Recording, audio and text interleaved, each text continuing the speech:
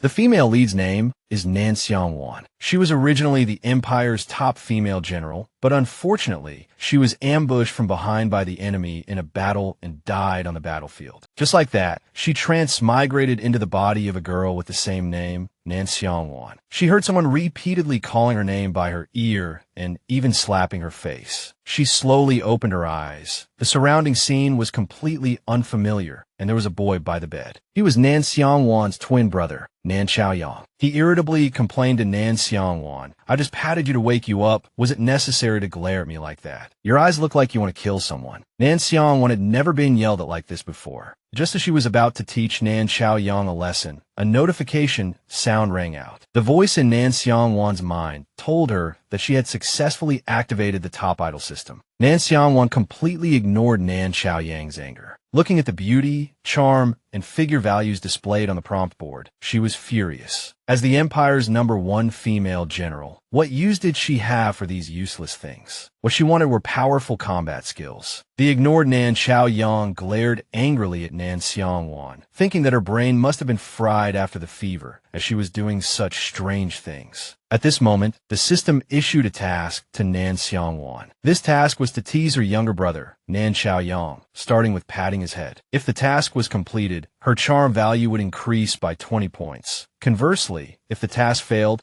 she would receive an electric shock as punishment. Compared to patting heads, Nan Xiang Wan preferred smashing them. She didn't want to obey the system's arrangements. The system sensed Nan Xiang Wan's resistance and activated the electric shock punishment. The current grew stronger and stronger. Although not fatal, it was extremely uncomfortable. Nan Xiaoyang watched his sister jumping around, feeling like she was possessed. Finally, Nan Xiang Wan compromised with the system and agreed to the task of patting her twin brother's head. Nan Xiaoyang worriedly approached Nan Xiang Wan and asked her what was wrong. Nan Xiang Wan lifted her leg and placed it on Nan Xiaoyang's shoulder, startling him so much that he collapsed onto the ground. For Nan Xiang Wan, the concept of needing to stand on tiptoe to look at someone that didn't exist. Just as Nan Xiaoyang was about to explode, Nan Xiang Wan suddenly patted his head. Her stiff smile stunned Nan Xiaoyang into silence, petrifying him on the spot. After recovering, Nan Xiaoyang, ignoring his messy hair, ran downstairs at top speed to call his parents, further convinced that his sister, Nan Xiang Wan, was possessed. At this moment, the system also announced that her mission was successful and she had gained 20 charm points. Looking at the family photo of the four of them on the table, Nan Xiang Wan gradually accepted the reality of her transmigration. The system once again detected a trainee selection debut to end her past humiliation. The task required Nan Xiang Wan to participate in a persona training program, adding freshness to herself and slapping the faces of those who had looked down on her. The reward for the task was an additional 20 beauty points, 10 figure points, and 10 charm points. Failure would result in an electric shock penalty. Nan Xiang Wan didn't understand and asked the system what her past humiliation was. The system entered memory retrieval mode to answer Nan Xiang Wan's question. Suddenly, her heart ached so much she couldn't breathe,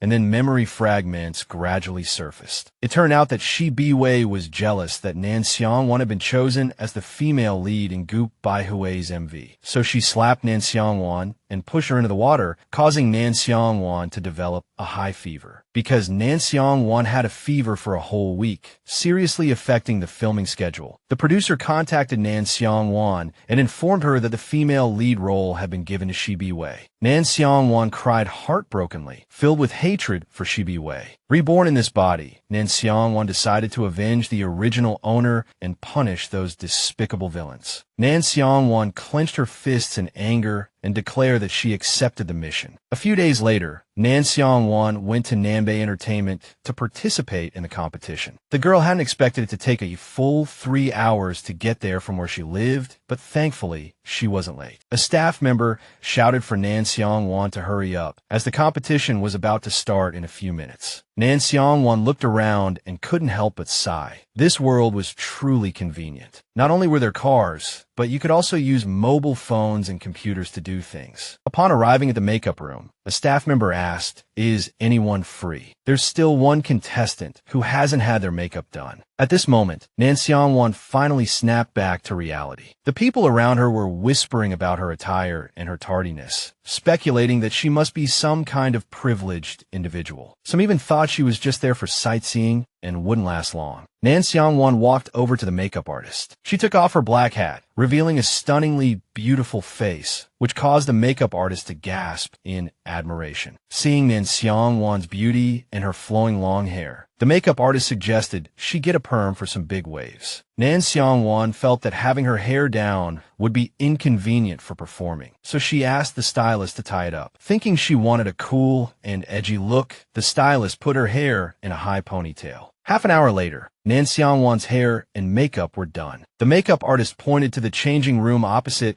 and told her to change into her performance outfit and get ready to go on stage. She then cautiously asked, "Have you prepared your performance costume?" Nan Xiang Wan pointed to the suitcase beside her. "Everything's ready. Bring it on." Idol Trainee was the largest talent show organized by Nanbei Entertainment. The mentors were all artists under the company. Vocal mentor Zhang Ling Fei, dance mentor Zhao Lan, rap mentor Beyond Ji Himing, and the head mentor Zhao Tiansong. Most of the female contestants were under 20 years old. Out of the 100 trainees, only 7 could debut. The group's name was Tian Ming, meaning destiny. To prevent any manipulation behind the scenes, the entire process was live-streamed online and would later be edited into 12 episodes for official broadcast. The first contestant to receive an A rating was trainee number 20, the 18-year-old Jiedong Xuan. She amazed the audience with just one song, proving herself to be a rare talent. After trainee number 20's performance, it was the turn of independent trainee number 21, the 17-year-old Nan Xiang Wan. As soon as she appeared, she caught everyone's attention.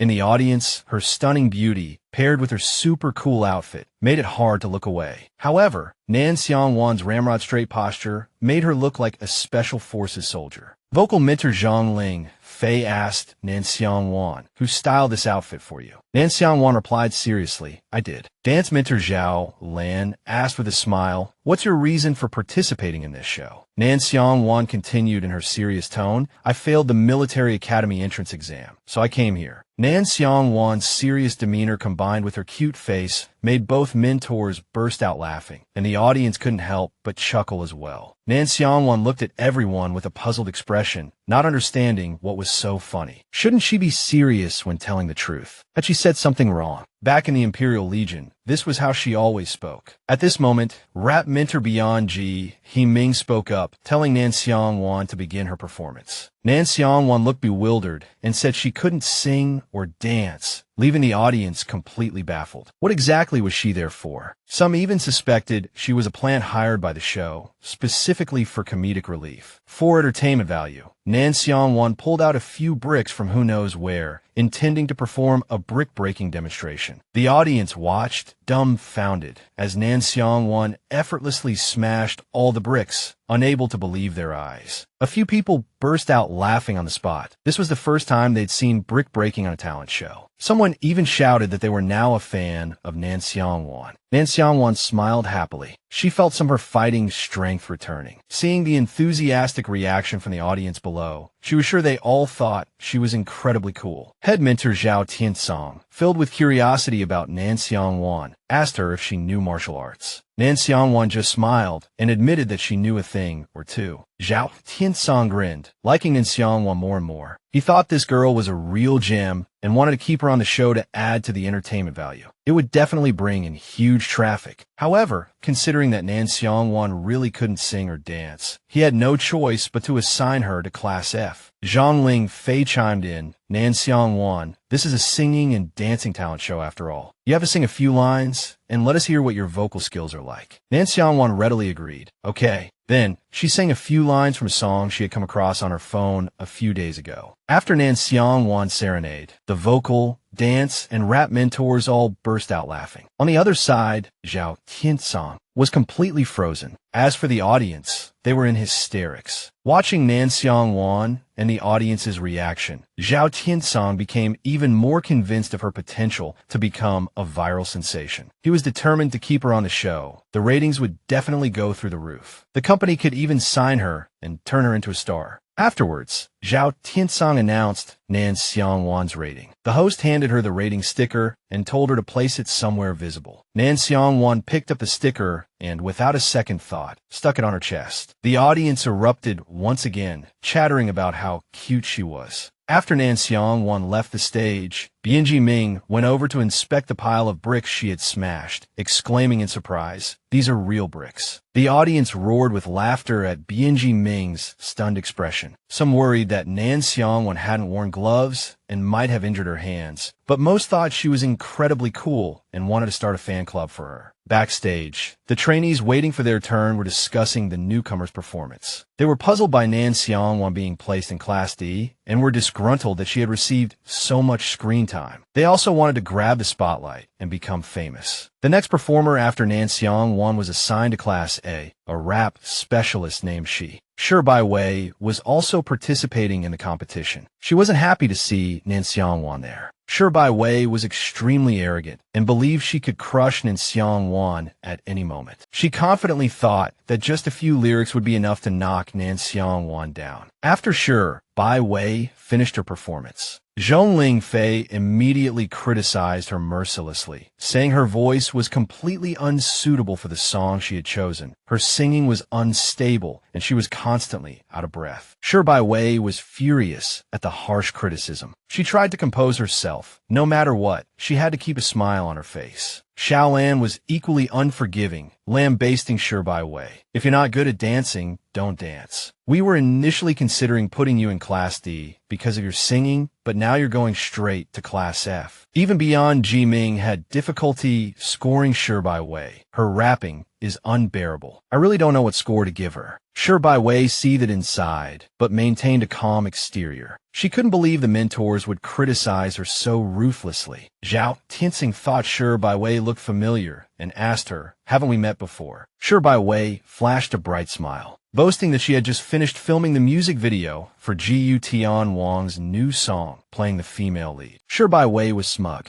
Zhao Tiancheng, after all, was the boss of Nanbei Entertainment. He must have seen the music video. Now, with Gu Tianwang's name to back her up, she believed the mentors would at least promote her to Class B or C. Zhao Tiancheng wasn't a fool. He had originally planned to put Sher Byway in Class D and then find an excuse to eliminate her. This was already lenient, considering Guan's influence. Otherwise, with her skill level, she wasn't even worthy of Class D. Suddenly, Zhao Tiansong's phone pinged with a notification. After reading the message, he immediately announced that Sher Byway would be placed in Class F. Sher Byway was shocked by the result and immediately demanded a duel with Nan Xiang Wan. The audience was furious at Sher Byway's behavior. She had blatantly used their beloved Tianwang's fame for her own benefit and now wanted to bully Nan Xiang Wan. Her public image was completely ruined. Nan Xiang Wan calmly looked at Sher Byway, seeing her undisguised hostility. She initially wanted to lash out, but ultimately restrained herself, because in this world, murder was punishable by law. The judges asked Nan Xiang Wan, "Do you accept the challenge?" Just then, the system also displayed a new mission notification. This mission is to defeat Sher Byway. The reward will be determined by the extent of her failure. If you fail, 2,000 real-world currency will be deducted. Ouch! On stage, Sher Byway smugly assumed Nan Xiang Wan wouldn't dare accept the challenge. According to the rules, refusing a challenge was equivalent to admitting defeat. She would steal Nan Xiang Wan's D ranking, and Nan Xiang Wan would have to accept the F ranking. Nan Xiang Wan was furious and jumped to her feet. She had done so many ridiculous tasks in the past few days just to earn a little money, and now they wanted to deduct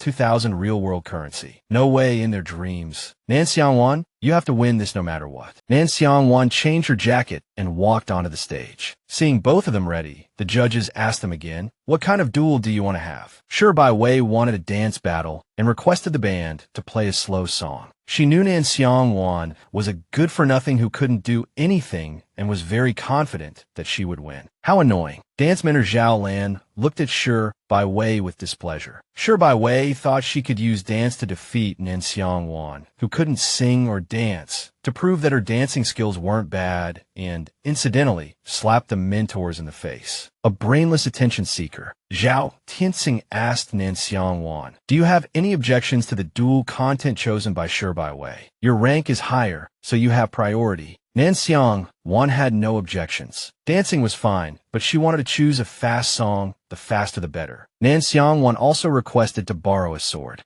Zhao Tian Chung immediately had the props team bring her one. Then dance mentor Zhao Lan chose Yin Dong Wei's song Sorrowful Dream Mountain. Inwardly, Nan Xiang Wan cursed Zhao Lan over and over. The fast-paced, traditional Chinese instrumental piece Zhao Lan had chosen was completely beyond her ability to dance to. She couldn't understand why the judges wouldn't listen to her. Nan Xiang Wan bounced around haphazardly, arrogantly assuming Sher Byway would just stand there dumbfounded. Unexpectedly, Nan Xiang Wan drew her sword and began a sharp, clean sword dance. She was so used to wielding a sword that even if it were 10 times heavier, it wouldn't matter. The war drums in Sorrowful Dream Mountain reminded Nan Xiang Wan of the year she led the Imperial Guard to a resounding victory. Zhao Lan and Zhao Tianxing clapped their hands in satisfaction, and the audience below also greatly enjoyed Nan Xiang Wan's performance. They continuously chanted her name. Meanwhile, at Nanbei Entertainment headquarters, CEO Gu Beihui was watching the audition remotely. He had just sent a text message to Zhao Tianxing reminding him to judge fairly, which had indeed led to some interesting developments. Gu Beihui recalled how Sher Byway had come to him claiming Nan Xiang Wan didn't want to be a star and wouldn't be coming. Yet now she was trying to use his barely featured MV to boost her own popularity. Looking at the posts on his phone, Gu Beihui chuckled softly. He really wanted to know which of the two, Nan Xiang Wan or Sher Byway, was the liar. After Sher Byway posted on Weibo, the post quickly climbed the trending topics list. Female viewers were confused by the news. Their idol had said there was no MV for War Dance, so why was Sher Byway emphasizing her participation in it? Moreover, after Nanbei Entertainment's official account reposted it, the comment section exploded with the idol's fans berating Sher Byway. The audience's discussions made the atmosphere below the stage very lively. On stage, Zhao Tianxing said, "Now that the gossip is over, Nan Xiang Wan has taken the initiative and gained the upper hand." Trainee Sher Byway, do you have any further comments? Sher Byway, both embarrassed and unwilling to accept defeat, bit her lip and said no. Afterwards, the judges asked the two to return to their seats. Sher Byway glanced at Nan Xiang Wan. With the audience's reaction being what it was, she couldn't say anything, but Nan Xiang Wan's move was definitely meant to humiliate her. As soon as Nan Xiang Wan sat down, the two trainees next to her turned and started talking to her, showering her with compliments. Nan Xiang Wan was a little surprised, then politely smiled and thanked them. Captivated by her smile, the two trainees clutched their chests, trying to calm their racing hearts. The system displayed a notification for Nan Xiang Wan. Task completed. You no longer need to be penalized. Nan Xiang Wan's reward was a 10x increase in online shopping proficiency and 2 additional charm points. Seeing the rewards, Nan Xiang Wan was thrilled. She had received 3 rewards, and her online shopping would have a 10x proficiency boost. She hugged her phone happily, determined to buy all the weighted training gear she wanted. Nan Xiang Wan was completely immersed in her joyful thoughts, oblivious to everything around her. The system reminded Nan Xiang Wan to check the latest updates on the dashboard. Looking at the data before her, Nan Xiang Wan thought it was pretty good. Points had been added even before the task was fully completed, and her current attributes looked quite impressive. However, besides completing tasks, Nan Xiang Wan also wanted to earn more money to lift herself and her family out of poverty. But things in this world weren't cheap, and her current funds were far from sufficient. Nan Xiang Wan looked at Sher Byway. She realized the more tasks she triggered, the more money she could earn. She could rely on Sher Byway to trigger a large number of tasks. Although Sher Byway had deliberately pushed Nan Xiang Wan into the water before, causing her to develop a fever. She would still show mercy until she had squeezed out all of Sher Byway's value. When the opportunity arose, she would tear off that fake face. Seeing Nan Xiang Wan staring at her with a smile, Sher Byway thought she was being mocked and fumed. Other trainees also saw Nan Xiang Wan smiling at Sher Byway and felt there was something sweet between them. Some were confused. Sher Byway was so mean to Nan Xiang Wan, so why was she smiling at her? They thought Nan Xiang Wan was naive and innocent and wanted to protect her at all costs for fear she would be bullied. At this moment, a staff member walked over and asked Nan Xiang Wan to hand over her phone. Nan Xiang Wan quickly hid her phone, preventing the staff member from taking it. She still needed to buy things for the cashback. The staff member explained that all the trainees had already handed theirs in. She was late and hadn't heard the rule that all prohibited items must be surrendered. Other trainees chimed in, saying they had all handed in their phones and reassured Nan Xiang Wan that they would be returned. Besides, the cameras were all focused on Nan Xiang Wan now, and everyone was watching the live stream. Finally, Nan Xiang Wan reluctantly handed her phone to the staff member. Sher Byway took the opportunity to openly play with her phone in front of the camera. Did she get in through the back door? No wonder the judges favored her. The other trainees immediately distanced themselves from Sher Byway, afraid of being affected by her negativity. Trainee number 100 finished her final performance and received a C grade. All the trainees had completed their performances. Zhao Tianxing announced that the dorms would be assigned based on their rankings. The trainees were to follow the staff to the dorm area. In the D group dorm area, the trainees argued over who would share a room with Nan Xiang Wan, making it impossible for the cameraman to film. Nan Xiang Wan ran away in a panic, having never encountered such a situation. She remembered that the D group dorms all had the same layout for people to a room. She just needed to enter any room and they would disperse. Nan Xiang Wan then entered a random room away from the crowd outside. Unexpectedly, upon entering, Nan Xiang Wan was hugged by a girl who kept calling her husband. Exhausted from being held, Nan Xiang Wan couldn't understand why all the girls in this world called her husband. Unable to breathe or push the girl away, Nan Xiang Wan asked her to let go. Lost in bliss, the girl only hugged Nan Xiang Wan tighter, not having had enough yet. The other two trainees quickly introduced themselves. To ease the awkwardness, a girl named Ding Wen said she really enjoyed Nan Xiang Wan's sword dance. Another girl, Zhang Yao, deliberately mentioned that she had previously sat near Nan Xiang Wan. During the initial stage performance, the two of them had been secretly competing. Nan Xiang Wan politely introduced herself as well. The girl hugging her finally let go. "My name is Wei Tao," she said. "My husband is reborn." Suddenly, two staff members from the program knocked on the door, wanting to see Nan Xiang Wan. She had been late that morning, so there were some things they hadn't had time to tell her. The female staff member handed Nan Xiang Wan her phone. Just as she was happy to have it back, she was instructed on how to create a personal Weibo account. This way, Nan Xiang Wan could get verified later, making it easier for the program team to promote her. The cameraman filmed diligently. The director and Mr. Gu had already instructed them that Nan Xiang Wan might be the key to boosting the show's ratings. So no matter how bad her skills were, he had to get enough footage of her. Online discussions about Nan Xiang Wan were heated, with everyone recognizing her as the brick-splitting girl. Some even praised Nan Xiang Wan's cuteness and created memes. After Nan Xiang Wan set up her Weibo account, the staff member casually took her phone away, giving the trainees some space to rest. Seeing Nan Xiang Wan's disappointed expression, netizens found her amusing and flocked to follow her Weibo. The cameraman from earlier, seeing Nan Xiang Wan's reaction, knew the live stream would be incredibly lively. The program staff agreed, reminding him to film Nan Xiang Wan more, especially starting tomorrow,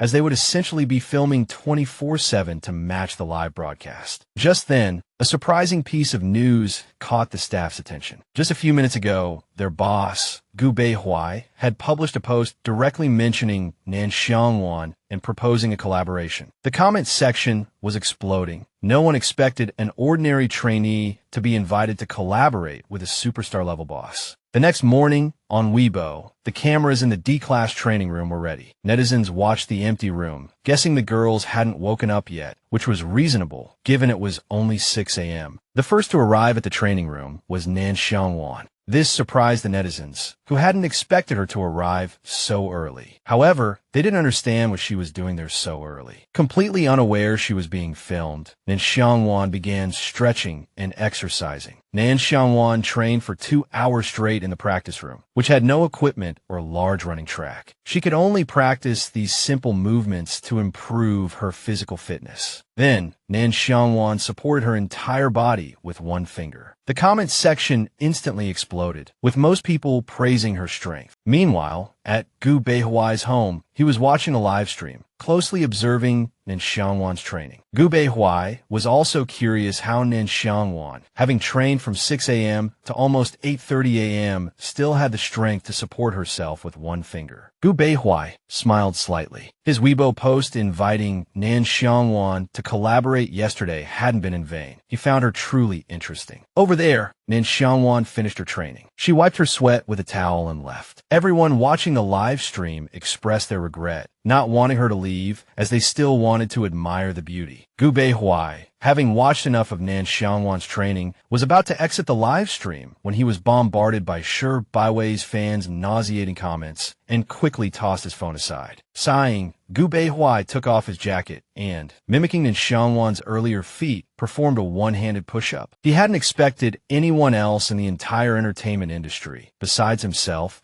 to be capable of such a difficult move. He found Nan Xiang Wan increasingly intriguing. Fresh from a shower, Gu Beihuai received a call from Nanbei Entertainment, asking for his opinion on signing Nan Xiang Wan. After Gu Beihuai gave his approval, Zhao Tianxing exchanged a look with his secretary in the company's executive conference room. Zhao Tianxing continued, explaining that major companies like Jiangdong Entertainment and Aerospace Entertainment were also interested in signing her. The employees present were all eager to sign Nan Xiang Wan at any cost, especially since the boss himself had publicly invited her on Weibo. They couldn't let other companies swoop in and snatch her away. Gu Beihuai chuckled softly on the other end of the line and instructed Zhao Tianxing to offer a 30-70 split contract. Zhao Tianxing was stunned. Such favorable terms for a newcomer were unheard of. However, Zhao Tianxing, always efficient, quickly grasped his boss's intentions. Just as he was about to speak, Gu Beihuai hung up. He then proceeded to watch the live stream of the next elimination round. Back in the training room, Nan Xiang Wan had returned after a shower. Her hair was so long that it was still damp despite her efforts to dry it, and she was looking for a chance to tie it up. The other trainees were surprised to see Nan Xiang Wan barefaced. Some of them had woken up early specifically to put on makeup for the cameras, yet they still couldn't compare to her natural look. Yu Jingtong sauntered over to Nan Xiang Wan. "Oh, my dear friend," she said, "where have you been? It's already 9:20, and we've been waiting for you to start class for 20 minutes. She chattered incessantly, reaching out to grab Nan Xiang Wan's hand. Uncomfortable with physical contact from strangers, Nan Xiang Wan instinctively dodged, leaving Yu Jingtong grasping at air. Undeterred,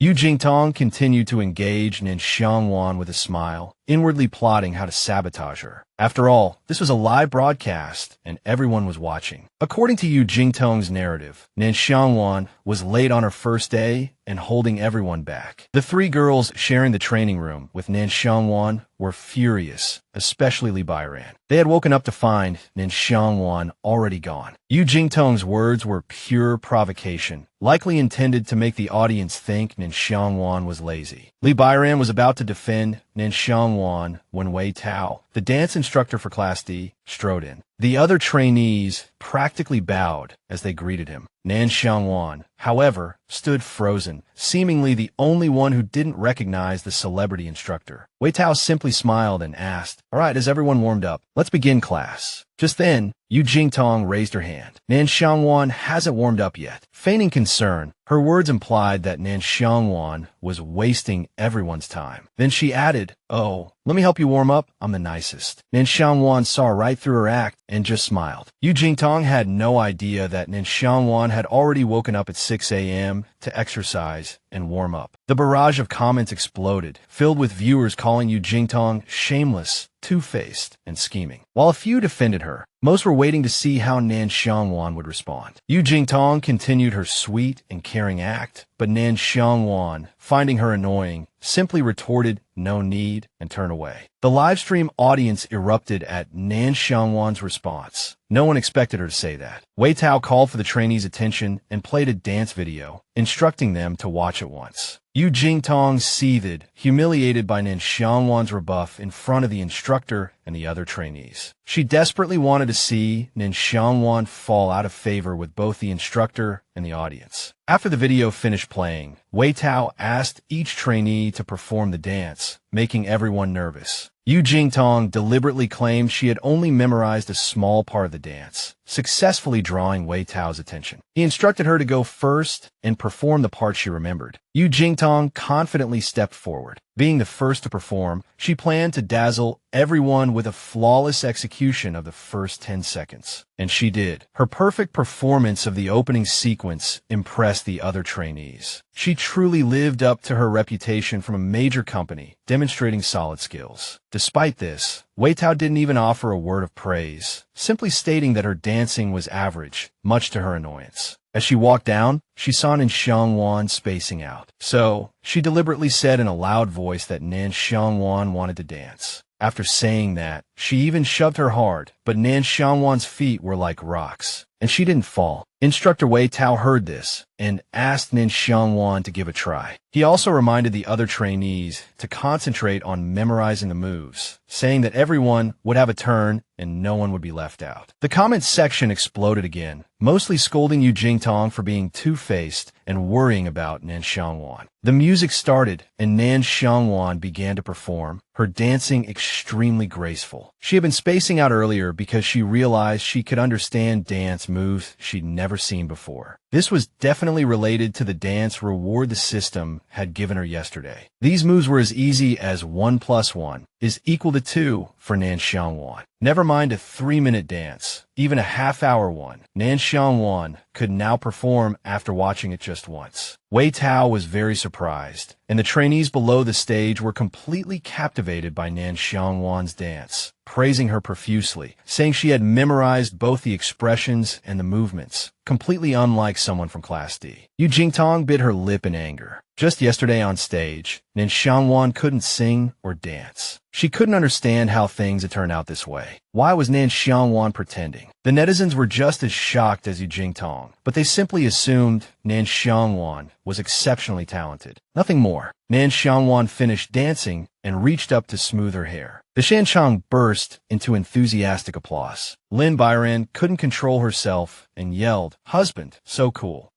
Yu Jingtong hadn't expected Nan Xiang Wan to memorize the entire dance after just one viewing, let alone perform it so well. Nan Xiang Wan's perfect dance made Yu Jingtong's performance look like a complete joke. Wei Tao walked up to Nan Xiang Wan and asked her, "Have you studied dance before?" Nan Xiang Wan answered seriously, "No, never." Hearing this, Wei Tao said, "I've seen your sword dance video. I've found that dance and martial arts have a lot in common. Having a martial arts background makes learning dance faster. But, young lady, judging by the feel of your movements, your martial arts foundation is superb, even reaching a master level." Hearing Wei Tao's praise, Nan Xiang Wan was overjoyed, thinking that her instructor Wei Tao had a good eye. Afterwards, Wei Tao told Nan Xiang Wan to go practice in Class A, saying he would recommend her because staying in Class D would hinder her future development. Nan Xiang Wan happily agreed. The trainees were in an uproar again, constantly praising Nan Xiang Wan, saying she was amazing, skipping a level on the first day and going directly to Class A. Wei Tao took Nan Xiang Wan to Class A. Class A had only 7 people, 2 of whom didn't specialize in dance. The others basically had to watch the videos several times to keep up with the movements, and their main focus was choreography. With Nan Xiang Wan's skill, Wei Tao felt that her staying in Class D was a complete waste. Just then, Yu Jingtong stopped Wei Tao, insinuating that Nan Xiang Wan couldn't sing. She put on an extremely pitiful expression, saying she was just worried about Nan Xiang Wan, which gave Wei Tao a headache. The livestream's comment section, needless to say, was immediately flooded with comments scolding Yu Jingtong. After that, Wei Tao ignored Yu Jingtong and left with Nan Xiang Wan. Before leaving, Nan Xiang Wan looked back at Yu Jingtong. Yu Jingtong immediately put on a pitiful expression as if she had been terribly wrong. Nan Xiang Wan couldn't stand it anymore and dropped the line, "You talk too much," then turned and left. Yu Jingtong gritted her teeth in anger, but still tried to maintain an innocent expression in front of the live camera. Everyone kept repeating Nan Xiang Wan's words, mocking Yu Jingtong's awkwardness. Soon after, Wei Tao brought Nan Xiang Wan to the Class A practice room. Wei Tao felt that Nan Xiang Wan not only had good skills, but also a straightforward personality, daring to say that Yu Jingtong talked too much on the live stream, which was quite amusing. In Nan Xiang Wan's mind, murderous thoughts towards Yu Jingtong flickered. If she didn't know that murder was illegal in this world, something might have already happened. Wei Tao's voice pulled Nan Xiang Wan back to reality, asking her if she was worried, which left Nan Xiang Wan confused. Wei Tao happily pushed open the door and walked into the Class A practice room, telling Zhao Lan that he had brought her a promising talent. The Class A trainees were all very curious about Nan Xiang Wan. After all,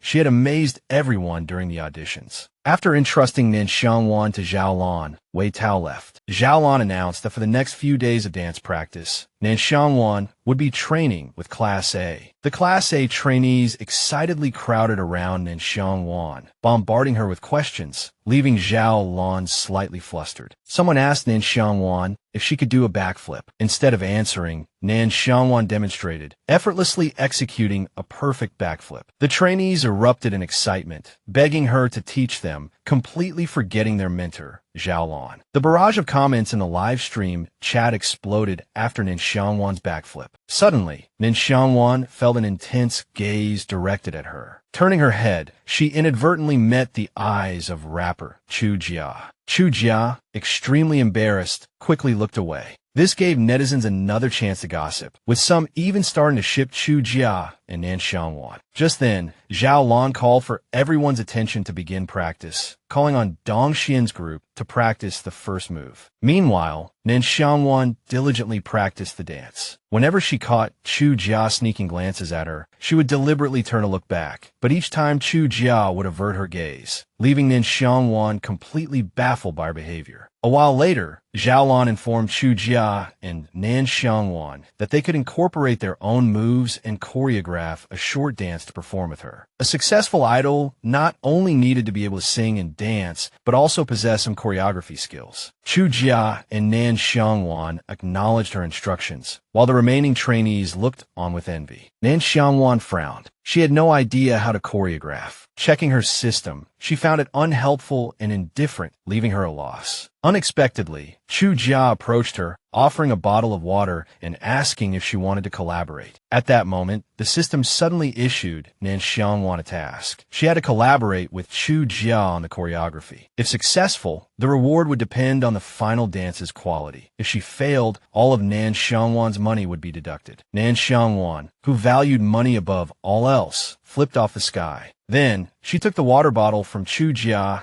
and agreed to the collaboration. The live stream chat exploded again, with most people wondering what Nan Xiang Wan had just done, transforming from a cool older sister to a gentle girl in an instant. Hearing Nan Xiang Wan's agreement, Chu Jia was stunned for a few seconds. She coughed twice, trying to compose herself. Then, she asked Nan Xiang Wan, "Have you ever had any contact with dance or learned choreography before?" Nan Xiang Wan shook her head vigorously. Her current professional dance skill was situational awareness, meaning she could perform any dance after seeing it once, but in other aspects she was clueless. Chu Jia patted her shoulder, saying that Nan Xiang Wan had a solid foundation in martial arts, so dance moves shouldn't be a problem. Nan Xiang Wan nodded repeatedly. In this civilized world, she couldn't just rely on force. Her current strategy was simply to follow Chu Jia's lead. Going with the flow, Nan Xiang Wan agreed with everything Chu Jia suggested. Chu Jia stretched and warmed up her joints. She would briefly explain the basic and advanced moves of street dance to Nan Xiang Wan, and the rest depended on whether Nan Xiang Wan could keep up. Nan Xiang Wan, eager to try, diligently learned from Chu Jia. Sher Byway watched the live stream, observing Nan Xiang Wan and Chu Jia performing 3-point/5-point freezes, head freezes, and elbow freezes, all highly professional street dance moves. In the recording studio, the program staff were busy. Gu Beihui sat to the side and sighed, thinking that this Nan Xiang Wan was really interesting, claiming she hadn't learned to dance, yet she could do any move. When he saw netizens pairing Chu Jia and Nan Xiang Wan together, he felt a flicker of annoyance, thinking what a ridiculous pairing, believing they weren't suited at all. A female staff member timidly handed Gu Beihui a bottle of water, informing him that the equipment adjustments would take a little longer. Gu Beihui coldly took the water, telling them to hurry up. Noticing Gu Beihui watching the live stream of the Class A practice room, the female staff member suddenly became incredibly excited, asking him if he knew Nan Xiang Wan, the trainee who jumped from Class D to Class A. She gushed about Nan Xiang Wan until someone called her back to work. She finally stopped talking.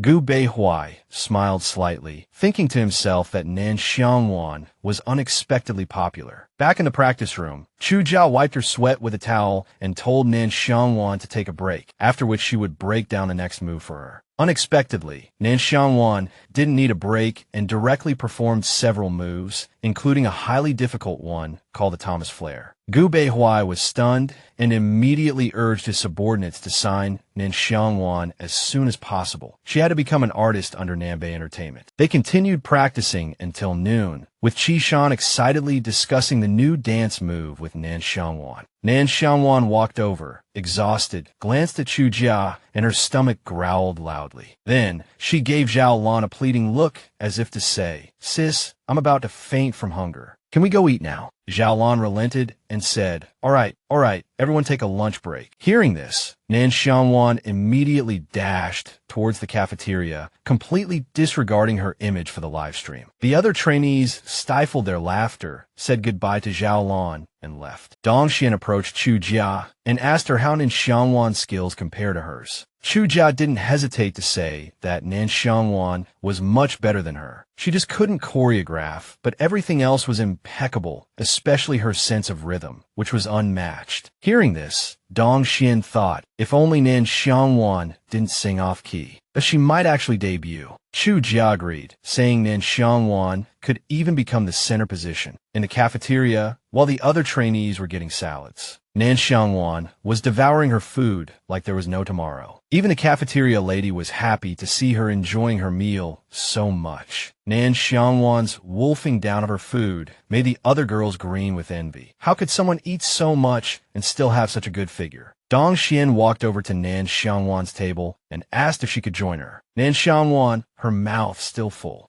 just nodded. After Dong Xian sat down, Nan Xiang Wan continued to shovel food into her mouth. Dong Xian started to admire Nan Xiang Wan and asked, "Aren't you afraid of gaining weight?" Nan Xiang Wan said seriously, "If the system hadn't stopped me, saying dairy wasn't good for my stomach, I would have gotten more." The other trainees, seeing Nan Xiang Wan and Dong Xian sitting together, started whispering frantically. Although their voices were low, Nan Xiang Wan's hearing was excellent, but so she heard everything. Nan Xiang Wan looked around and saw Sher Byway in front and Yu Jingtong behind, both glaring at her with murderous looks, which instantly killed her appetite. A few minutes later, Nan Xiang Wan cleared her plate. She felt a little tired. Dong Xian, assuming Nan Xiang Wan was going back to practice dancing, offered to practice with her. But Nan Xiang Wan just wanted to go back to the dorm and take a nap. She only had 2 hours for her lunch break and wasn't planning to waste it. With that, Nan Xiang Wan left, already thinking about what to eat tomorrow. Seeing Nan Xiang Wan leave, Sher Byway immediately followed her. Chu Jia was forced to eat with Yu Jingtong's group. If someone hadn't reminded her to play along for the company's sake, she wouldn't have wanted to have lunch with them. Suddenly, Yu Jingtong called out to Chu Jia and then waved the other girls away. Yu Jingtong started asking about Nan Xiang Wan, thought about her getting into Class A. Chu Jia pretended to be nonchalant and said that Nan Xiang Wan only got into Class A because of her dancing, and they didn't know how she sang yet. Yu Jingtong's face suddenly darkened, and she said ominously, "Chu Jia, remember who you work for. You're an artist of Huawan Entertainment." Chu Jia wasn't stupid. She understood what Yu Jingtong meant. Yu Jingtong wanted Chu Jia to accidentally injure Nan Xiang Wan during dance practice. Chu Jia wasn't having it. She slammed her hand on the table and stood up. "I won't do that kind of thing.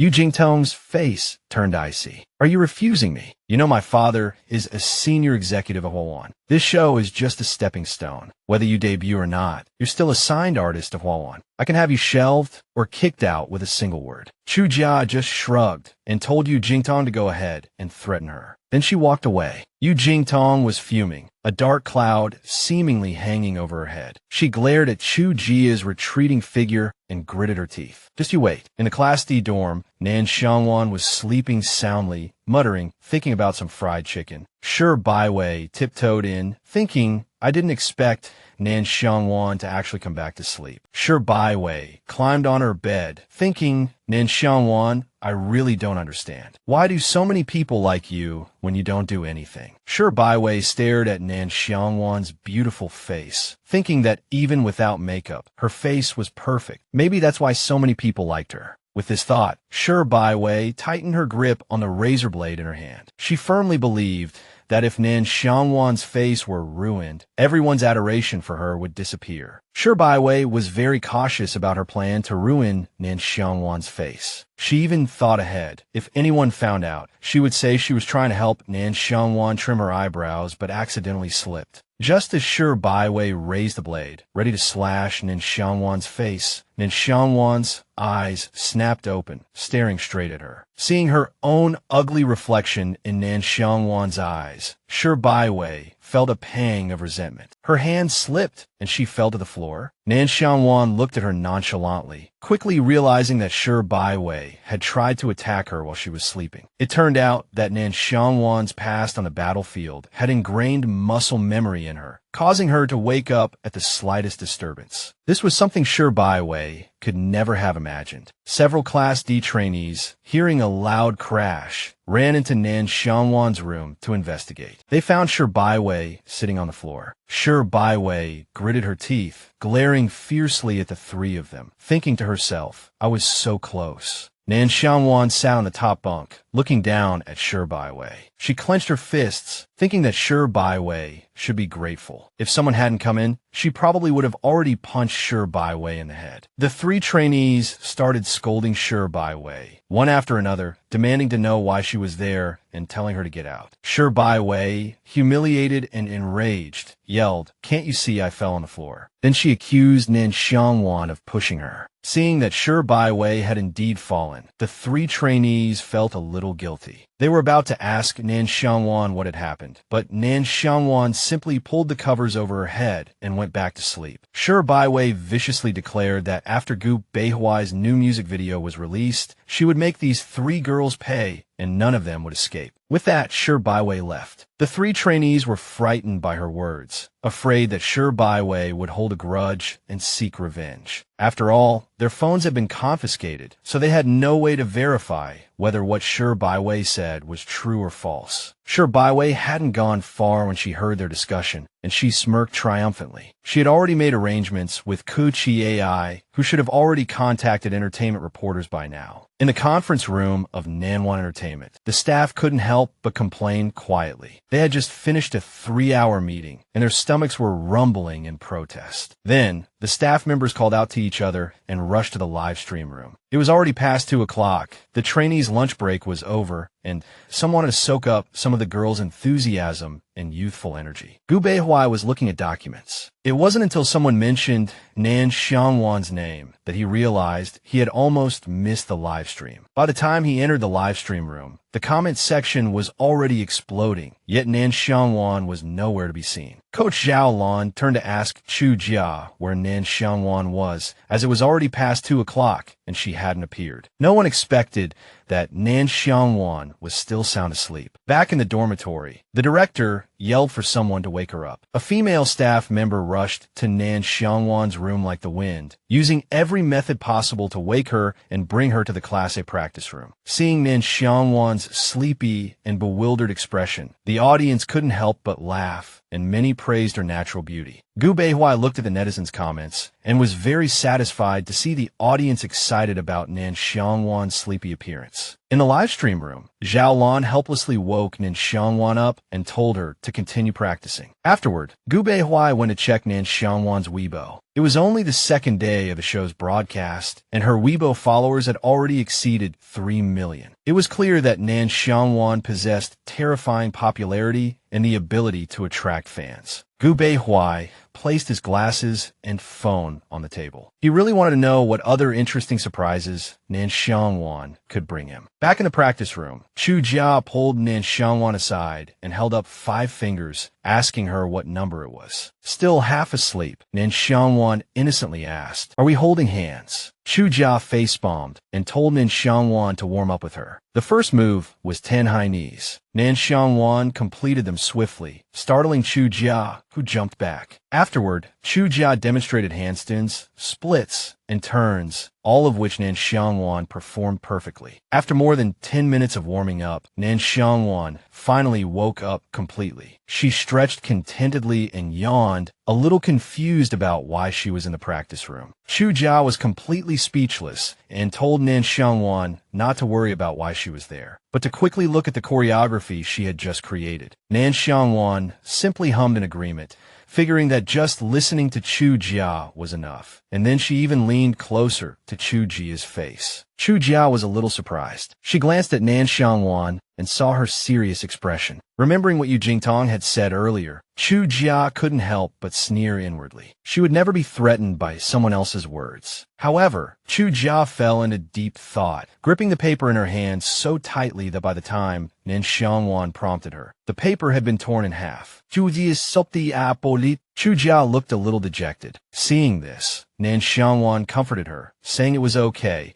She had already memorized all the dance moves, and they could review them together at 6 o'clock that evening. Once again, Nan Xiang Wan dropped everything and ran off to the cafeteria. Zhao Lan called out helplessly after Nan Xiang Wan, telling her not to run so fast. The cafeteria wasn't going anywhere. But by the time Zhao Lan looked outside, Nan Xiang Wan had already disappeared. Gedongxuan saw Zhu Sha still practicing and asked if she wasn't going to eat. Zhu Sha said she'd eat later. She still had a few moves to adjust to strive for perfection. Gedongxuan then asked if Nan Xiang Wan would practice the dance with Zhu Sha again during the evening activities, but Zhu Sha said it wasn't necessary. Zhu Sha explained that when they reviewed the dance that afternoon, Nan Xiang Wan hadn't made a single mistake. Therefore, in tomorrow's competition, Zhu Sha didn't want to be the one holding Nan Xiang Wan back. The next morning, in the president's office of Nanbei Entertainment, the company's top agent, Ling Hu, looked tiredly at Gu Beihui reviewing documents. If he had known Gu Beihui would arrive this early, he wouldn't have stayed up all night. Gu Beihui asked Ling Hu how the contract negotiations with Nan Xiang Wan were progressing. Ling Hu looked surprised and said the legal and operations work had been prioritized, and once the departments were finished, he would go directly to talk to her. Gu Beihui stared at Ling Hu, then turned his gaze back to the computer screen. It was then that Ling Hu realized Gu Beihui had come to the company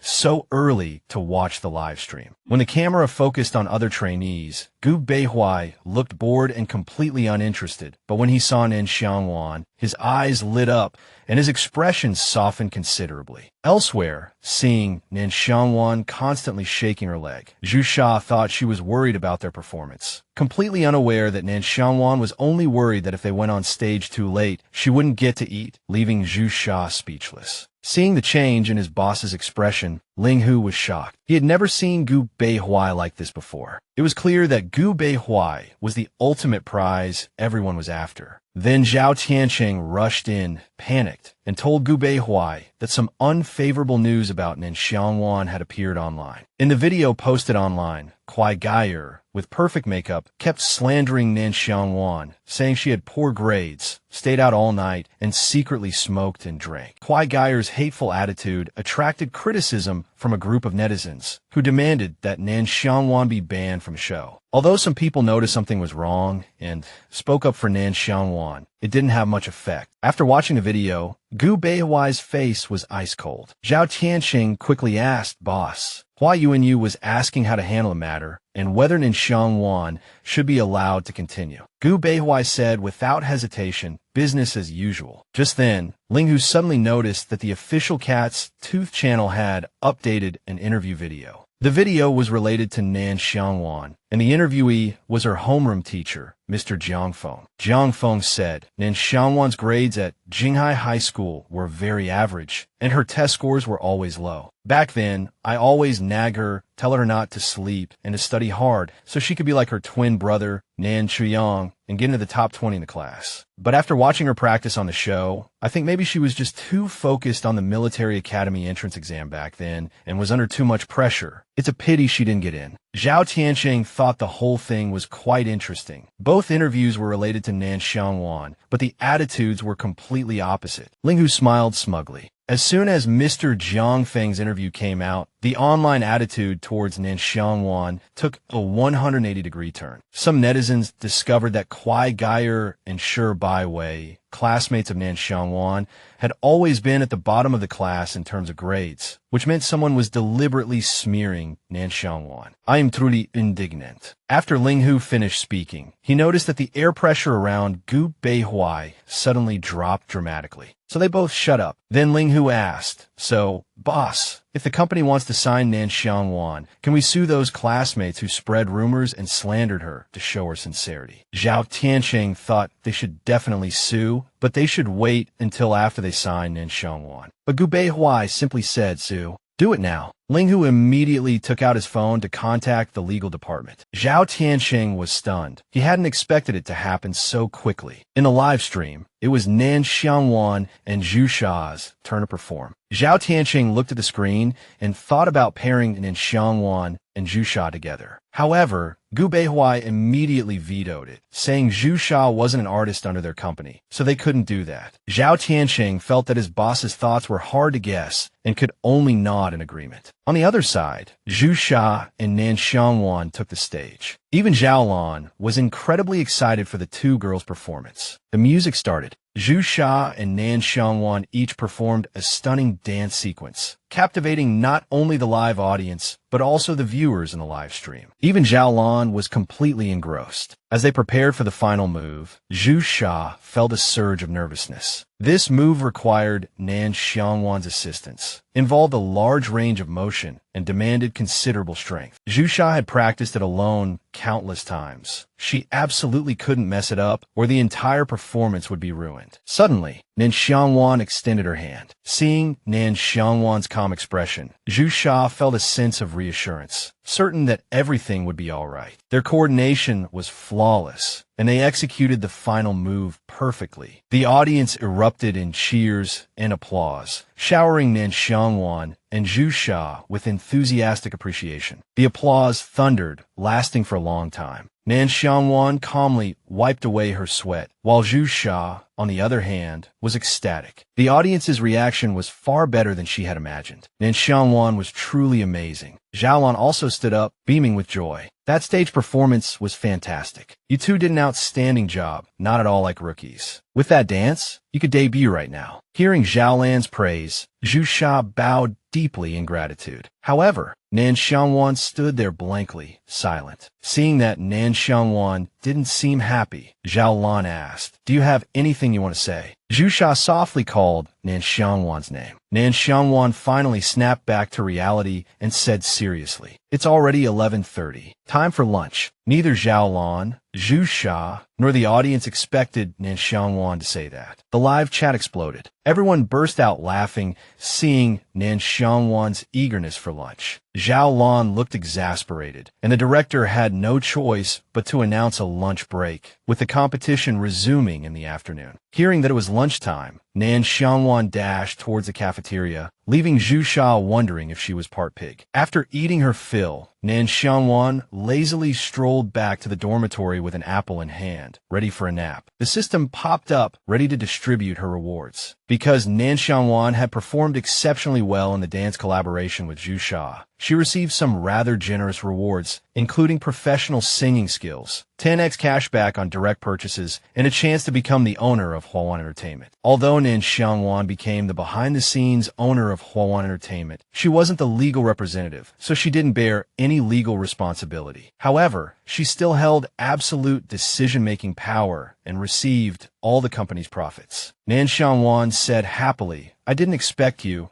doggy system, to be so generous. Not bad, especially the last one. Now that I have an entertainment company, I don't need to look for a boss, huh? The system protested that it was a cat, not a dog. Nan Xiang Wan didn't care. She felt that the rewards were excellent. The cashback and professional singing skills were both very practical. Afterwards, Nan Xiang Wan decided to head back to the dormitory for a nap and plan how to use these rewards after waking up. In her excitement, she decided to give the system a special treat, offering it the remaining half of her apple. The system dejectedly replied that it couldn't eat it. Meanwhile, at Nanbei Entertainment headquarters, Zhao Tianqing and Gu Beihuai were rewatching Zhu Sha and Nan Xiangwan's performance. Zhao Tianqing couldn't help but sigh. These two girls are formidable opponents, especially Nan Xiangwan. Even in such a small competition, her performance is incredible. Gu Beihuai thought that if Nan Xiangwan were given top-tier resources in music, a stunning makeover, and a style that suited her, or even better, a collaboration with him, her career would undoubtedly skyrocket. Thinking of this, Gu Beihuai smiled smugly. He felt that Nan Xiangwan deserved the best. Hearing Gu Beihuai's words, Zhao Tianqing was stunned, thinking he had misheard. Just then, Ling Hu reported, "Boss, the lawyer's letter from the program accusing Kwai Geier of fabricating facts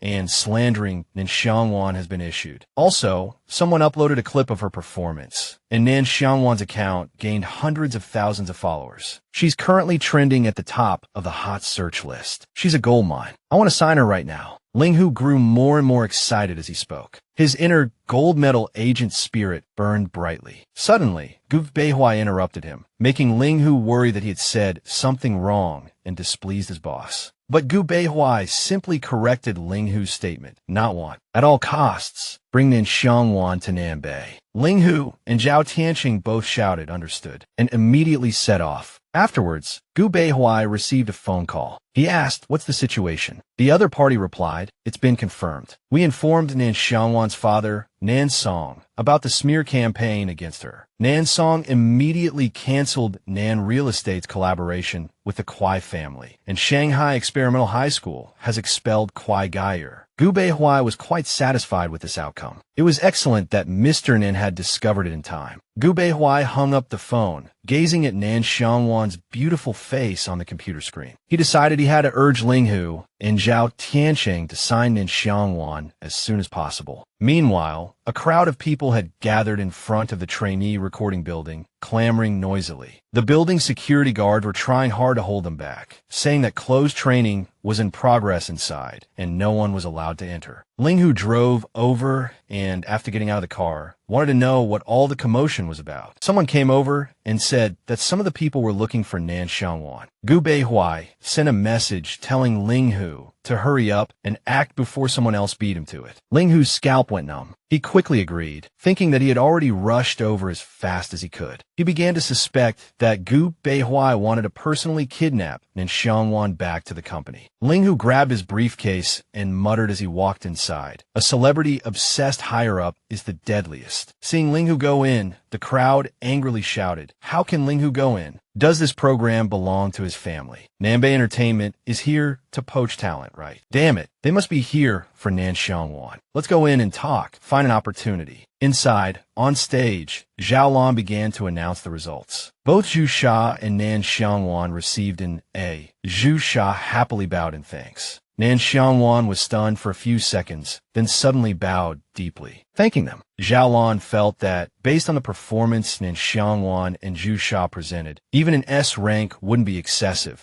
but the highest rank for their program was only A. Afterwards, a staff member came over and called Nan Xiangwan, asking her to go outside with him. Nan Xiangwan followed the staff member for a while, thinking she was going back to the dormitory to sleep, but unexpectedly, she was led into a room. Ling Hu was already standing inside, greeting her and inviting her to sit down. Nan Xiangwan entered the room and sat down, looking at the man in front of her with a wary expression. Ling Hu looked at Nan Xiangwan, unable to believe that such a girl actually wanted to apply to military school. She was even more beautiful in person than on screen, and he was very puzzled as to why talent scouts hadn't discovered her all these years. All these years, Nan Xiangwan spoke first. "Mr. Ling Hu, what did you call me here for?" Ling Hu placed a contract on the table and said, "Nan Xiangwan, you're an independent trainee, and I know you haven't signed with any company yet. Before we get down to business, do you know what's been happening online these past 2 days? Seeing Nan Xiang Wan's blank expression, Linghu handed her his phone and told her to check online. Seeing the phone, Nan Xiang Wan immediately started online shopping, getting direct cash back. After finishing her shopping, Nan Xiang Wan felt very satisfied. Linghu, thinking she had finished reading, was about to ask her something, but Nan Xiang Wan coldly said that she hadn't looked at the news online at all and asked Linghu what he wanted to say, what he wanted her to understand. Hearing Nan Xiang Wan say this, Linghu became a little worried, afraid she had other plans. So he got straight to the point, keeping it short and sweet. I'm Linghu, an agent from Nanbei Entertainment, and I'm here on behalf of Nanbei Entertainment to sign you. A 70-30 split, which is a very generous offer for a newcomer. I'll personally manage you and guarantee you the best resources. Before Linghu could finish, Nan Xiang Wan decisively said she wouldn't sign. Remembering what Gu Beihui had said, Linghu quickly urged Nan Xiang Wan to think it over carefully. Even if you don't know me, you should know Gu Beihui, the top star in the entertainment industry, right? The top traffic king, Gu Beihui, is with Nanbei Entertainment, and I'm also his agent. After signing, I can even arrange for you to perform on the same stage with him. You must know what that means in the entertainment industry, right? Seeing Nan Xiang Wan remain silent, Linghu continued, let me tell you something else. Gu Beihui himself has publicly expressed his appreciation for you and has already taken concrete action. You must have seen his invitation on Weibo, right? So, Nan Xiang Wan, let's talk about this again. Nan Xiang Wan was silent. She really didn't know who Gu Beihui was. The system fainted on the spot, then frantically explained to Nan Xiang Wan that Gu Beihui was the male lead in the music video where the original host had her female lead role stolen for the first time. However, the current Nan Xiang Wan had no idea who Gu Beihui was. Linghu asked Nan Xiang Wan if she had considered what he said. Nan Xiang Wan, as before, coldly said she didn't want to consider anything, and if she wasn't signing, she wasn't signing. After being rejected, Linghu felt very depressed. Why did she refuse? The program team had already gone through the legal procedures and sent lawyers' letters to those who had spread rumors and slandered her. Linghu's thinking was that Nanbei Entertainment would protect Nan Xiang Wan, so he was very dissatisfied with her refusal to sign. Nan Xiang Wan didn't know what to do. Should she say that she already had an entertainment company, that she was the boss, and why should she work for someone else? Nan Xiang Wan carefully recalled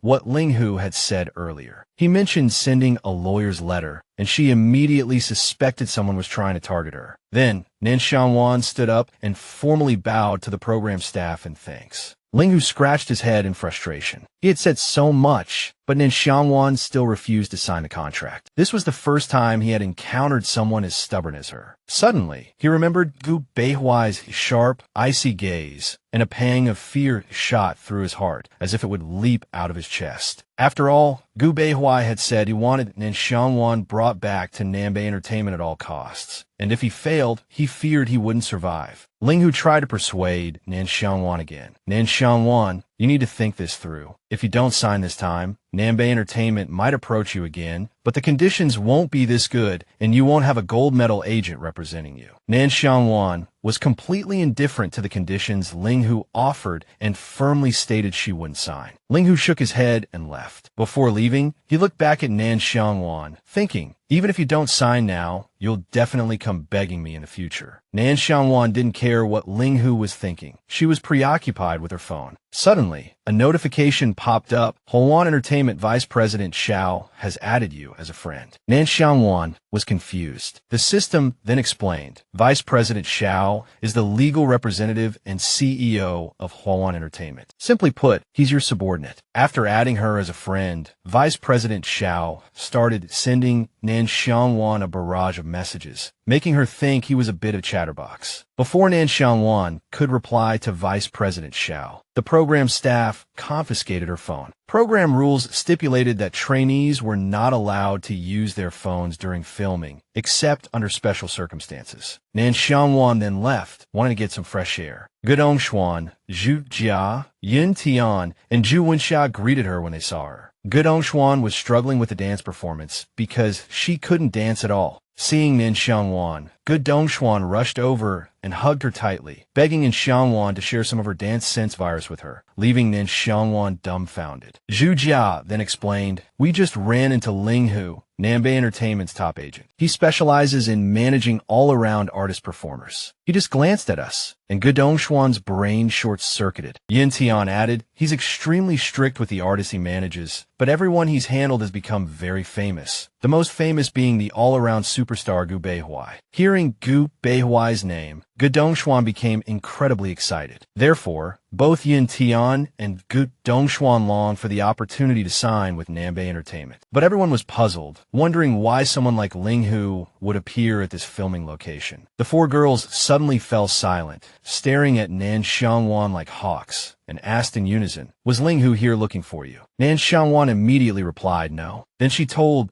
Gedongxuan that her dance problem mainly stemmed from her sense of balance, which was related to her usual walking and standing posture. Nan Xiang Wan told her to come back to the practice room later, and she would help Gedongxuan correct her posture. But one time wouldn't be enough, so Nan Xiang Wan and Gedongxuan agreed to do morning practice at 6 o'clock. Gedongxuan was overjoyed and immediately agreed to Nan Xiang Wan's proposal. Then Gedongxuan offered to teach Nan Xiang Wan singing if Nan Xiang Wan taught her dancing, since Gedongxuan could write songs. The other three girls, seeing Nan Xiang Wan agree to guide Gedongxuan, also wanted to join in, but they didn't dare to say it out loud, only thinking about it in their hearts. The next day, Nan Xiang Wan strolled to practice room D as usual. As soon as the other trainees saw her, they started whispering endlessly. Yu Jingting pretended to ask Nan Xiang Wan in a friendly manner, "It must be very tiring and stressful in class, right? If you feel tired, feel free to chat with us." Nan Xiang Wan completely ignored her and directly asked Yu Jingting what she wanted to say. Everyone in Class D gave Nan Xiang Wan unfriendly looks, which she naturally noticed. Then Yu Jingting turned to Nan Xiang Wan and said she heard that Nan Xiang Wan had pushed Sher Byway in the dormitory. Yu Jingting glanced at the camera, a fake pageant smile plastered on her face, and advised Nan Xiang Wan not to push people inside. She snickered to herself, certain that Nan Xiang Wan would be lambasted by the viewers. After all, after Sher Byway ran out of the dormitory, the people in Class D made sure everyone knew that Nan Xiang Wan had pushed her. Nan Xiang Wan looked at Yu Jingting with an expressionless face and asked, "Don't you have anything better to do?" Hearing Nan Xiang Wan say this, Yu Jingting's jaw almost dropped, and she glared at her fiercely. Just then, Coach Wei Tao walked in and said, "What are you all huddled together for? Do you think you can comfortably debut without putting in any effort?" She gave Yu Jingting a pointed look. Then, Wei Tao announced that there would be a vocal assessment tomorrow, and they needed to practice now. She instructed the trainees to line up and get their sheet music. Nan Xiang Wan took the sheet music and stared blankly at the notes. Yu Jingting couldn't help but say loudly, "Nan Xiang Wan, you have no idea what you're looking at, do you? I think you should pay the program team for some extra lessons. Otherwise, the instructors will have to teach you from scratch. We've already learned all of this." Coach Wei Tao, Nan Xiang Wan is going to trouble you again. Anyone with a brain could see through Yu Jingting's feigned concern. She was deliberately provoking Nan Xiang Wan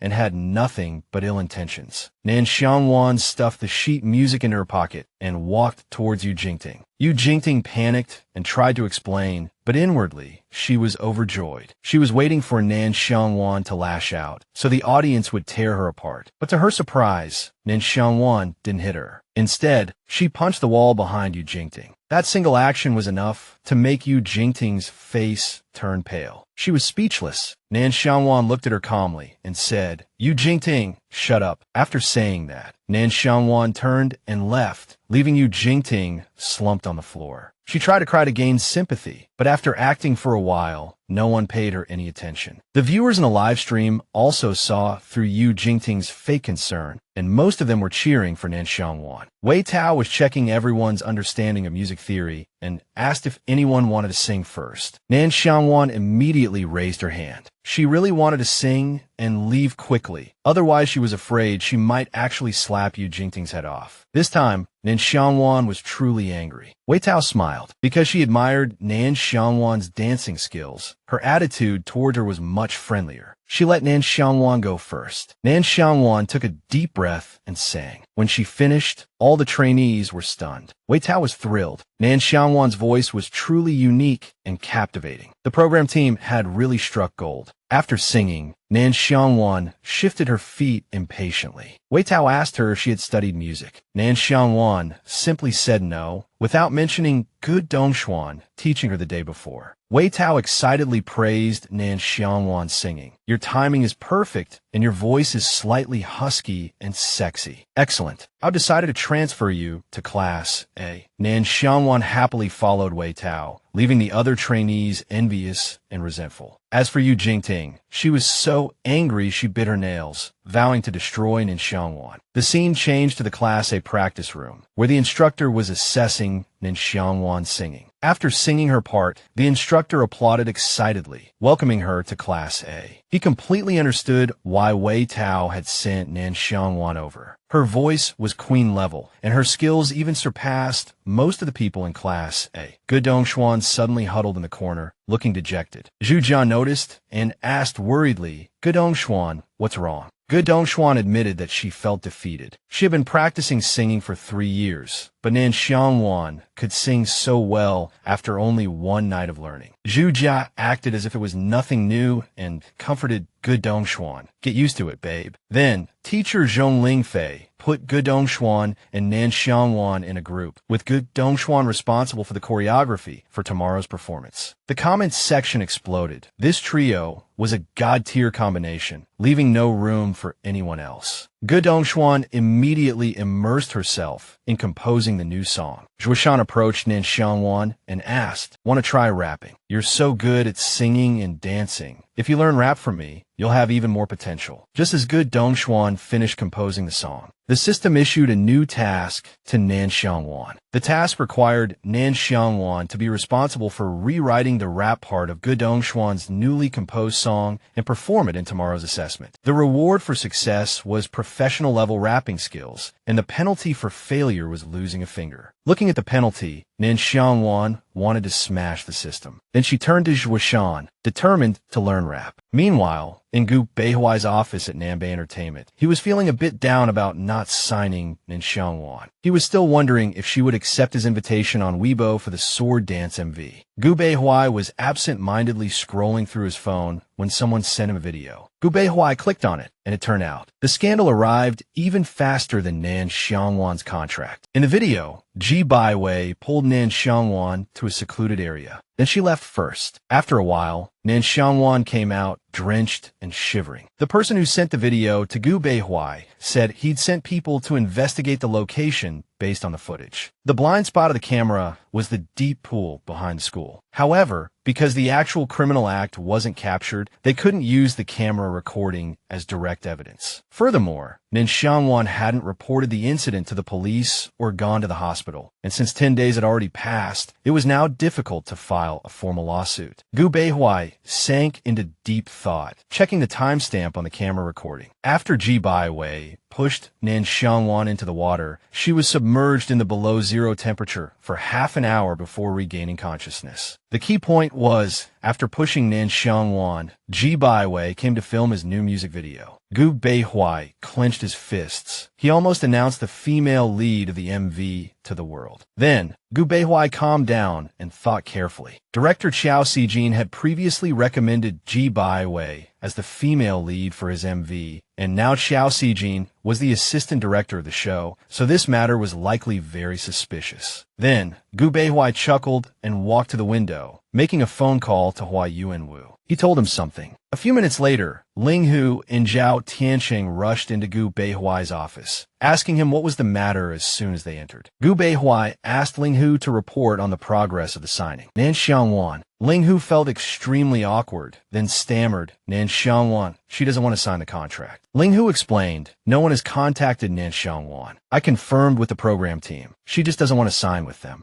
Gu Beihuai didn't say anything, just asked Ling Hu, did you pressure Nan Xiang Wan? Ling Hu panicked and said, I only put a little bit of pressure on her. I'm thinking of other ways now. Gu Beihuai interrupted Ling Hu telling him, "Just wait until Nan Xiang Wan wants to sign." Zhao Qiansheng and Ling Hu were both completely stunned. Ling Hu didn't dare to make the decision himself and asked, "Is it still a 30-70 split with Nan Xiang Wan?" Then, Gu Beihuai didn't answer, instead asking, "Does Ling Hu have any objections to my decision?" Ling Hu was so scared that he immediately stood up straight. He really didn't dare to have any objections. After all, his boss was so concerned about this newcomer. It was simply outrageous pampering. Then, Gu Beihuai had Zhao Tianxing announce that he would be the general director of the public performance and would be personally present the next day. The trainees performed one after another, and Zhong Lingfei announced the final scores in Nan Xiang Wan's team. Zhu Jia, Gedong Xuan, and those girls all received an A ranking. Afterward, Zhong Lingfei invited coach Bian Jiaming to talk about the next arrangements. This time, the trainees had a week to prepare for the stage performance. The first round would directly eliminate 30 people. Very cruel. After hearing the rules, the trainees began to draw lots, 5 people per team, and the draw would be based on the ranking of the first public performance. Nan Xiang Wan's team included Zhu Jia, Ding Min, and 2 other trainees. The 5 of them were very polite. "Please guide us." Ding Min and the other 2 girls were very excited to be on the same team as Nan Xiang Wan. They absolutely wouldn't hold her back. Just then, the system popped up again, bringing Nan Xiang Wan a new task. This task required Nan Xiang Wan to complete the stage performance within a week, and the reward would be announced based on the degree of completion and the final performance ranking. On the other hand, if the task failed, Nan Xiang Wan would be deducted 100,000 yuan. Ouch! Nan Xiang Wan was furious, constantly cursing the system. The punishments were always so harsh, either chopping off her fingers or taking her money. Zhu Jiao looked around. She unexpectedly discovered that Ji Baiwei and Yu Jingting were on the same team, chatting animatedly. Nan Xiang Wan also glanced at the 2. She felt it was quite a coincidence. These 2 people she wanted to smash their heads. Nan Xiang Wan seriously simulated the force, wondering if it would be more convenient to smash both their heads at the same time. She felt very frustrated about this. Seeing Nan Xiang Wan doing this, the system kept reminding her, murder is illegal. Then Zhu Jia turned to Nan Xiang Wan and said that when Nan Xiang Wan went on stage to draw a song, she stunned Bian Jiaming. No one expected Nan Xiang Wan to draw a skit. Zhu Jia was certain that their group stage performance would set the stage on fire. However, Nan Xiang Wan couldn't understand the lyrics, so Zhu Jia had to borrow an English dictionary from the production team. On the other side, Yu Jingting and Ji Baiwei, who had just been chatting intimately, were now at odds over the center position. Suddenly, the general director, Hua Yuanwu, walked over and called Ji Baiwei out for a talk. Yu Jingting saw the general director looking for Ji Baiwei and felt very unhappy. Afterward, when Ji Baiwei returned looking pleased, she immediately asked, "What did the general director want with you?" Ji Baiwei pretended not to know why General Director Hua Yuanwu had called for her. She then shook off Yu Jingting's arm and smugly said it was nothing, just putting in a good word for Gu Beihuai, claiming he still had feelings for her. Yu Jingting was a little angry, but even though she didn't believe there was anything between Ji Baiwei and Gu Beihuai, since the general director had spoken to Ji Baiwei, she wanted to show some sincerity. So, she agreed to let Ji Baiwei take the center position in their performance. Time flew by, and it was soon the morning of the public performance. Hwan Entertainment's gold medal agent, Zhang Shu, was already waiting outside to take Zhu Jia to a dedicated dressing room. Nan Xiang Wan asked if they weren't going together. Zhu Jia explained that Ding Min and the other 2 were having their makeup done by the program's makeup artists, while the company had already arranged for hers, so Nan Xiang Wan needn't worry. Then, Zhang Shu gave Zhu Jia a card, telling her to come there if she needed to meet beforehand. Unexpectedly, as soon as Zhu Jia turned to get out of the car and head to makeup,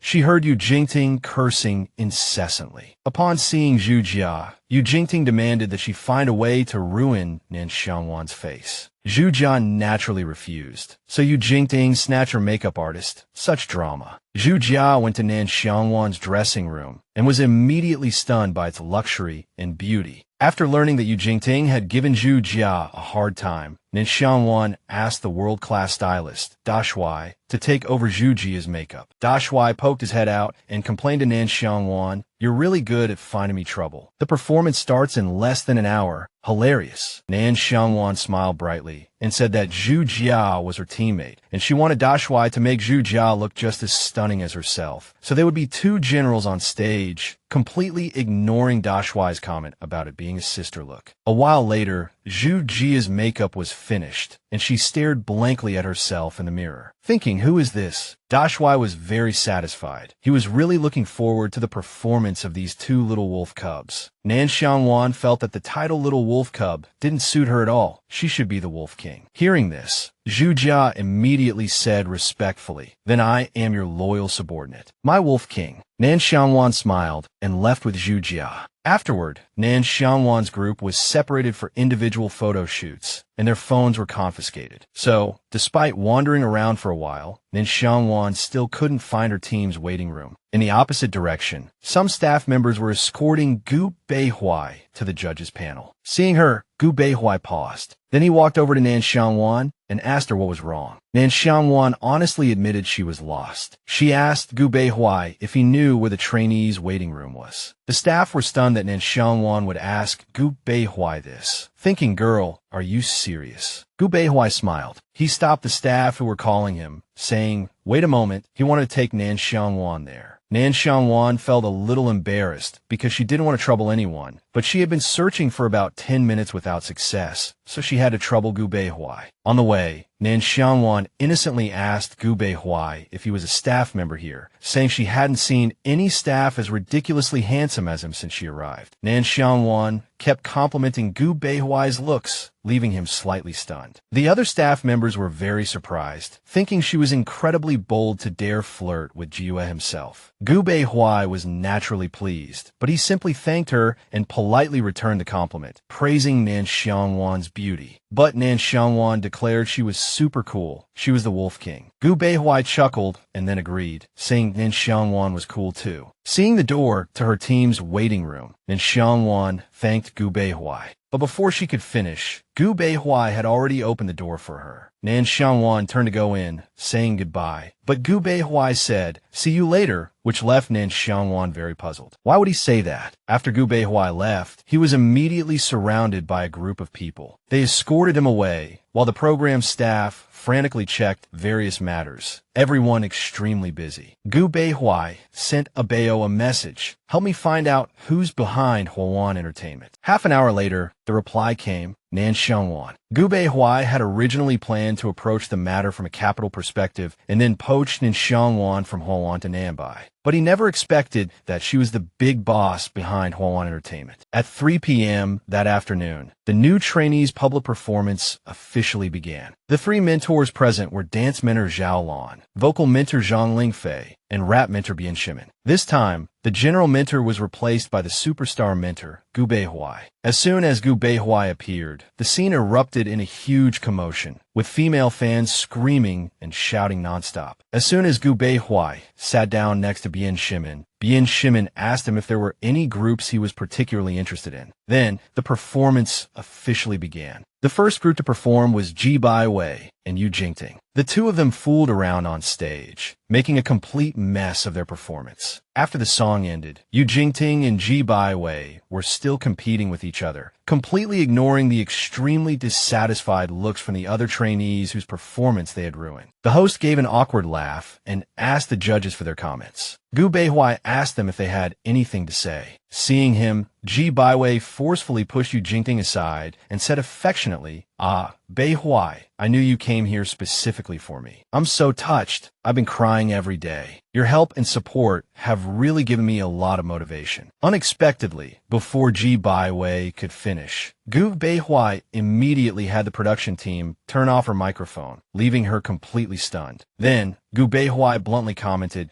that Sher Byway's group had completely lowered the standard of the show and demanded that they immediately apologize to the audience. He also made it clear that he he didn't know G Byway at all, saying, "Don't engage in such blatant PR stunts." Gu Beihuai's stern tone made G Byway burst into tears on the spot. Yu Jingting was about to add something, but Gu Beihua had the staff turn off her microphone as well and invited the next group of trainees to perform. Furious, Yu Jingting rushed over and grabbed Gu Beihuai's hair, yelling, "You stray dog, you liar. You stole my center position and my lines. I had a chance to speak, and now it's gone." Yu Jingting and G Byway made a mess of the stage, and the production staff quickly intervened to separate them. Bian Shimin tried to smooth things over, saying, "Gu Beihuai, don't be angry. Your comments were spot on. The next group of trainees will be much better." Gu Beihuai casually responded with an in agreement and then took out his phone to check the messages from Hua Yuanwu. Today's events were completely within Gu Beihuai's plan. He had called the general director, Hua Yuanwu, beforehand and asked him to give G Byway a little heads up, and the result was surprisingly good. He felt that someone like G Byway, who would stop at nothing to achieve her goals, didn't deserve to enter the entertainment industry. Finally, it was Nan Xiang Wan's group's turn to perform, and Gu Beihuai was looking forward to it. Nan Xiang Wan was the first to sing, and all the lights focused on her. Nan Xiang Wan was breathtakingly beautiful, and not only the audience, but even Gu Beihuai was somewhat mesmerized, his heart beating faster than ever before. Nan Xiang Wan's team worked together seamlessly and delivered an outstanding performance. Cheers and shouts erupted in the auditorium. Gu Beihuai watched Nan Xiang Wan intently, feeling like she had truly transformed into the Snow Wolf King. The audience below the stage was incredibly excited, constantly chanting Nan Xiang Wan's name. The production staff tried to control the situation and prevent the crowd from rushing the stage. The host hadn't even come on stage yet, and just as Gu Beihuai was about to help control the scene, Nan Xiang Wan spoke first, asking the audience to quiet down. This tactic of demanding silence actually worked, and the audience quieted down. It turned out that Nan Xiang Wan was focused on completing the system's tasks, so she was looking forward to the judges' comments, as she didn't want any problems to arise. Zhao Lan, Zhang Lingfei, and Bian Shimin immediately grabbed their microphones. All wanted to be the first to comment on Nan Xiang Wan's performance, but they were still a step slower than Gu Beihuai.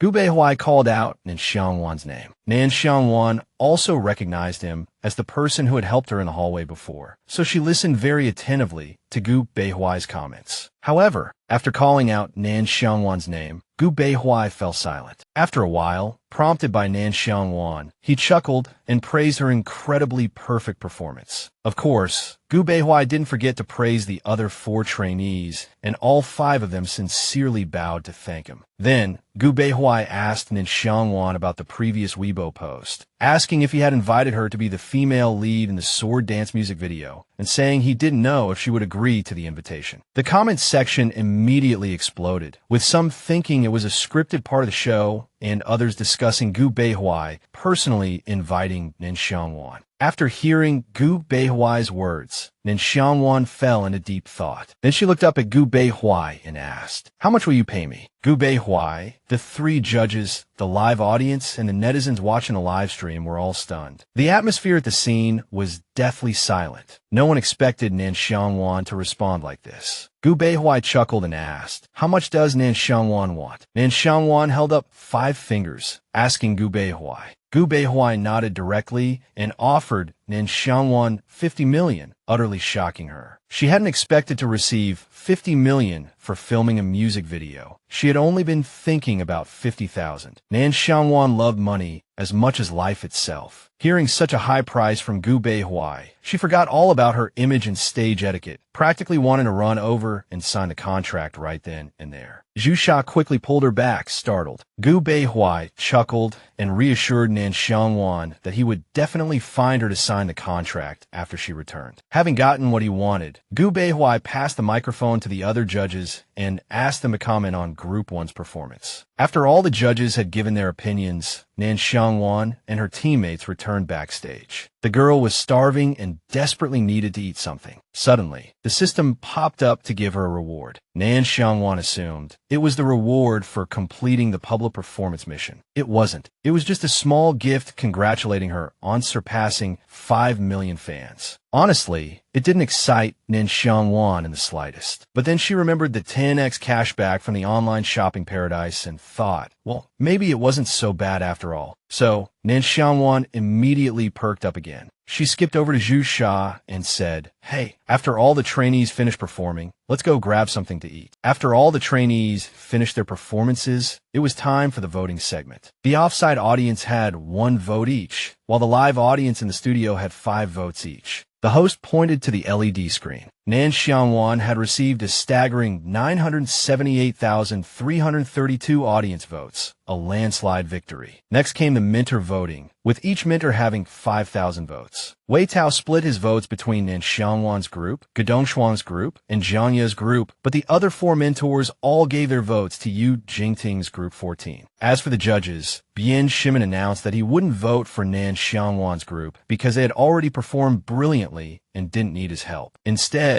he would give his 10,000 votes to the girls he felt had potential and needed them the most. Zhao Lan and Zhang Lingfei nodded in agreement, sharing Bian Shimin's view. Gu Beihuai also agreed with this plan, saying their voting method was perfectly normal. After all, Nan Xiangwan's team already had a huge fan base voting for them. They didn't need him to add to it. Furthermore, doing this could support other teams and might even win over some neutral viewers. The host turned to Gu Beihuai and asked, "So, who are you going to vote for?" Gu Beihuai just smiled faintly and said, "To the victor go the spoils. My thinking is a little different from our seniors. I've decided to use my 20,000 votes to help the show create its first million-vote idol." Gu Beihuai cast his votes for Nan Xiangwan, pushing her votes past the 1 million mark. Nan Xiangwan's group ultimately became the winners of this round with an astounding 1,033,200 votes. Group 1 was then invited onto the stage. The live audience screamed the trainees' names like crazy, but with a single glance from Nan Xiangwan, they immediately quieted down. The host noticed that Zhu Sha and Nan Xiangwan had the same styling and asked, "Did you two plan this?" Zhu Sha confessed that was Nan Xiangwan's secret weapon. The host was eager to know what this secret weapon was, but Zhu Sha refused to reveal it, telling him to ask Nan Xiangwan. Nan Xiangwan was completely spaced out, not reacting at all, which worried the host. He asked, "Are you alright?" Gu Beihuai interjected, "Nan Xiangwan is probably just thinking about food. It's already past 6:30 p.m., dinner time after all." Hearing Gu Beihuai's words, Nan Xiangwan snapped back to reality and gave him a thumbs up, as if saying, "You know me so well." Gu Beihuai just sighed and mimicked Nan Xiangwan's gesture. The host chuckled and wrapped up the show as quickly as possible. As soon as the performance scoring ended, Nan Xiangwan changed her clothes and rushed to the cafeteria, shoveling food into her mouth like there was no tomorrow. Even the system, when it came to give her rewards, was stunned by her eating speed. Nan Xiangwan had successfully completed the public performance mission, gaining 2 points each for her looks and charm. In addition, she received an apartment located in the Jinan Mansion on the Bund in Shanghai, a 555 square meter penthouse worth a whopping 120 million. Nan Xiangwan was already fantasizing about how much money she could get from selling it. But then the system threw cold water on her excitement. System-provided properties could not be sold or rented out. Nan Xiangwan was furious, stuffing food in her mouth while cursing the system. "You stingy, cheapskate bastard." Just then, Gedong Shuang and Zhu Sha walked in with their trays. They couldn't believe Nan Xiangwan had rushed here so quickly and was already eating like a champion. Then Gedong Shuang leaned in to share some gossip she had just heard. Sher Byway had finally decided to withdraw from the competition. Someone saw Sher Byway and Yu Jingting fighting backstage. Yu Jingting hit Sher Byway over the head with a chair, causing her to bleed profusely. Although both of them made it into the top 70, Sher Byway's online votes were all voided, and she was forced to withdraw from the competition. As for Yu Jingting, she probably has powerful connections backstage, so the program team didn't dare to touch her and even placed her directly into Class A. 3 girls gossiped about this, and even Nan Xiangwan put down her chopsticks.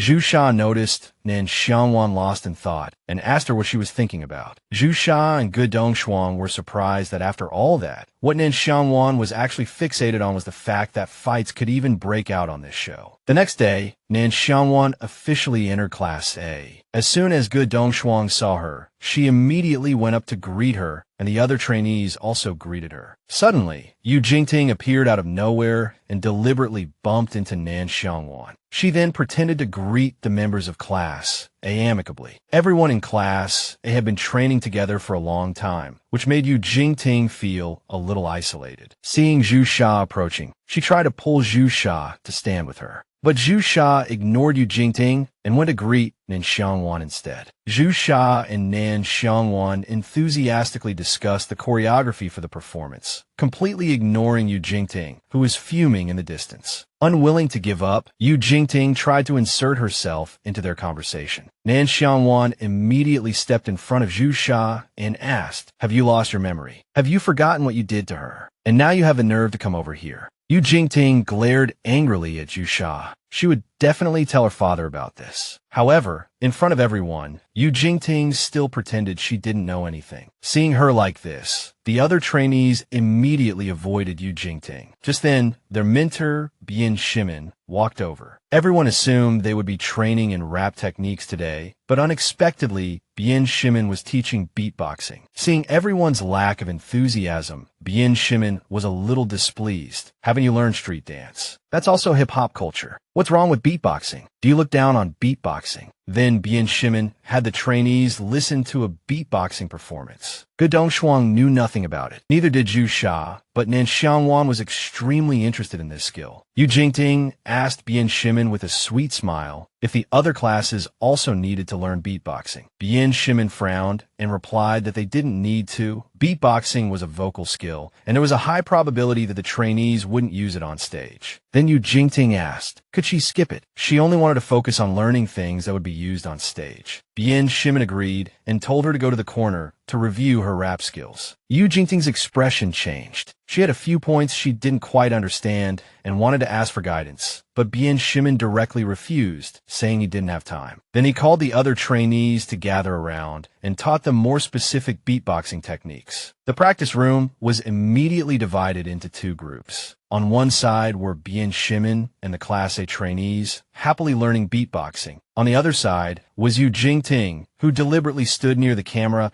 but was still worried about not getting any screen time. Yu Jingting took a deep breath. Just as she was about to show everyone her rap skills, Nan Xiang Wan immediately attracted everyone's attention with her beatboxing skills. Even Bian Shimin couldn't help but praise her for learning quickly. He said she was very suited to this skill. Then Bian Shimin played another piece of music for Nan Xiang Wan to perform. The other trainees loved it and cheered her on enthusiastically. This made Yu Jingting furious. She thought Nan Xiang Wan was deliberately interrupting her. Meanwhile, Nan Xiang Wan was happily learning beatboxing. She found it very interesting to imitate the sounds of various instruments with her mouth and hadn't realized music could be played this way. Bian Shimin continued to praise Nan Xiang Wan. He then said that what he had just taught the trainees could be incorporated into the afternoon's rap battle, but they would need to figure out how to do it themselves, as it could elevate their rap skills to a new level. Hearing Bian Shimin say this, Yu Jingting's face turned green. She blamed Bian Shimin for not mentioning it from the beginning, accusing him of deliberately targeting her. She forced a smile and approached Bian Shimin, asking, "Teacher, why didn't you say so earlier? Could you tutor me privately?" Bian Shimin looked at Yu Jingting with a hint of impatience, his brow furrowed. Seeing this, Yu Jingting gritted her teeth. She, the little princess of Huan Entertainment, had already lowered herself to speak so gently to Bian Shimin, so he should know better. Just then, Nan Xiang Wan appeared out of nowhere, and her words sent a chill down Yu Jingting's spine. Nan Xiang Wan was baffled. Yu Jingting had clearly been the one who didn't want to learn beatboxing, so why was she blaming Bian Shimin? After practice, Nan Xiang Wan happily went to the cafeteria for lunch. Seeing how hard she had worked all day, the system rewarded Nan Xiang Wan with professional-level beatboxing skills, making her ecstatic. Soon, Gedong and Zhu Sha also arrived with their trays and sat down at Nan Xiang Wan's table. Surprisingly, Yu Jingting was there too. Other trainees, seeing them together, couldn't help but whisper amongst themselves. Gedong whispered in Nan Xiang Wan's ear that after she left, Yu Jingting had practically forced Zhu Sha to teach her beatboxing. Then, Yu Jingting deliberately picked a fight with Zhu Sha, saying sarcastically, "Zhu Sha, the company was impressed with the makeup you did for yourself at the last performance. From now on, you'll do your own makeup. The company's stylists think their skills are inferior to yours." Zhu Sha remained silent after hearing Yu Jingting's words. Nan Xiang Wan glanced at Zhu Sha, then turned to Yu Jingting and said with a smile, "I'll be in charge of Zhu Sha's styling and makeup from now on." Zhu Sha's eyes lit up, and she thanked Nan Xiang Wan happily. Yu Jingting, however, was furious. She had heard from her agent, Lin Jiao, that Nan Xiang Wan had joined Huowan Entertainment and couldn't understand why Nan Xiang Wan dared to look down on her. Yu Jingting's face darkened. She looked at Nan Xiang Wan and asked, "You signed with Huowan?" Nan Xiang Wan completely ignored Yu Jingting, leisurely picking up a piece of sweet and sour pork and putting it in her mouth. Just then, the system popped up again, desperately trying to stop Nan Xiang Wan from provoking Yu Jingting. As usual, it was clueless about the situation, incessantly demanding that Nan Xiang Wan strive for the center position in the next performance. Nan Xiang Wan paid no attention, and neither did Zhu Sha. Only Gedong Shuang stood up, wavering. Yu Jingting asked Nan Xiang Wan why she signed with Huowan and not Han Tian. Nan Xiang Wan ignored her, focusing on her meal. Yu Jingting deliberately brought up their inability to pay the penalty for breaching their contracts. After finishing her taunts, she left immediately, leaving Gedong Shuang fuming. Gedong Shuang angrily yelled at Nan Xiang Wan, "Nan Xiang Wan, how can you not have any sense of crisis? You're living in a dream." Nan Xiang Wan finally snapped back to reality. She had been thinking about when she could go see the luxury apartment the system had given her. In the lobby of the upscale apartment building, the property manager instructed the cleaning staff to thoroughly clean apartment 2022 as the owner's representative would be arriving soon for inspection. The cleaning staff complained incessantly that the apartment had been vacant for too long and that it would take half a day just to clean it. Gu Beihuai,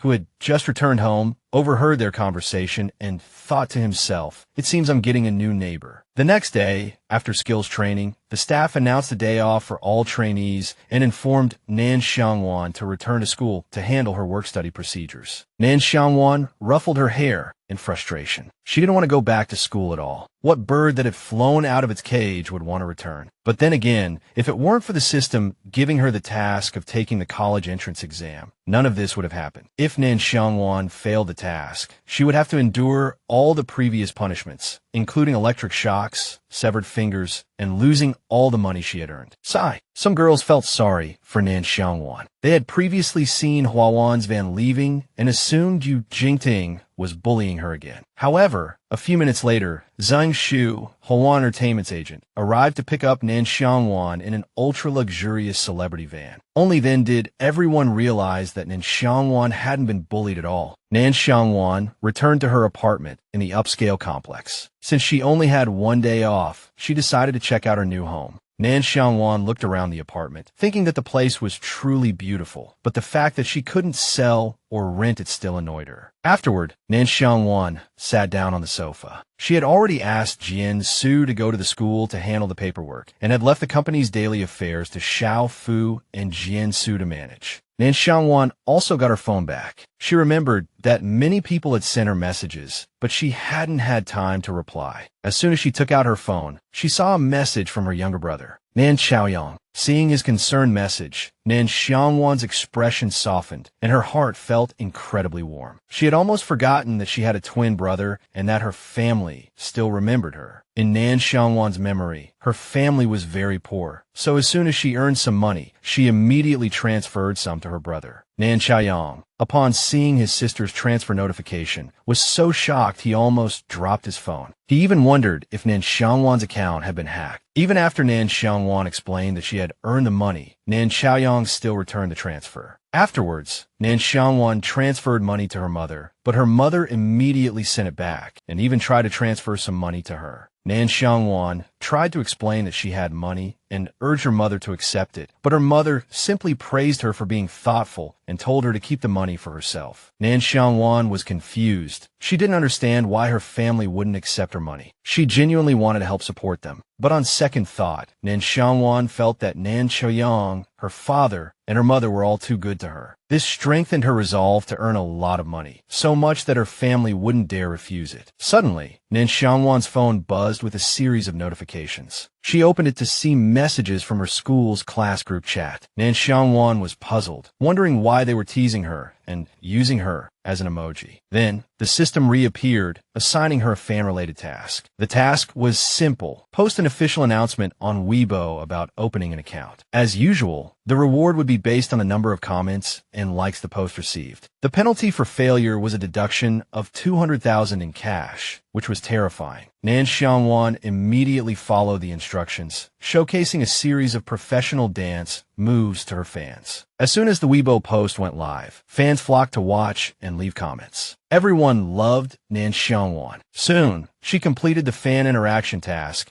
and received a reward of 10 times cashback on offline spending, capped at 100,000. Nan Xiang Wan was ecstatic. Spending 100,000 to get 10 times back meant she could get 1 million. She rushed out of the house like a whirlwind, eager to get her hands on that money. Just as Nan Xiang Wan finished tying her shoelaces, her phone notified her that Lin Jiao wanted to add her as a friend. Nan Xiang Wan stared at the notification, confused. Her agent was Jian Su. Fearing it was a scammer, she immediately rejected Lin Jiao's friend request and blocked her. Meanwhile, Nan Xiang Wan opened the door and stepped outside, planning to wander around the neighborhood, as she hadn't yet figured out how to spend the 100,000. As soon as she stepped out, she bumped into Gu Beihuai. Gu Beihuai immediately asked, "Are you going out?" Nan Xiang Wan asked him if there were any places nearby for shopping and dining. After Gu Beihuai directed her to a shopping mall a 10-minute walk away, Nan Xiang Wan hurriedly bid him farewell and ran off. Gu Beihuai suddenly called out, "Are you going just like that?" stopping her in her tracks. "What's wrong? Can I go like this?" Gu Beihuai rummaged through his bag for a moment, then pulled out a black hat and placed it on Nan Xiang Wan's head. He even tore off a black mask and handed it to her. This was Gu Beihuai's professional habit. He carried these things mainly as a precaution. Now that Nan Xiang Wan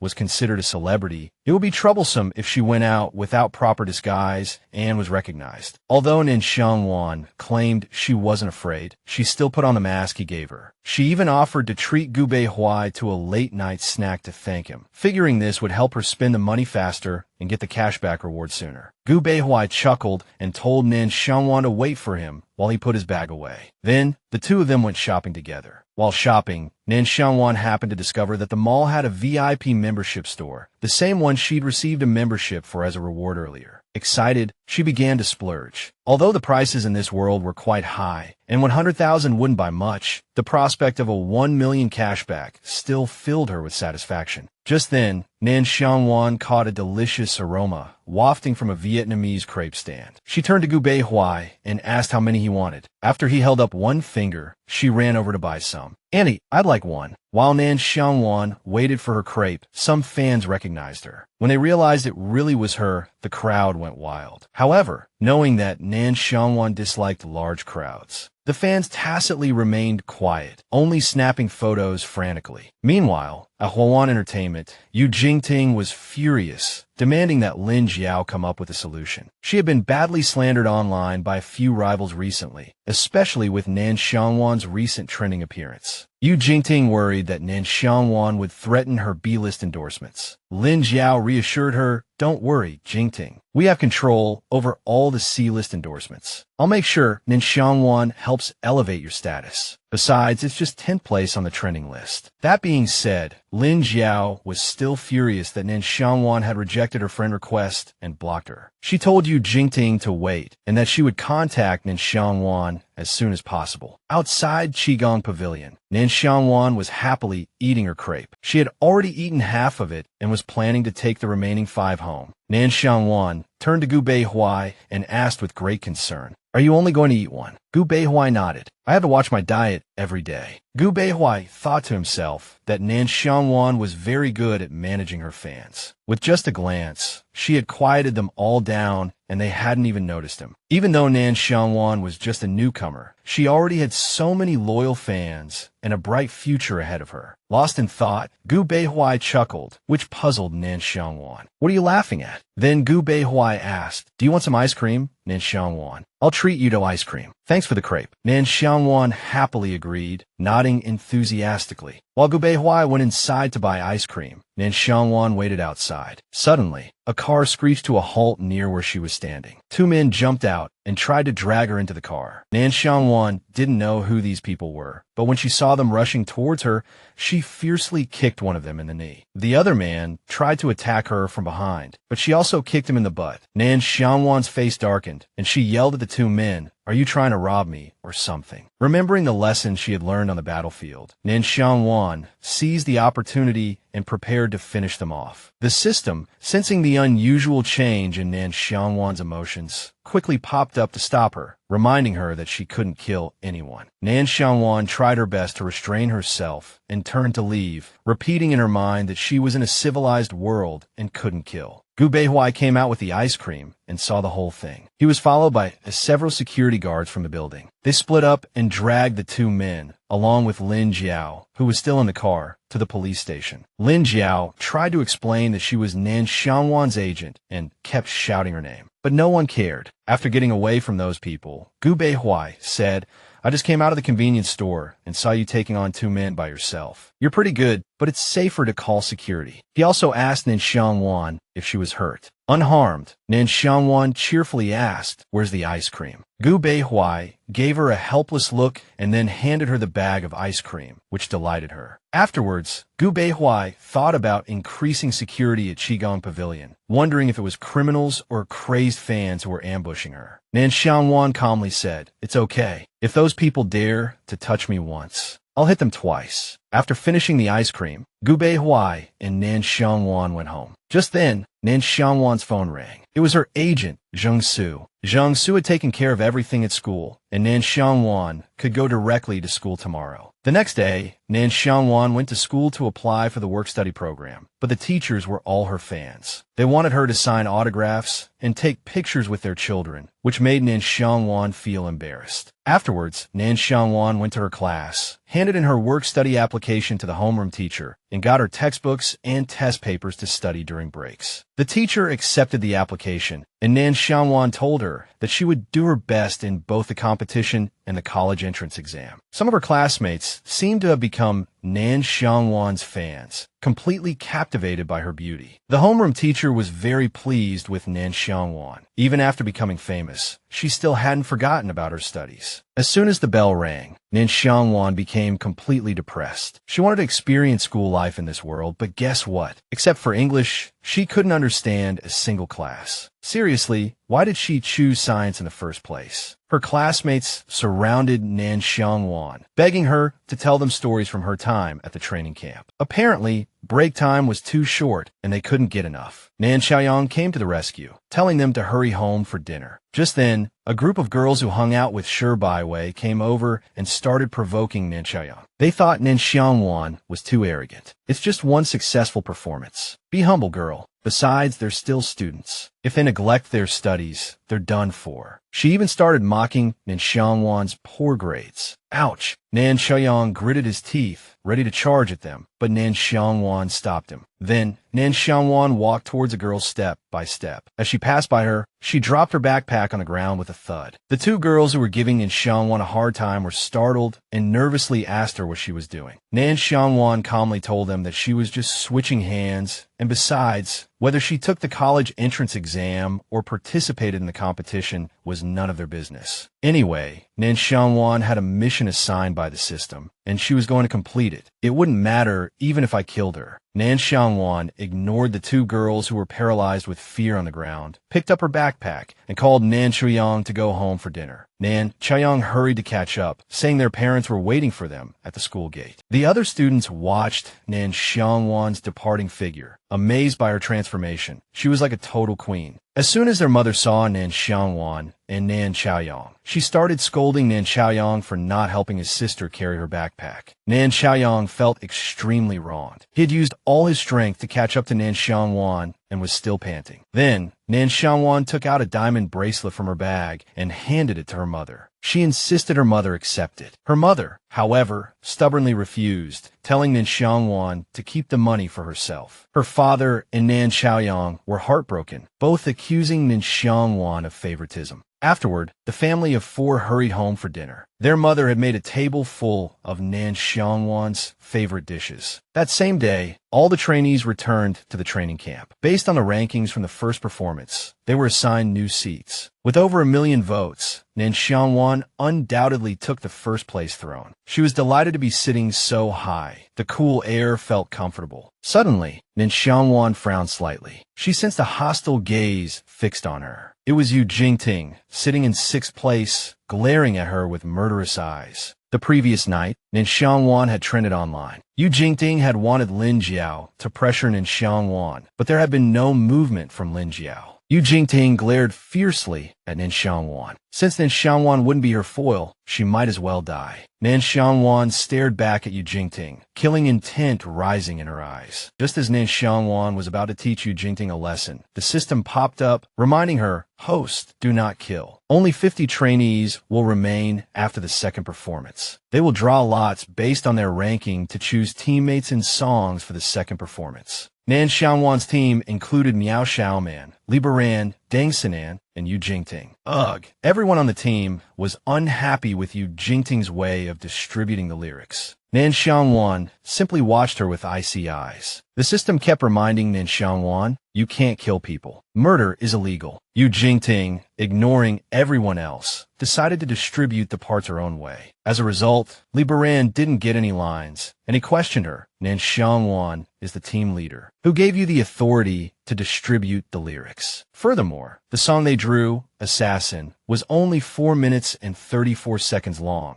and Yu Jingting had taken half of it for herself. "Do you really think you're the center position?" Yu Jingting ignored Li Baran and turned to Nan Xiangwan. "Nan Xiangwan, you're a trainee at Huawan Entertainment. You should know who I am. You'd better behave yourself." Nan Xiangwan was furious. Her killing intent surged, setting off the system's alarm. Then, Nan Xiangwan suddenly turned and left, afraid that if she heard another word from Yu Jingting, she wouldn't be able to resist killing her. Li Baran didn't want to listen to Yu Jingting's nonsense either and hurried after Nan Xiangwan. In the end, Nan Xiangwan and Li Baran ignored Yu Jingting and went to the cafeteria together. Seeing herself being ignored, Yu Jingting quickly followed them. Deng Sinan, feeling uneasy, immediately followed as well. Yu Jingting quickly caught up to Nan Xiangwan and reached out to grab her hair, but Nan Xiangwan spun around repeatedly, making her miss every time. Whoosh whoosh. Infuriated, Yu Jingting switched her target to the terrified Li Baran. Nan Xiangwan grabbed Yu Jingting's arm. She squeezed Yu Jingting's wrist tightly, then pushed her hard. Yu Jingting stumbled uncontrollably into the wall, hitting her head. She swayed like a newborn giraffe. Li Baran, regaining his senses, said, "Are you crazy? What's wrong with you?" He then gave Nan Xiangwan a bear hug. "You were so cool just now. Totally boyfriend material, haha."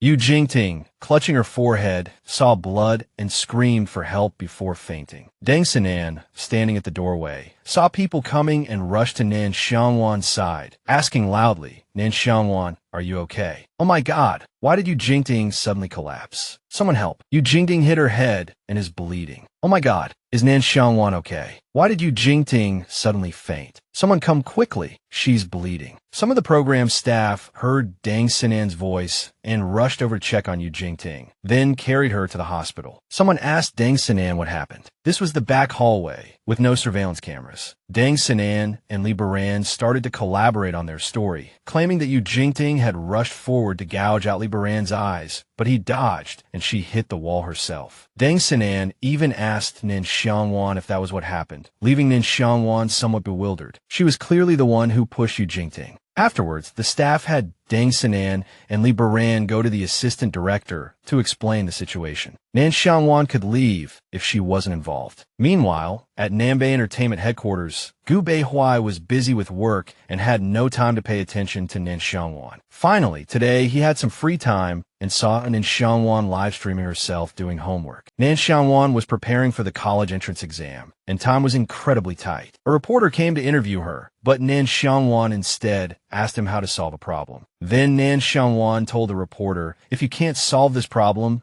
Don't bother me. Don't waste my study time. Unbelievable. Gu Beihuai looked at Nan Xiang Wan's test questions and felt a splitting headache. She had chosen 10 questions and gotten 8 wrong. At this rate, Nan Xiang Wan would definitely fail the college entrance exam. Gu Beihuai immediately called the program team and demanded they let Nan Xiang Wan use her phone to prepare for the exam. The program team quickly followed Gu Beihuai's instructions and returned Nan Xiang Wan's phone so she could study and stay in contact with her teachers. The stressed-out Nan Xiang Wan, upon receiving her phone back, immediately bowed deeply to thank the staff. Then, Nan Xiang Wan immediately contacted her younger brother, Nan Xiang, and asked him how to solve the problems. Suddenly, Director Cui Zheng signaled to pause the live stream, took Nan Xiang Wan's phone, and asked her to come in for questioning. Nan Xiang Wan followed him inside, and was surprised to find Deng Sinan and Li Baran there as well. Seeing their exhausted appearance, Nan Xiang Wan frowned deeply. Cui Zheng sat down and asked the 3 of them to describe again how Yu Jingting had been injured that afternoon. Deng Sinan lost his patience. I've already said it 3 times this afternoon, twice privately to him. Why is he still asking? Li Baran complained in a low voice. I've been standing all day, my legs are tired, and I haven't even had time to practice. Cui Zheng stood up, slammed his hand on the table, and roared, I'm speaking to you politely, so don't be so ungrateful. Deng Sinan and Li Baran were frightened and had no choice but to retell the story of Yu Jingting chasing after Li Baran, trying to gouge his eyes out, and Li Baran dodging, resulting in Yu Jingting hitting the wall due to inertia. Cui Zheng felt they were taking him for a fool with this story. Yu Jingting's injuries were too severe to be self-inflicted, and he had heard that someone saw Nan Xiang Wan push Yu Jingting. Nan Xiang Wan remained silent. She recognized Cui Zheng as the guy who had stood her up before and recommended someone else to be the female lead in Gu Beihuai's music video. TSK. She hadn't expected him to stick his nose in again. After a series of events, Nan Xiang Wan directly asked Cui Zheng, who did you take money from this time? As soon as she spoke, everyone was stunned. Deng Sinan jumped out to defend Nan Xiang Wan. Director Cui, this matter has nothing to do with Nan Xiang Wan from beginning to end. Do you have to keep focusing on whether Nan Xiang Wan did anything? Did you take someone's money? Li Baran also chimed in. She hasn't even mentioned how Yu Jingting deliberately tried to blind her. Cui Zheng slammed the table angrily. But before he could finish speaking, several security guards barged in aggressively and dragged Cui Zheng away, saying Zhao Tianqing requested his presence. Afterwards, a security guard told Nan Xiang Wan and the others that everything was fine and they could go back to studying and practicing. Deng Sinan and Li Baran were bewildered, completely clueless about the situation. They had thought they were in big trouble, or something. Then the 3 of them happily left. Deng Sinan and Li Baran were thrilled. They had just witnessed true queen behavior. Nan Xiang Wan still didn't understand what was wrong with her pushing Yu Jingting away. She had only avoided danger and done the right thing. Cui Zheng was taken directly to a super luxurious office. He thought Zhao Tianqing wanted to talk about investing in a new program. But when he saw Chief Director Hua Yuanshu and Gu Beihuai, he was stunned. Gu Beihuai asked Cui Zheng about the music video incident. He hadn't come looking for him. Did he really think he knew nothing? Cui Zheng's face turned pale, and he tried to explain that he really didn't know. Gu Beihuai threw a stack of documents at Cui Zheng. If you really don't know, then I don't mind helping you remember. Cui Zheng felt that this time he was done for. He hurriedly apologized to Gu Beihuai. Hua Yuanshu sneered at Cui Zheng. As soon as he wasn't on set, Cui Zheng couldn't hide his true colors. He had spent the whole day watching the live stream with Gu Beihuai and discovered that Cui Zheng was quite capable, funneling all the program's resources to Yu Jingting. Hua Yuanshu really wanted to know how much money Cui Zheng had taken from Yu Jingting. Zhao Tianqing adjusted his glasses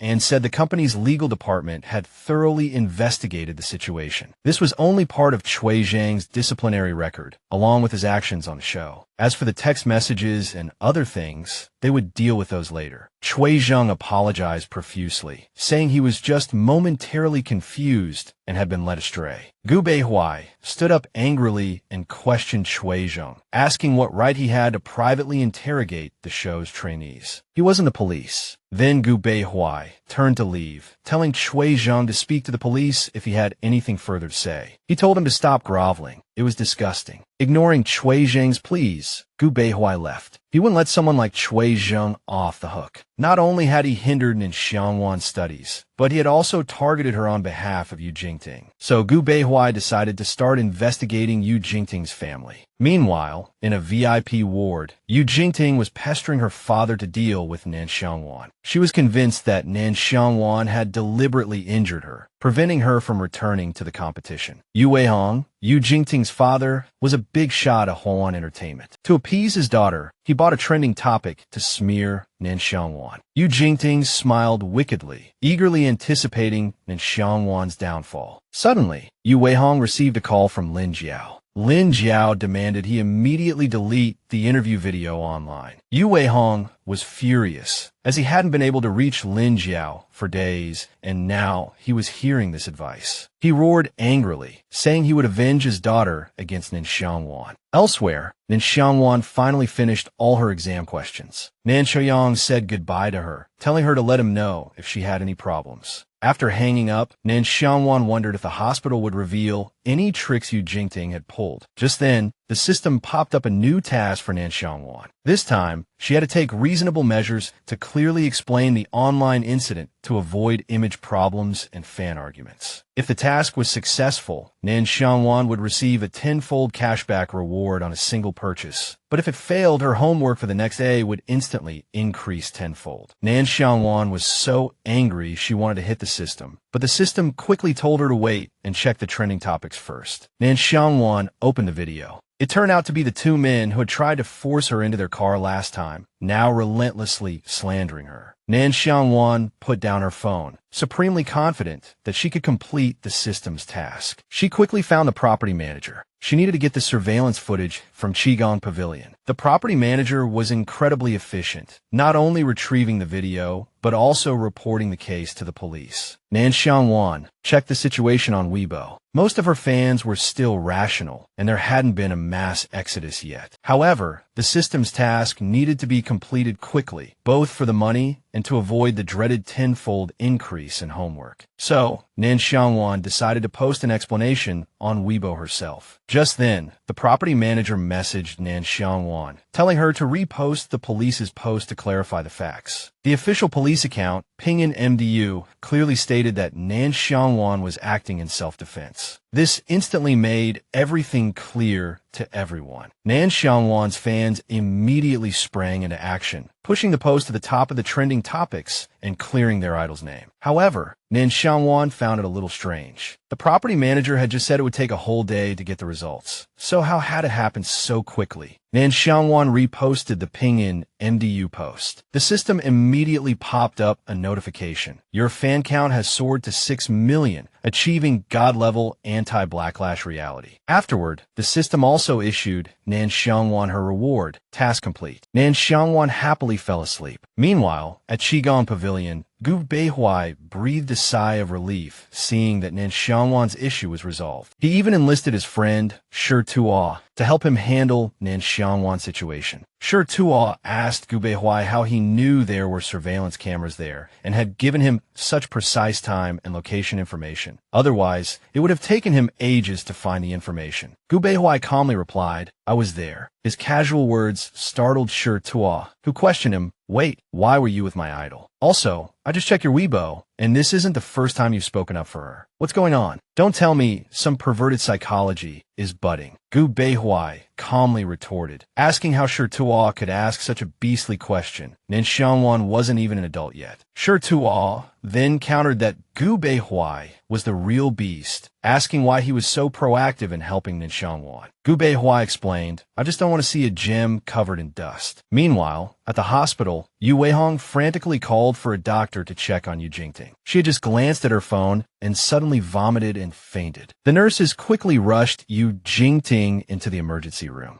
Just then, Yu Weihong's phone rang. It was Xiao Fu. Yu Weihong always avoided Xiao Fu, that smiling tiger, like the plague. Now that he was taking the initiative to contact him, it couldn't be anything good. Xiao Fu cheerfully informed Yu Weihong that Nan Xiang Wan was actually the owner of Huan Entertainment. This news completely stunned Yu Weihong. He never imagined things would turn out this way. Xiao Fu continued, "Why did you try to smear Nan Xiang Wan? Do you have a death wish? Lin Jiao has already confessed. As for your embezzlement and bribery, the company will formulate a detailed plan for you. Do you want to hire a lawyer or turn yourself in? Oh, and don't forget to check the trending topics. The Ping'an City Police have already confirmed that Nan Xiang Wan acted in self-defense. Just wait to be sued. Every word from Xiao Fu felt like a final judgment, hitting Yu Weihong hard. He was drenched in cold sweat, his face ashen. At the same time, a nurse urgently notified him to sign Yu Jingting's critical condition notice. Yu Weihong's phone slipped from his hand as he wailed in anguish. He couldn't understand why he had lost everything overnight. Later, the program staff informed Nan Xiang Wan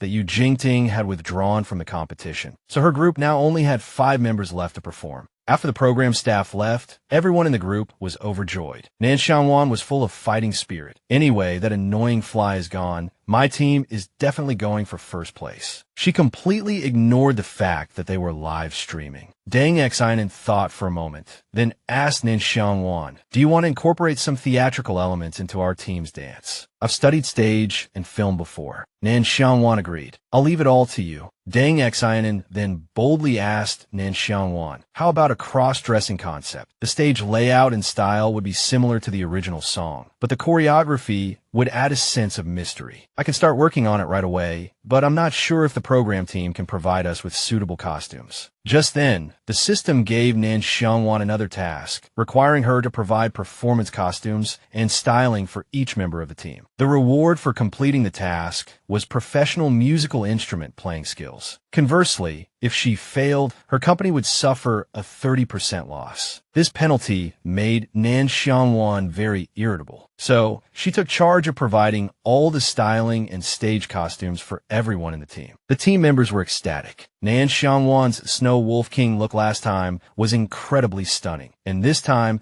she was even taking care of the entire team's makeup. They were beyond excited. So, Nan Xiang Wan found Xiao Fu and told him, "All right, prepare the performance costumes and styling for my team's second public performance." Xiao Fu guaranteed, "Don't worry, I'll take care of everything you need." Then Xiao Fu revealed to Nan Xiang Wan that Yu Weihong was suspected of embezzling company funds and accepting bribes, the whole corruption shebang. When she found out that Yu Weihong was Yu Jingting's father, she was furious. Xiao Fu tried to calm her down, saying, "Don't worry, Yu Weihong's funds have been frozen, and all his assets are either seized or used to repay debts. We won't let you lose a single penny." But Nan Xiang Wan wasn't having it. She said, "Where's that guy? Get the car ready now. I'm going over there." A staff member saw Nan Xiang Wan grab her jacket and try to leave, attempting to stop her, saying she couldn't just slip away. Nan Xiang Wan simply tied up her long hair and replied, "I have an exam at school. I'm taking half a day off." The poor staff member, seeing the burning rage in Nan Xiang Wan's eyes, clutched their chest in shock, thinking, "Oh my God, is she going to kill someone?" The scene cuts to Nan Xiang Wan arriving at the hospital, with Xiao Fu chasing after her, yelling, "Calm down, calm down." But Nan Xiang Wan was already furious. "Yu Weihong dared to use my money to buy his daughter, Yu Jingting, a $30,000 crappy bag. I'm not going to stop until I beat them half to death." Xiao Fu tried to explain, "Yu Jingting is in a vegetative state now. Apparently, she had a small tumor in her brain that wasn't detected in time, and it ruptured, causing internal bleeding and a coma." The system kept buzzing, reminding her that Yu Jingting's situation had nothing to do with her, meaning she should mind her own business. Nan Xiang Wan just sneered, "So what if it has nothing to do with me? It doesn't stop me from beating them up." The system, sensing her overwhelming killing intent, started to punish her with electric shocks. But the electric shocks had no effect on Nan Xiang Wan. She was simply too enraged. So the system just said, "Fine, whatever." Then it activated a force protection mode, weakening her power by 20% and telling her to avoid vital areas, before giving up and letting her do what she wanted. Nan Xiang Wan calmly went to find Yu Weihong. Xiao Fu, terrified, called Zheng Shu, screaming, "Get your ass over to Private Hospital Ward 20. Our sister Nan is going to bash Yu Weihong's head in, and I can't stop her." Yu Weihong was sweet-talking the doctor, urging him to schedule surgery for his daughter, Yu Jingting, as soon as possible,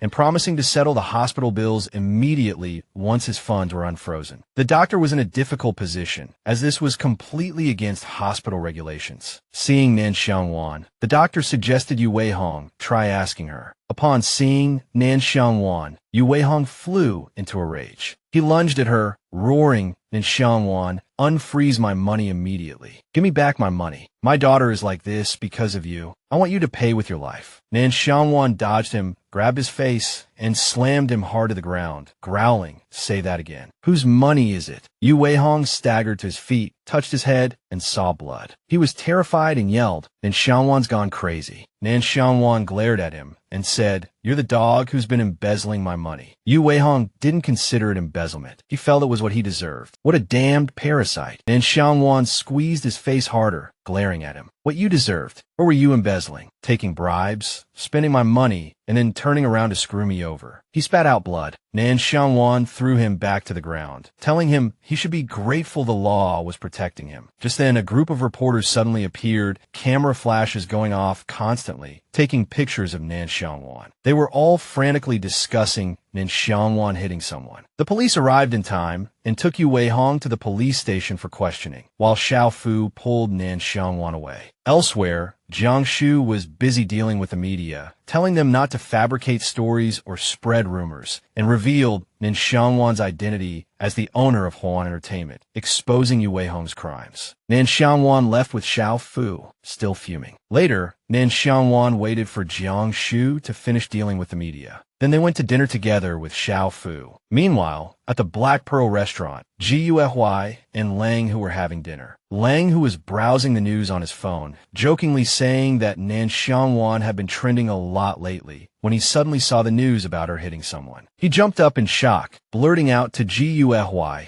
that Nan Xiang Wan was the boss behind Huan Entertainment. But Ji Yuehua just shrugged nonchalantly and continued eating. "I knew that already." Seeing Ji Yuehua's calm reaction, Lang Hu scratched his head, feeling a bit foolish. He finally understood why Nan Xiang Wan wouldn't agree to sign with Nanbei Entertainment no matter how hard he tried. Her background was simply too powerful. Just then, Nan Xiang Wan and her companions were led to their table by the waiter, and it turned out their table was right next to Ji Yuehua's. How awkward. Seeing Ji Yuehua, Nan Xiang Wan's eyes lit up, and she walked towards him step by step. This made Xiao Fu and Jiang Shu a little worried, wondering if they should tell Ji Yuehua, the boss of Nanbei Entertainment, that he was on the opposing side. Jiang Shu insisted that they had to tell him, as it wasn't good for Nan Xiang Wan to get too close to Ji Yuehua. But looking at Nan Xiang Wan's expression, Jiang Shu felt uneasy. Meanwhile, seeing Nan Xiang Wan walking straight towards Ji Yuehua's table, Lang Hu was also extremely worried, thinking their identities had been exposed. He was wondering whether to create some hype with his boss or directly declare war as the boss of a rival company. Unexpectedly, Nan Xiang Wan just wanted to sign a contract with Ji Yuehua and asked him when he would transfer the money. After saying that, Nan Xiang Wan looked at Ji Yuehua expectantly. The current situation left Xiao Fu, Jiang Shu, and Lang Hu completely dumbfounded, unsure of what was happening. Seeing that Ji Yuehua didn't speak, Nan Xiang Wan thought he had forgotten. Ji Yuehua quickly came back to his senses. "I've been busy filming a new movie recently and completely forgot about the MV." Then Ji Yuehua asked Lang Hu to prepare a contract right away and sign with Nan Xiang Wan's agent. "I'll pay her $5 million after tax." Lang Hu was extremely surprised. He didn't know when his boss had become so agreeable, even paying Nan Xiang Wan's taxes for her. Nan Xiang Wan raised her fist and said happily to Ji Yuehua, "You're a true friend, so decisive." Ji Yuehua bumped fists with her helplessly. Happy about the imminent arrival of money, Nan Xiang Wan buried her head in her food, ignoring the tense atmosphere and silent rivalry between Lang Hu and Jiang Shu on the other side. The next day, in the practice room, Nan Xiang Wan's Class A team was discussing how to choreograph their performance for the second public performance. Deng Exinen, seeing that Nan Xiang Wan could play the piano, wanted her to play a male assassin, opening with a piano solo. Nan Xiang Wan happily agreed. Although the task of providing performance costumes was still ongoing, she had already received the reward of professional musical instrument playing skills, so the piano solo wouldn't be a problem for her. Gudongsheng took the opportunity to take a break, ran outside to call Nan Xiang Wan, and gave her a few chocolates. She had wanted to give them to her last night, but seeing her immersed in solving problems, she didn't dare disturb her. Gudongsheng had asked someone to bring these chocolates back from abroad, intending for Nan Xiang Wan to enjoy them. Nan Xiang Wan, finding them delicious, kept popping the chocolates into her mouth. Suddenly, her face flushed crimson. Her body began to sway, and then she collapsed to the floor. Dongxing panicked, unsure what was wrong with Nan Xiang Wan. The other trainees rushed to find doctor. 2 hours later, Nan Xiang Wan finally woke up with a splitting headache. Deng Xiaonan helped her up, telling her not to worry, explaining that her constitution made her susceptible to getting drunk and that the program's doctor had already examined her. Dongxiang started crying. He hadn't known Nan Xiang Wan couldn't handle alcohol. Otherwise, he wouldn't have given her the liqueur-filled chocolates. Nan Xiang Wan's face remained pale. She felt dizzy, as if hundreds of advanced math problems were swirling around in her head. Just then, the system unexpectedly appeared, issuing Nan Xiang Wan a new task for the second public performance. If successful, she would be rewarded based on the degree of completion. Otherwise, she would face the punishment of drunkenness. Finally, the day of the second public performance arrived. Seeing Nan Xiang Wan's styling, the trainees from other classes praised her, saying she looked incredibly cool and wanted to take pictures with their phones. Deng Xiaonan was overjoyed. She hadn't expected Nan Xiang Wan to be able to contact Jing Dashuai's team to do their styling, and the fact that their team could even use Huowan Entertainment's exclusive dressing room made Lin Boren feel like she was dreaming. Hearing their conversation, the other trainees couldn't help but exclaim. After all, Jing Dashuai was a top figure in the fashion industry. Even spending a fortune wouldn't guarantee securing someone like him. They speculated that Nan Xiang Wan must have a close relationship with Jing Dashuai.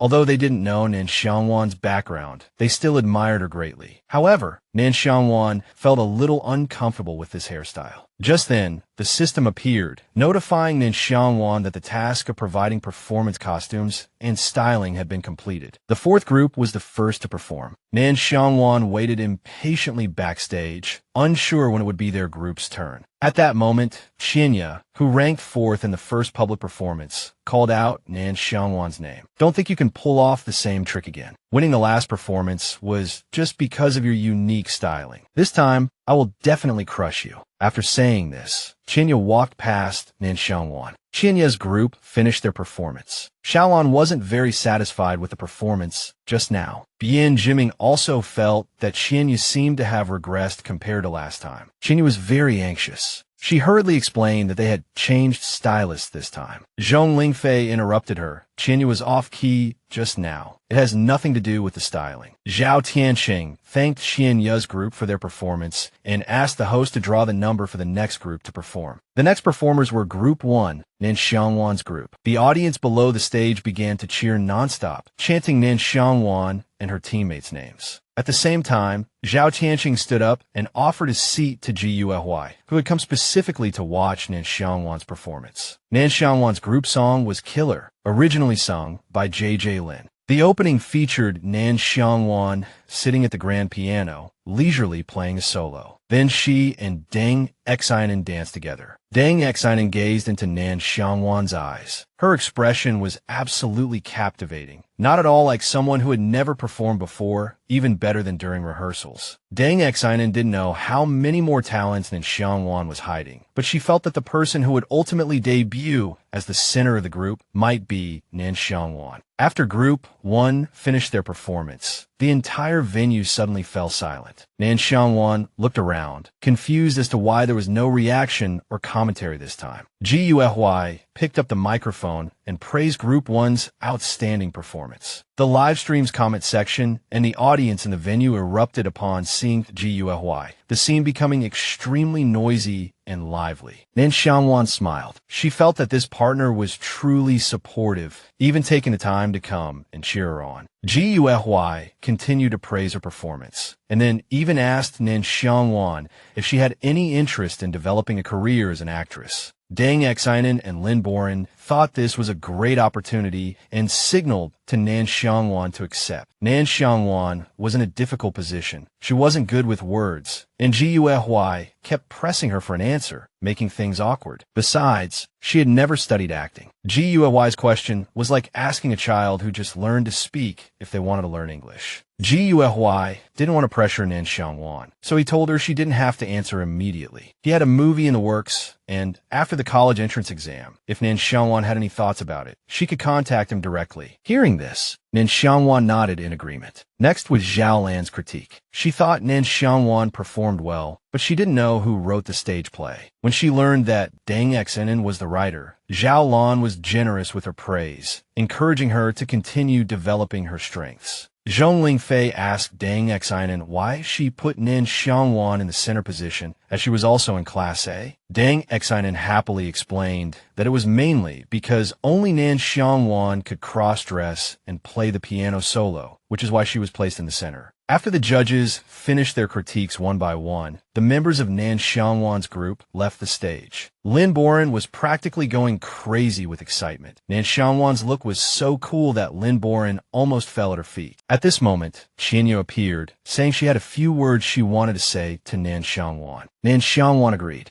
Deng Xiaonan and Lin Boren returned to the waiting room to wait for her. Once they were alone, Qianyu started questioning her. Was your Snow Wolf King look done by Jing Dashui? Is Jing Dashui your exclusive stylist now? Nan Xiang Wan retorted, what does my stylist have to do with you? Qianyu said that her previous look was done by Jing Dashui's rival, Monica, which is how she got 4th place, but this time, she unfortunately had a different stylist, so she lost. Qianyu said she knew Nan Xiang Wan and Yu Jingting had a history, and she didn't know the reason before, but now she understood. Every time Yu Jingting went up against Nan Xiang Wan, she lost because she was fighting a losing battle going against Capital. Qianyu approached Nan Xiang Wan and practically yelled, Nan Xiang Wan, you're the CEO of Huan. You can use your power and money to hire top stylists to create your stage looks. Someone like you wouldn't understand how people like us feel. But I will absolutely not give up. Even if I don't have power, I will defeat you. Everything you have now is because you're standing on the shoulders of a giant. Before Qianyu could finish, Nan Xiang Wan interrupted her, asking if she was crazy, saying she won because she had sugar daddy. With that, Nan Xiang Wan turned and left, completely ignoring the furious Qianyu. Afterward, Nan Xiang Wan returned to her team's waiting room. The other team members were celebrating with alcohol, but because they couldn't drink much, everyone only had a little. As soon as Nan Xiang Wan entered, she saw a few glasses of clear liquid on the table. Thirsty, she picked one up and took a big gulp. Deng Xiaonan tried to stop her, but it was too late. Nan Xiang Wan swayed and fell back in her seat. The other members crowded around her, extremely worried. Even alcohol-filled chocolates could make Nan Xiang Wan drunk, and now that she had drunk so much, they didn't know if she would wake up. They frantically went to find the show's doctor to examine her. Back in the main hall, it was time to announce the results of the second public performance votes. Unsurprisingly, Nan Xiang Wan's team took 1st place, and Nan Xiang Wan's individual votes exceeded 1 million. The host invited the members of Team 1 to the stage. Deng Xiaonan and Lin Boren had no choice but to help Nan Xiang Wan up, one on each side. The host first asked why Team 1 chose to perform the song in the form of a stage play. Deng Xiaonan quickly answered that the song itself had a strong narrative, so they felt that instead of just singing and dancing, it would be better to use the form of stage play to present and highlight the song. After Deng Xiaonan finished speaking, the host turned to Nan Xiang Wan. He wanted to ask her a few simple questions. The audience knew that Nan Xiang Wan didn't like noise, so they quieted down without being told. The team members nervously watched Nan Xiang Wan. They had just splashed water on her face, trying to wake her up, but no one knew if she was actually awake. Suddenly, Nan Xiang Wan let out a loud burp, startling the host. It also frightened her teammates, making their faces pale. After burping, Nan Xiang Wan became dizzy, swaying, and almost falling. Her eyes narrowed, as if she was about to fall asleep. The other members quickly steadied her. Deng Xiaonan apologized to the host, explaining that Nan Xiang Wan had a very low alcohol tolerance. Even chocolate liqueur could knock her out. During the break, Nan Xiang Wan had been thirsty and accidentally drank some alcohol, which led to the current situation. The entire comment section and the studio audience burst into laughter, and even the judges couldn't help but chuckle. Zhao Tianqing thought to himself that Nan Xiang Wan was a true star, a natural traffic magnet. He felt that this hiccup incident might go viral on social media, just like her previous brick-breaking stunt. This potential boost in ratings made Zhao Tianqing very happy. After watching Nan Xiang Wan's team's performance, Gui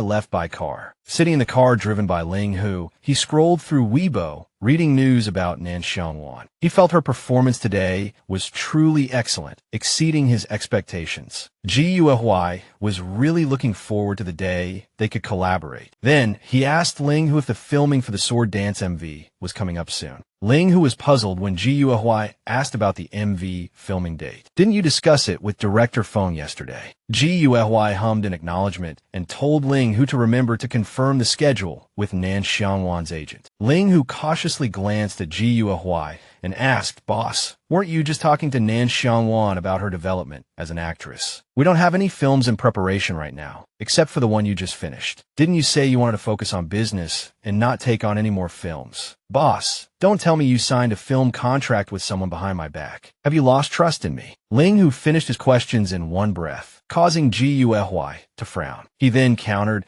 "Can't I just pick a film to shoot, even if there isn't one currently in preparation?" Ling Hu was stunned after hearing Gui's words, assuming he wanted to move into directing. He excitedly expressed his support. Then, Gui told Ling Hu to contact Nan Xiang Wan after her college entrance exam to film as the female lead. Ling Hu immediately agreed and then asked Gui who he wanted for the male lead, suggesting they look at the company's recent newcomers, as he felt a few had great potential. Suddenly, the atmosphere became silent. Gui glanced at Ling Hu, causing him to panic, and then he quickly changed the subject, starting to praise Nan Xiang Wan. Gui looked out the window, thinking of Nan Xiang Wan. He found her radiant and captivating. The next morning at 7 o'clock, in the cafeteria, Nan Xiang Wan ate rapidly, barely chewing. She had nearly starved yesterday. After drinking that sparkling water, or whatever it was, she had fallen asleep until now, missing dinner entirely. The system suddenly popped up, rewarding Nan Xiang Wan. She felt that the system's recent rewards had been quite thoughtful. Now all her attributes had reached 98 points, and the shopping rebates were incredibly generous. Offline rebates were temporarily unavailable, so Nan Xiang Wan planned to splurge online first. After a shopping spree, she received 200,000 yuan in cash back. Nan Xiang Wan's current bank balance was 1.43 million yuan. At the same time, her agent, Zheng Shu, called, saying that the filming for Gui's sword dance MV was starting today and asking if Nan Xiang Wan needed a ride. Nan Xiang Wan only remembered it now and asked Zheng Shu to bring an extra 20 meat buns along the way. Next, the system issued Nan Xiang Wan a new task: proceed cautiously and complete the MV filming with Gui.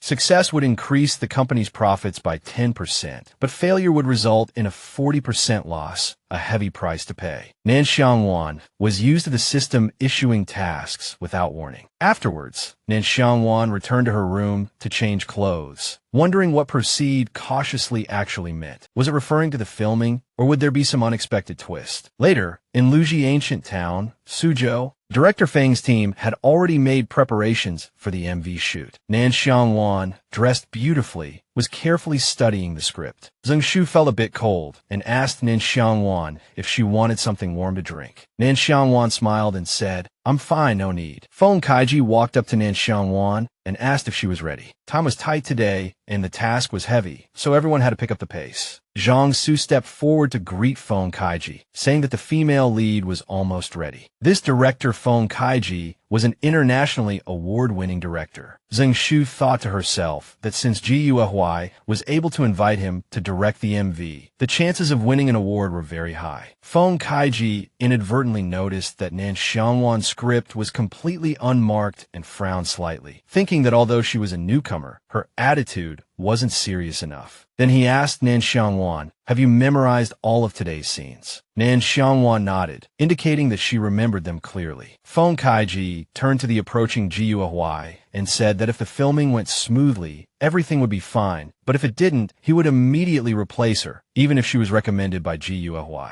Gui, already in costume, kept reassuring Feng Kaiji that Nan Xiang Wan would be fine. Feng Kaiji shook his head and announced that filming would officially begin in 10 minutes. Gui told Nan Xiang Wan to relax and perform freely, not to be intimidated by Feng Kaiji's words. Nan Xiang Wan confidently closed the script in her hands, smiling and saying it was no problem at all. 10 minutes later, Feng Kaiji signaled for all departments to prepare. Elsewhere, Ling Hu and Zheng Shu were bickering nonstop, going from light teasing to outright arguing. Feng Kaiji yelled, "Scene 1, take 1, action." He had Nan Xiang Wan turn her head, and her acting stunned all the staff present, even the director himself. Feng Kaiji had initially agreed to take on Nan Xiang Wan, a newcomer, because of the red envelope from GUFY and the video of Nan Xiang Wan's sword dance. But now, seeing her performance, he felt she wasn't like a complete novice at all. The first scene they were filming depicted the childhood sweethearts, the male and female leads, making a promise to marry after the male lead returned victorious from war. Feng Kaiji had thought Nan Xiang Wan's aloof temperament wouldn't be able to portray the feeling of a young girl in love, but unexpectedly, she performed exceptionally well. Feng Kaiji yelled, "Cut. Have GUFY come on set." GUFY and Nan Xiang Wan gazed into each other's eyes, looking like a real couple. Feng Kaiji clapped his hands in delight, and the next scene also went smoothly. He praised Nan Xiang Wan for doing a good job and told her to keep it up. Nan Xiang Wan felt that the reason every scene was a success wasn't because her acting was particularly good, but because the plot of this music video reminded her of her cousin. Every time she went to battle, her cousin would smile like that, hoping for her swift return.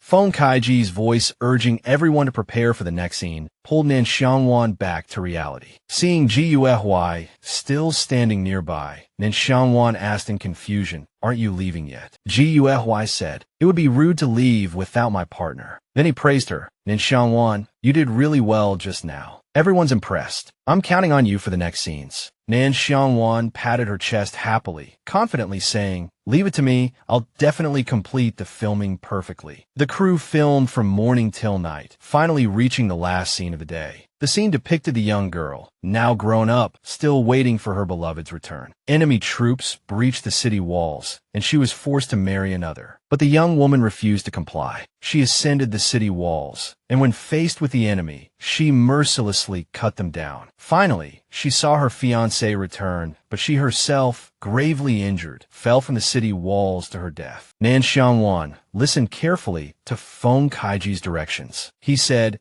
"Hatred, country, and love. You must firmly grasp these three emotions. Action." Feng Kaiji shouted to GUFY, "Get on set." GUFY nodded at Nan Xiang Wan, and Nan Xiang Wan looked back at him, signaling that she was ready. Nan Xiang Wan performed exceptionally well, perfectly capturing the desolate expression of a young woman driven to despair. The focus of this scene wasn't swordsmanship, but dance, which allowed Nan Xiang Wan to utilize the professional dance skills the system had given her. The scene in the music video couldn't help but remind Nan Xiang Wan of the past, but now, in this world, she could no longer see those who were waiting for her. Feng Kaiji was thrilled, constantly praising Nan Xiang Wan's spot-on expressions. However, GUFY remained silent, lost in thought. According to his investigation, Nan Xiang Wan was young, and the biggest setback in her life was failing to get into military school and becoming a trainee in the entertainment industry instead. Logically, it should be extremely difficult to express such emotions of life and death. GUFY had a feeling that Nan Xiang Wan must have experienced something. Thinking of this, a pang of pain struck his heart. At this moment, Feng Kaiji called GUFY onto the set. He galloped in on horseback, his expression filled with anxiety. Seeing him, Nan Xiang Wan smiled, then closed her eyes, threw away her weapon, and leaped from the high city wall. Seeing this, Feng Kaiji immediately yelled, "Damn it. Didn't you tell her the falling scene is filmed later? Why did Nan Xiang Wan jump so early?" The crew panicked and rushed to call an ambulance. Seeing Nan Xiang Wan about to fall, GUFY quickly rushed forward and caught her. GUFY's face was pale. If the distance hadn't been just right and his reaction hadn't been so fast, Nan Xiang Wan would have crashed to the ground. GUFY, worried and angry, asked Nan Xiang Wan why she didn't follow the director's instructions. Nan Xiang Wan looked at him LY and said she was hungry and holding the sword required strength. Nan Xiang Wan had been so hungry just now that she was dizzy and lightheaded, barely able to stand. If it weren't for the few meat buns Zheng Shu had brought that morning, she probably would have starved to death already. Zheng Shu quickly ran over and pulled Nan Xiang Wan to her side. She was scared to death by Nan Xiang Wan's actions and kept asking her if she was okay, if she was hurt anywhere, and if she needed to go to the hospital for a checkup. Ling Hu also ran over to ask Ji Yuehua about his arm. Ji Yuehua looked at Zheng Shu and asked if Nan Xiang Wan still didn't have an assistant. Zheng Shu was stunned, not understanding what he meant. Ji Yuehua couldn't help but sigh and rub his forehead. Filming had progressed too quickly today. Feng Kaiji had even finished filming tomorrow's scenes. As a result, there was no time for lunch, and Nan Xiang Wan nearly fainted from hunger. So he took Nan Xiang Wan to eat. Ling Hu seized the opportunity to tease Zheng Shu, but she remained silent. It was indeed her fault. She thought 2 steamed buns would be enough for the whole day, but Nan Xiang Wan said that was only enough for breakfast. At the restaurant, Nan Xiang Wan ate nonstop. Her appetite shocked the other diners. She single-handedly finished a 20-dish banquet for a whole table, plus a large bucket of rice. Ji Yuehua handed Nan Xiang Wan a glass of water and told her to eat slowly, offering to order more if she wasn't full. Even he hadn't expected Nan Xiang Wan to eat so much. Luckily, he had told the restaurant owner to prepare extra food earlier. Nan Xiang Wan ate for a while longer and finally felt full. After being hungry all day, she finally had a satisfying meal. Afterward, Ji Yuehua asked Nan Xiang Wan to add him on WeChat, firstly for easier collaboration in the future, and secondly, so she could send him her bank account details to transfer the money. Nan Xiang Wan happily added him as a friend and quickly sent over her account number. Ji Yuehua hadn't expected the first message he'd received from Nan Xiang Wan to be her bank details. He thought all she cared about was food and money. Usually, people he met for the first time would try their best to flatter him.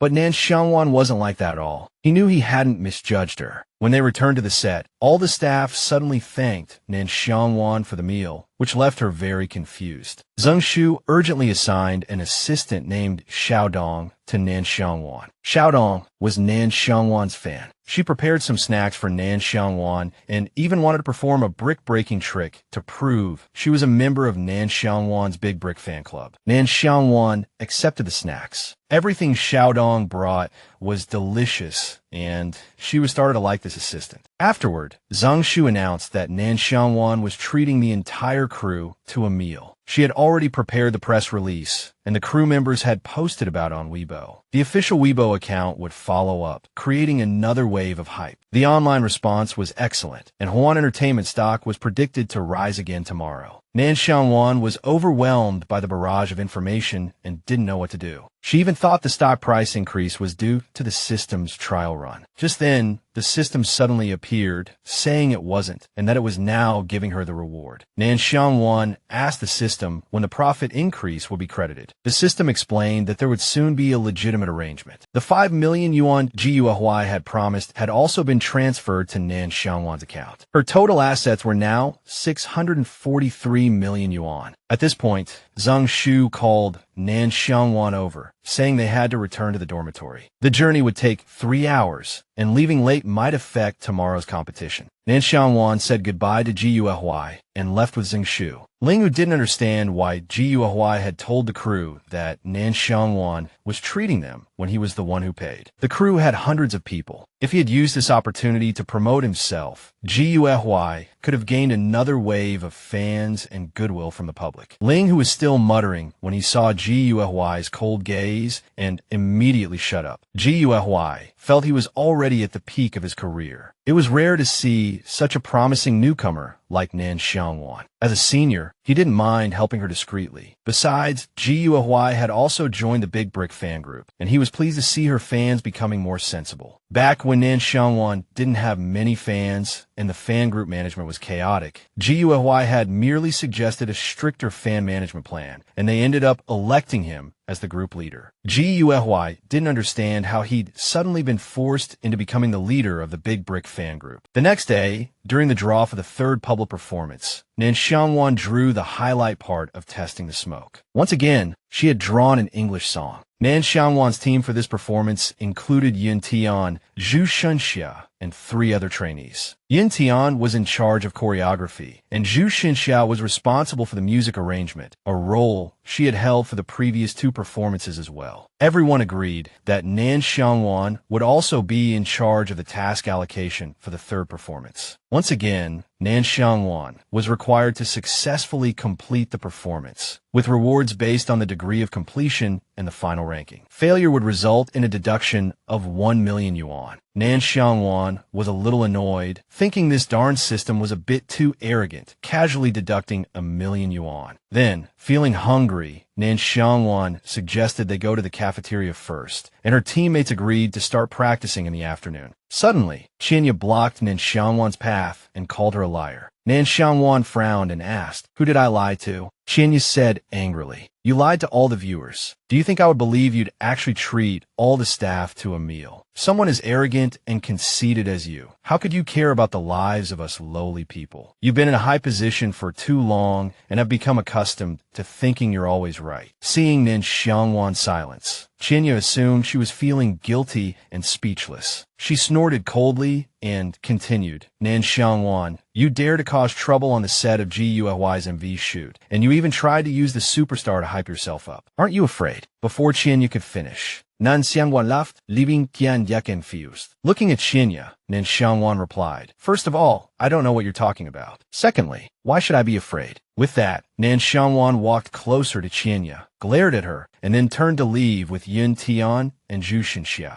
They told Nan Xiang Wan not to take Qianya's words to heart, as there were many people who made a fuss over nothing like her. Just then, Nan Xiang Wan's phone notified her of several missed calls, all from her younger brother, Nan Xiang. He was extremely worried because he couldn't reach her. Nan Xiang also reminded her that she still had a lot of schoolwork to do to prepare for the college entrance exam. Meanwhile, Qianya was trembling with anger. She was convinced that Nan Xiang Wan's arrogance stemmed from her perceived superior status. Determined to find Nan Xiang Wan's weakness, Qianya immediately contacted her agent, telling him she had some dirt on Nan Xiang Wan and needed his help. 5 days later, while Nan Xiang Wan was asking Nan Xiang to help her with some practice questions, he suddenly asked her, "Wasn't the MV you shot with GUFY called Sword Dance?" It turned out that the MV had gone viral, and someone was deliberately smearing Nan Xiang Wan and GUFY's relationship. Nan Xiaoyang furiously typed away, wanting to curse out everyone involved. At the same time,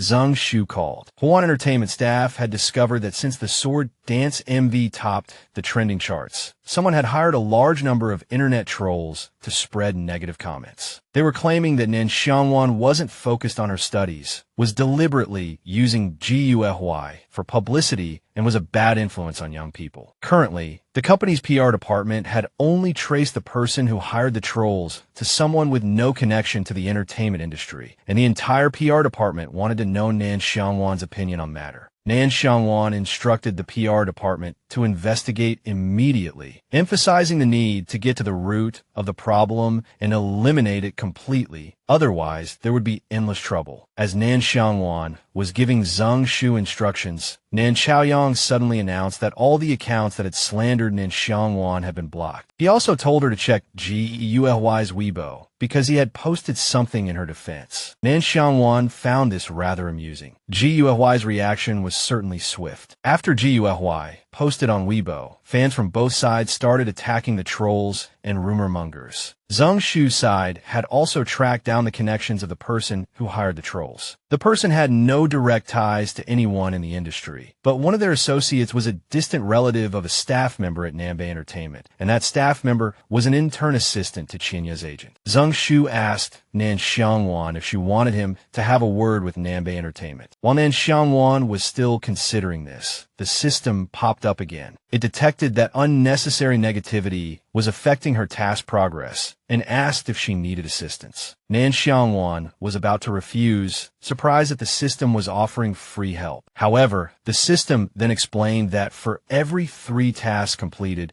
she could redeem 1 assistance opportunity, and it was currently gifting her 1 for free. Seeing the opportunity for a free service, Nan Xiang Wan immediately agreed and asked the system to investigate Qianya and her agent, instructing it to notify her immediately if any issues arose. Zhang Shu reminded Nan Xiang Wan to be careful of Qianya during filming, but Nan Xiang Wan simply replied that the person who needed to be careful wasn't her, but Qianya. The next morning, as soon as Nan Xiang Wan stepped into class, Gedong Shuang rushed over and hugged her tightly. She had just watched Nan Xiang Wan's team practice, and all the members were performing exceptionally well. Gudong Shuang and another trainee cried together, as neither of them had ever had the chance to perform on the same stage as Nan Xiang Wan. Qianya stood in the corner, fuming. She was also a member of Class A and had never collaborated with Nan Xiang Wan, but Gudong Shuang and the other trainee were so engrossed in their conversation about the two of them that they completely ignored her. Qianya felt they were deliberately talking within earshot, showing her no respect. Just then, the stylist Monica suddenly appeared and asked Nan Xiang Wan if she could have a word in private. Nan Xiang Wan looked at Monica, having no idea who she was. Seeing this, Monica stepped forward to greet Nan Xiang Wan, introducing herself as her stylist for the third performance. Monica had originally planned to meet Nan Xiang Wan during makeup and styling, but she seized this opportunity partly because she couldn't wait and had to see Nan Xiang Wan beforehand. Monica had no ulterior motives. She simply wanted to prove that her skills were far superior to Jing Dashuai's. In the previous two performances, Nan Xiang Wan's styling had left a deep impression within their industry, which led Jing Dashuai to boastfully show off to Monica, much to her annoyance. Monica then added that she had already collaborated with Nan Xiang Wan's agency, Huan Entertainment, and both sides were familiar with each other, so Nan Xiang Wan could rest assured. Monica offered to style Nan Xiang Wan for free, confidently asserting that she would do a much better job than Jing Dashuai. As soon as Nan Xiang Wan heard the word free, she immediately agreed. Who cared about anything else? The trainees, seeing Nan Xiang Wan and Monica talking, excitedly discussed amongst themselves, each envious of Nan Xiang Wan. Only Qian quietly slipped into the restroom, angrily scratching at the walls. It turned out that Monica had been her stylist for the initial stage performance. But back then, Monica had looked at Qianya with disdain, always wearing an impatient expression. Now, Qianya couldn't believe that Monica would style Nan Xiang Wan for free. Qianya trembled with anger, feeling that this stage was ultimately just a capitalist game. If she were the CEO of an entertainment company, she could easily find internationally renowned stylists to work with her at any time. Afterwards, Qianya immediately contacted her agent, Sher Byway, to inquire about her styling for the third performance. Sher Byway said that if Qianya agreed to pay extra, Jing Baishui's assistant could perfectly replicate the look she wanted, and Qianya agreed without hesitation. Sher Byway then told her to think it over, and he would give her the address the day before the performance, saying they would do things the usual way. Qianya trembled, biting her lip. She had a debut, no matter what. Only by debuting could she gain more resources for her development. Afterwards, Qianya immediately took off her clothes and started taking pictures. She believed the reason Nan Xiang Wan was so popular with the audience was because of her styling in the second performance, which led to her high vote count. Therefore, Qianya wanted to replicate Nan Xiang Wan's look at all costs. She was confident that she would crush Nan Xiang Wan in this performance. Soon, the day of the third performance finally arrived, and the members of Nan Xiang Wan's group were pacing anxiously. Suddenly, one member noticed that Qianya's group had deliberately copied Nan Xiang Wan's look from the previous performance, feeling indignant on her behalf. Just then, the system also delivered all the negative information about Qianya and her agent to Nan Xiang Wan. Nan Xiang Wan immediately sent all the material to Zheng Shu, asking her to notify the media department to intervene. Zheng Shu quickly mobilized the company's PR resources, showing no mercy. On stage, Qianya was exposed for plagiarism by the judges, her face pale as a ghost, unable to utter a word. Nan Xiang Wan's teammates told her to be very careful of Qianya. But Nan Xiang Wan just smiled and said, "Since Qianya has gone to such lengths to deliver her head on a platter, I'll definitely return the favor with a big gift." Shen Xia told Nan Xiang Wan that people online were fiercely attacking Qianya and the program, and she didn't know how the program would handle this mess. The internet was in an uproar. Nan Xiang Wan's brick-throwing squad was mercilessly berating Qianya online, and even Jing Baishui directly called out the plagiarism of his design on Weibo. Then, Nan Xiang Wan also posted a comment, "I think if Qianya wants clout, I'll give it to her." Meanwhile, elsewhere, Qianya was talking with the program staff because she had violated the contract she previously signed with them, and her actions had severely damaged the show's reputation. They were removing her from the trainee list. Qianya didn't understand what was happening and asked in confusion. The staff didn't want to waste time explaining and directly showed her the situation online. Qianya didn't expect everything to be exposed, and there was even a video of her going to the hotel. She couldn't understand why. Even though she had performed according to what the audience liked, she hadn't gained anything but instead lost everything. Her life was completely ruined. The program staff didn't want to give her time to wallow in her misery and directly escorted her off the premises. The audience backstage was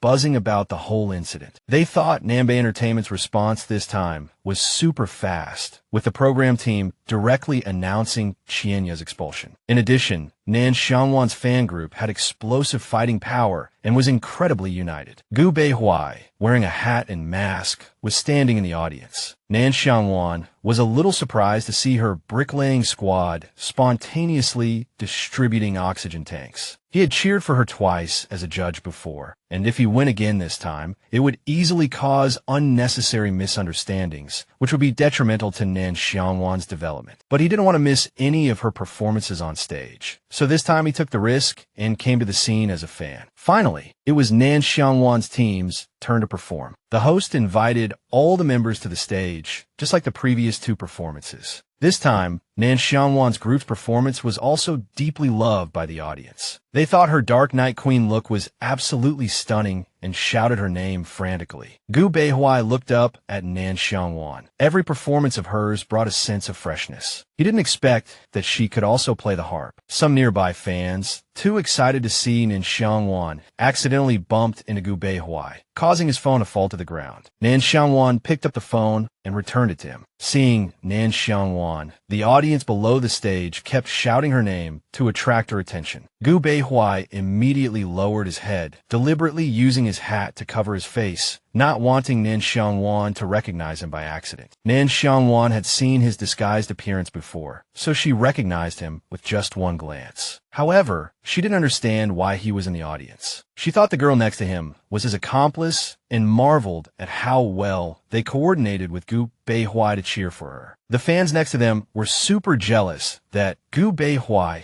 could get such special attention from Nan Xiang Wan. Gu Beihuai felt the same way. He was really lucky to meet her tonight. After the performance, Nan Xiang Wan returned to her apartment at Jigong Mansion. There would be a day off next, and she could go home for a meal. Nan Xiang Wan picked out some food at the convenience store, and just as she was about to eat, the system appeared and gave her a reward. This time, Nan Xiang Wan gained 2 skills: professional composing and songwriting. Her appearance, looks, and charm also increased by 1 point each. Nan Xiang Wan picked up a can of drink and finished it in 1 gulp, praising the system for its generous rewards. Unbeknownst to her, what Nan Xiang Wan bought was actually alcohol, not a soft drink, and she immediately collapsed on the ground. A moment later, Gu Beihuai, who was sitting in his living room at home, suddenly heard strange noises coming from outside. He went out to check the garden and saw Nan Xiang Wan clumsily crawling out. Gu Beihuai didn't understand why Nan Xiang Wan looked like a little black turtle crawling on the ground, or how she had climbed over the 1.5-meter high fence. Worried that she would fall, Gu Beihuai hurried over to help her. Unexpectedly, Nan Xiang Wan landed perfectly and then walked into the house. Gu Beihuai, however, fell flat on his face. Smelling the alcohol on Nan Xiang Wan, he thought she was sleepwalking drunk and had come directly to his house. Gu Beihuai remembered that you shouldn't wake up sleepwalkers directly, as it could affect their nerves, so he just followed Nan Xiang Wan to see what she wanted to do. Nan Xiang Wan went straight to the kitchen, sniffed a few sandwiches on the table, then sat on the floor and ate them all, nodding as if praising how delicious the food was. Gu Beihuai took out his phone and filmed Nan Xiang Wan, trying hard not to laugh out loud. He hadn't expected Nan Xiang Wan to come out foraging for food while sleepwalking. She looked like a cute, greedy little squirrel. After finishing the sandwiches, Nan Xiang Wan pouted sadly, looking dejected. Seeing this, Gu Beihuai rubbed her hair and said to her, "Wait a minute, I'll make you something to eat." Half an hour later, Gu Beihuai conjured up a whole table of food for Nan Xiang Wan. Nan Xiang Wan happily stuffed food into her mouth, eating with gusto, as if there were no tomorrow. Gu Beihuai smiled as he watched her, thinking to himself that this little wolf cub, drunk as a skunk, had managed to crawl from her apartment next door, across a garden no less, and still sniff out the sandwiches he'd left on the table. Her nose was incredibly keen. Seeing the crumbs on Nan Xiang Wan's cheeks, Gu Beihui gently wiped them away with a napkin, his movements cautious, as if he were handling the world's most precious treasure. He thought Nan Xiang Wan looked like a big baby right now. Gu Beihui had never been so patient with anyone. Now, all his time was spent watching Nan Xiang Wan eat. After Nan Xiang Wan finished eating, Gu Beihui began cleaning up, washing all the dishes. Today, he had seen many different sides of Nan Xiang Wan. She was truly an interesting person. Returning to the living room, Gu Beihui was puzzled by Nan Xiang Wan's actions. She was pacing back and forth, newspapers scattered all over the floor. Gu Beihui picked up the newspapers from the floor, but Nan Xiang Wan pushed him down, then plopped down on top of him. She gave him a big kiss, then started muttering. The late emperor, halfway through his great enterprise, met his untimely demise. Now the empire is divided in three. This left Gu Beihui completely bewildered. He hadn't expected her to recite ancient poetry in her sleepwalking state. Next, Nan Xiang Wan tore up the newspapers Gu Beihui had just tidied, looking for a math test paper. Gu Beihui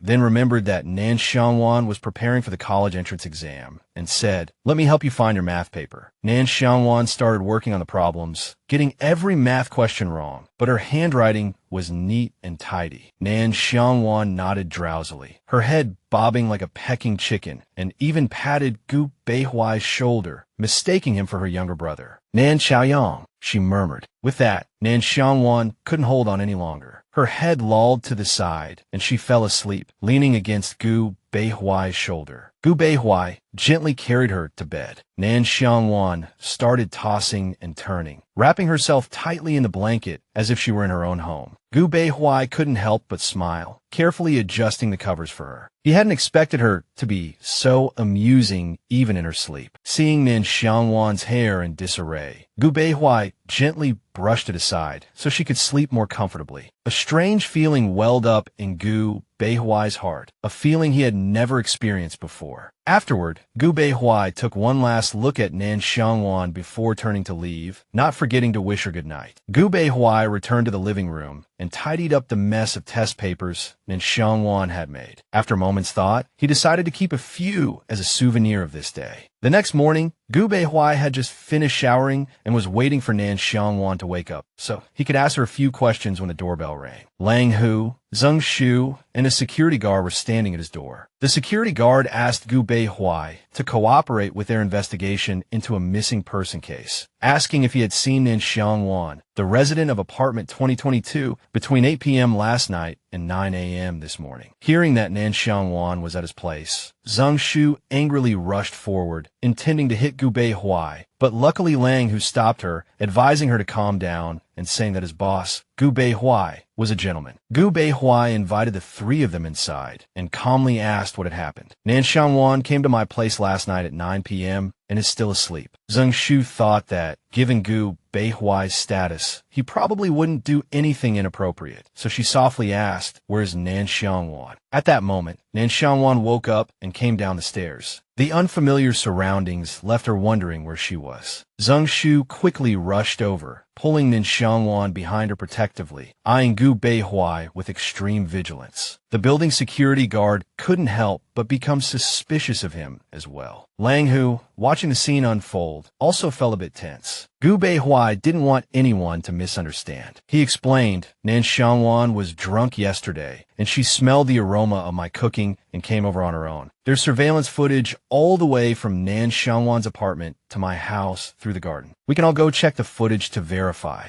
Afterward, Zheng Shu escorted Nan Xiang Wan to the car, anxiously reminding her, next time you buy a drink, make sure to check if it contains alcohol. Everyone at the company was worried sick about you. Nan Xiang Wan's head was still throbbing. She felt like she had done 100 practice exams last night. Just then, Gu Beihui sent Nan Xiang Wan a message, asking if she would be willing to participate in a slow-paced life variety show with him. The next day, Nan Xiang Wan arrived at the filming location for the show What to Eat. She had heard from Gu Beihui that the show's host was an excellent cook, and since the filming only required 1 day and 1 night, Nan Xiang Wan had agreed. Looking at the house before her, Nan Xiang Wan stretched comfortably. She hadn't expected the place to be so beautiful. Ji Beihui, having just parked the car, reminded Nan Xiang Wan that the show was being broadcast live, so she needed to greet her seniors immediately upon seeing them. Nan Xiang Wan immediately followed his advice, addressing Ji Beihui as senior. Ji Beihui corrected her, saying she should call him teacher. Nan Xiang Wan quickly caught on and changed her address to Teacher Ji. Ji Beihui then gestured to the sound and camera crew, and she promptly addressed them as teacher as well. Afterward, Ji Beihui advised Nan Xiang Wan to address everyone as teacher in any future program she participated in. Nan Xiang Wan agreed, saying it would save her a lot of thought. Huang Zi, the host of What to Eat Today, walked over and asked, "Where are the others? It's just the two of you. Didn't you call me and say 10 people were coming? Otherwise, I wouldn't have rushed Tian Sher and Bye to pick vegetables." Ji Beihui addressed Huang Zi as Teacher Huang, explaining that Nan Xiang Wan could eat the equivalent of 10 people. Huang Zi thought he was joking. Looking at Nan Xiang Wan's delicate and charming appearance, no one would think she could eat so much. Before Huang Zi could finish speaking, Nan Xiang Wan bowed and greeted him. "Hello, Teacher Huang." She even addressed Huang Zi's pet dog, an alpaca, as teacher. After greeting everyone, Nan Xiang Wan went off to play with Tian Sher and Bye, leaving space for Huang Zi and Ji Beihui to talk. Huang Zi asked Ji Beihui, "Where did you find such an interesting young lady?" Ji Beihui then revealed, Nan Xiang Wan is no ordinary young lady. She's the CEO of Huawan Entertainment. Huang Zi smiled, but didn't say anything, thinking that Ji Beihui might be trying to use this opportunity to form a powerful alliance with Huawan CEO. Not long after, the other two guests arrived. One was Lu Jia, a member of the boy band F-Double, and the other was popular food blogger Lin Xiaofei. Once everyone had arrived, Huang Zi wanted to divide the tasks. He suggested they all prepare the ingredients together. He would pick vegetables, and the rest could go fishing in the river. This way, everyone could get to know each other quickly, and it would also give Nan Xiang Wan and Ji Beihui a breather. Nan Xiang Wan readily agreed. Lin Xiaofei was delighted to learn that today's guests were Nan Xiang Wan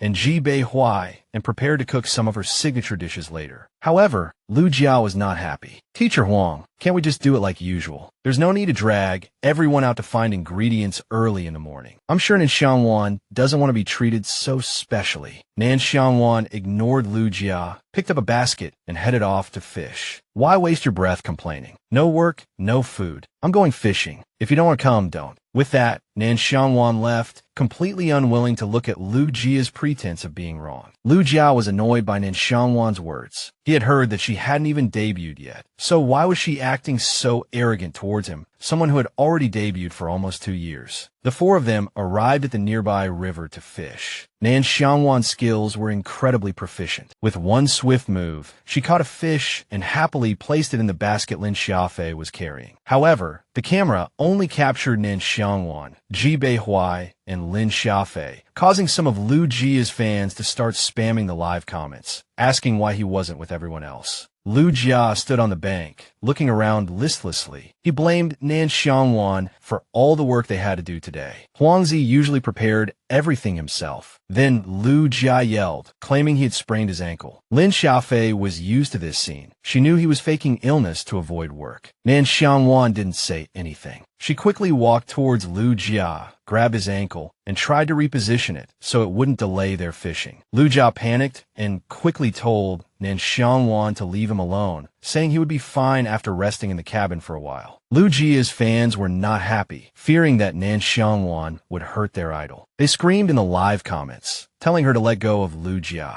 Only a few remained clear-headed, recognizing that Lu Jia was faking. Lu Jia's fans then started arguing with them. After Lu Jia cried out, Nan Xiang Wan released his ankle, but it was enough to cause him considerable pain, making him lose his balance and fall into the water. The comments exploded again, mostly mocking Lu Jia's clumsy appearance. Nan Xiang Wan looked down at Lu Jia and directly exposed him. "You didn't sprain your ankle. You're just lying because you're lazy. Shameless." Lu Jia was helped ashore by the staff and considerately wrapped in a towel. He glared at Nan Xiang Wan through gritted teeth, muttering to himself, "You ungrateful, crazy woman. "You dare call me shameless on live television? I'll make you pay." After catching a plentiful supply of fish, Nan Xiang Wan and the others returned and began grilling the fish diligently. She had grilled similar things during military exercises, so it was a piece of cake for her. Gu Beihuai was worried that Nan Xiang Wan would tire herself out grilling the fish, but she said it was a piece of cake, claiming to be a barbecue master and not used to fancy kitchenware. When Gu Beihuai saw Nan Xiang Wan's face covered in soot, he handed her a towel to wipe her face, but she only managed to smear the grime around even more. Her face getting dirtier and dirtier, Gu Beihuai had no choice but to wipe it for her. After lunch, Nan Xiang Wan gnawed on another ear of roasted corn. Huangzi exclaimed, "Your appetite could rival 10 people. We've run out of food, and you still look hungry." Nan Xiang Wan replied that she just had a bit of a sweet tooth, and the food was truly delicious. Huangzi happily suggested Nan Xiang Wan pick some vegetables in the afternoon to prepare ingredients. As for meat, Gu Beihuai wanted to try his luck in the mountains. Huangzi asked Lin Xiafei to stay behind and finish up some unfinished work in the kitchen. At this point, Lu Jia, ignoring everything else, ran over and said his ankle was much better and he wanted to go pick vegetables with everyone. Nan Xiang Wan, wanting more meat and also wanting to avoid Lu Jia, chose to go up the mountain with Gu Beihuai.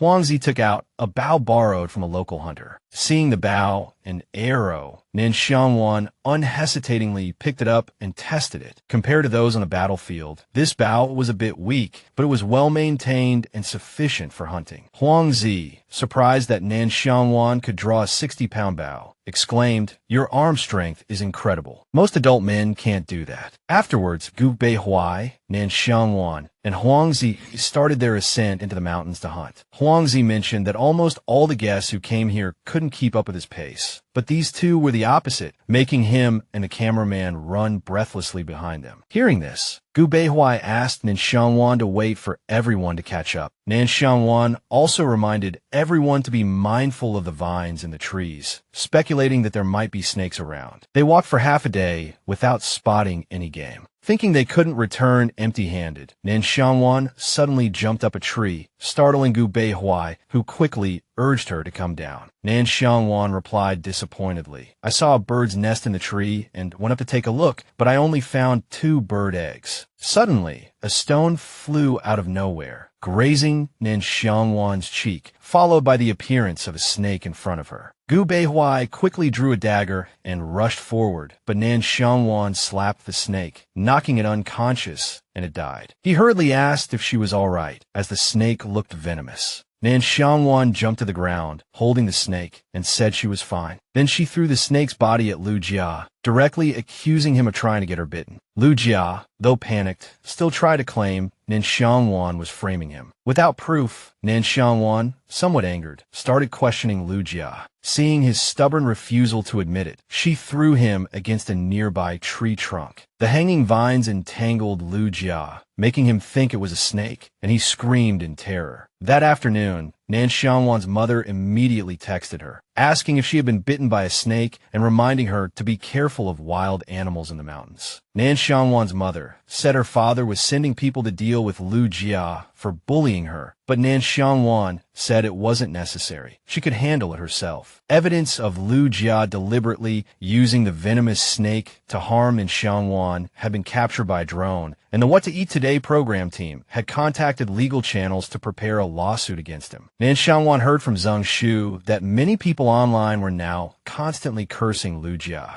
Just then, a wild boar charged out from nowhere, knocking down a nearby villager. Nan Xiang Wan immediately rushed forward to fight the boar, preventing it from harming anyone else. However, as Nan Xiang Wan's strength faltered, the enraged boar charged towards her. Gu Beihuai yelled for her to dodge. He then drew his bow and shot an arrow into the boar's eye, before engaging it in hand-to-hand combat. Everyone immediately went to call the police, while some grabbed weapons and rushed forward. Nan Xiang Wan, wanting to help, shot an arrow from her bow into the boar's rump, its most vulnerable spot, killing it instantly. After the boar fell, everyone swarmed it, pinning it down. They also called an ambulance to take the injured villager to the hospital for examination. Gu Beihuai's arm was bleeding, but, deeply worried, he ran straight to Nan Xiang Wan. Seeing she was safe and sound, he finally breathed a sigh of relief. Gu Beihui hid his injured arm and seriously scolded Nan Xiang Wan, saying his heart nearly leaped out of his chest when she rushed at the wild boar. Nan Xiang Wan hung her head dejectedly, thinking that it was just a wild boar, and she almost died. This was simply embarrassing for the Empire's #1 female general. Seeing how worried Gu Beihui was about Nan Xiang Wan, Huang Zi stepped forward to smooth things over, saying, all right, the situation was urgent. Nan Xiang Wan was trying to save the villager. We should praise her first. After speaking, Huang Zi urged Gu Beihui to go to the hospital to treat his wound. After Gu Beihui left, Nan Xiang Wan squatted down dejectedly. Huang Zi thought she was still upset about Gu Beihuai's harsh words, but then realized Nan Xiang Wan was just extremely hungry and experiencing low blood sugar. But when Huang Zi told her to eat first, Nan Xiang Wan said she wanted to wait for Gu Beihui. She felt that although they had only worked together for about 10 minutes, it was already a lifetime bond. She saw Gu Beihui as a comrade in arms, not just Teacher Ji. After a while, Gu Beihui returned. It was already past 10:30 p.m., so everyone had finished work. Gu Beihui felt a little embarrassed that his lateness had delayed everyone's dinner. Huang Zi said, Nan Xiang Wan said she wanted to eat with you, but she finished eating and fell asleep a long time ago. Gu Beihui looked dotingly at the soundly sleeping Nan Xiang Wan, saying that she was still young and couldn't handle being hungry at night. Her biological clock was probably protesting. After speaking, Gu Beihui gently wiped Nan Xiang Wan's face with a towel and then carefully picked her up. Huang Zi couldn't help but tease Gu Beihui, saying, I never thought that the great movie Emperor Gu would actually know this little girl's biological clock. Even if the iron tree in your house is about to bloom, you'll have to wait until she grows up before you could talk about marriage. Gu Beihui just smiled and said he could wait. The next morning, Nan Xiang Wan woke up early to exercise, but forgot to bring a change of clothes for showering. Gu Beihui called out to Nan Xiang Wan and handed her his tracksuit because his arm was injured and he couldn't exercise. Nan Xiang Wan immediately took Gu Beihuai's clothes and happily went to take a shower. Afterward, Gu Beihui changed his clothes and went to the garden to handle some company business. He was surprised to hear Nan Xiang Wan humming a tune in the distance. Nan Xiang Wan was immersed in the music. She had never thought of using this method to record all the beautiful and happy things she encountered, transforming them into music and letting others know her mood. Initially, Nan Xiang Wan felt that the professional composing skills rewarded by her broken system were completely useless. Gu Beihui didn't expect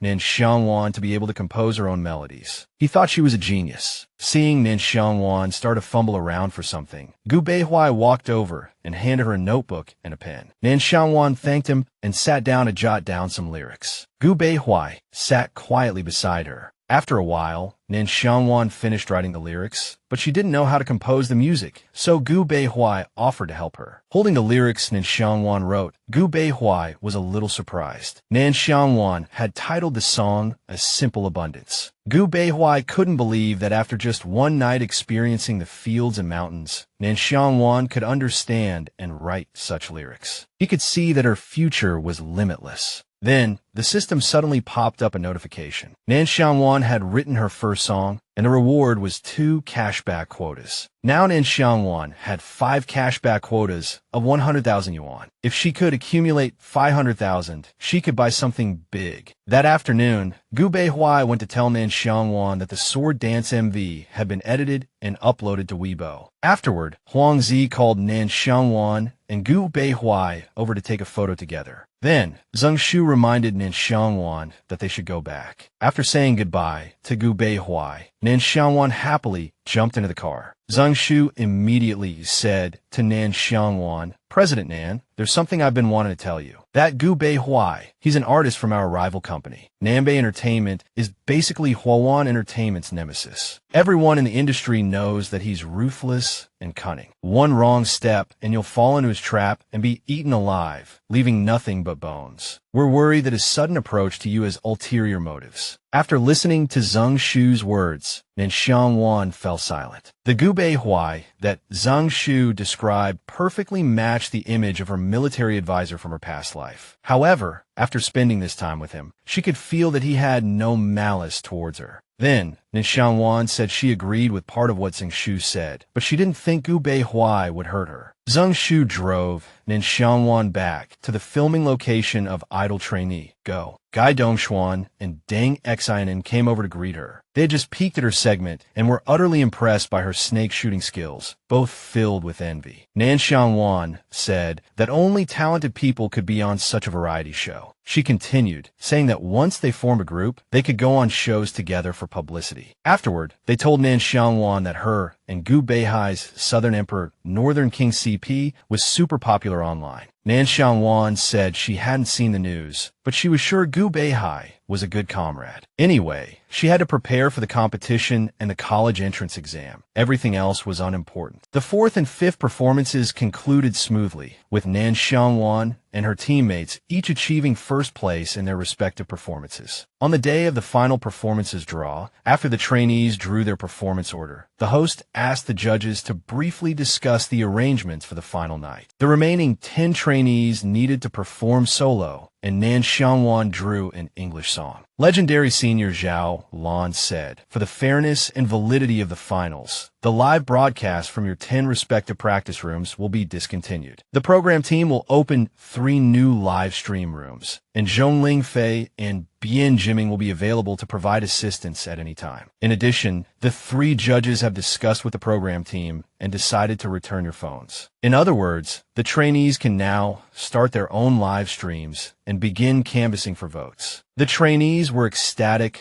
praising the program team for their conscience, and then started to canvass for votes. Currently, through completing tasks, Nan Xiang Wan had mastered many professional stage and music skills, including dancing, singing, rapping, playing musical instruments, composing, choreographing, and songwriting. It seemed she no longer needed the mentor's help. Nan Xiang Wan decided to use the saved time to study for the college entrance exam. Just then, Zhao Lan stopped Nan Xiang Wan, wanting to connect with her for future collaboration opportunities, and they followed each other on Weibo. Soon after, Zhongling Fei and Bian Jiming also came over, also wanted to connect with Nan Xiang Wan. At this moment, a girl, seeing Nan Xiang Wan being approached by the 3 senior mentors while Nan Xiang Wan remained calm, started to feel jealous. She was currently ranked 19th, and if she didn't get more votes, she would easily be eliminated. So she decided to get as much exposure as possible. She walked directly over and grabbed Nan Xiang Wan's arm. "Can I also make friends with the mentors? I'm Yao Manning, ranked 19th. I collaborated with Nan Xiang Wan during the second performance, and she even praised my cooperation at the time." After speaking, Miao Manning pulled Nan Xiang Wan, wanted to take a photo with the 3 judges. Miao Manning also wanted to act close to Nan Xiang Wan, but Nan Xiang Wan reacted and pulled her hand away. Before Miao Manning could finish, Nan Xiang Wan immediately denied it, leaving her dumbfounded. Zhao Lan and Bian Jiming turned and left. Zhongling Fei kindly reminded Miao Manning, "Canvassing for votes is important,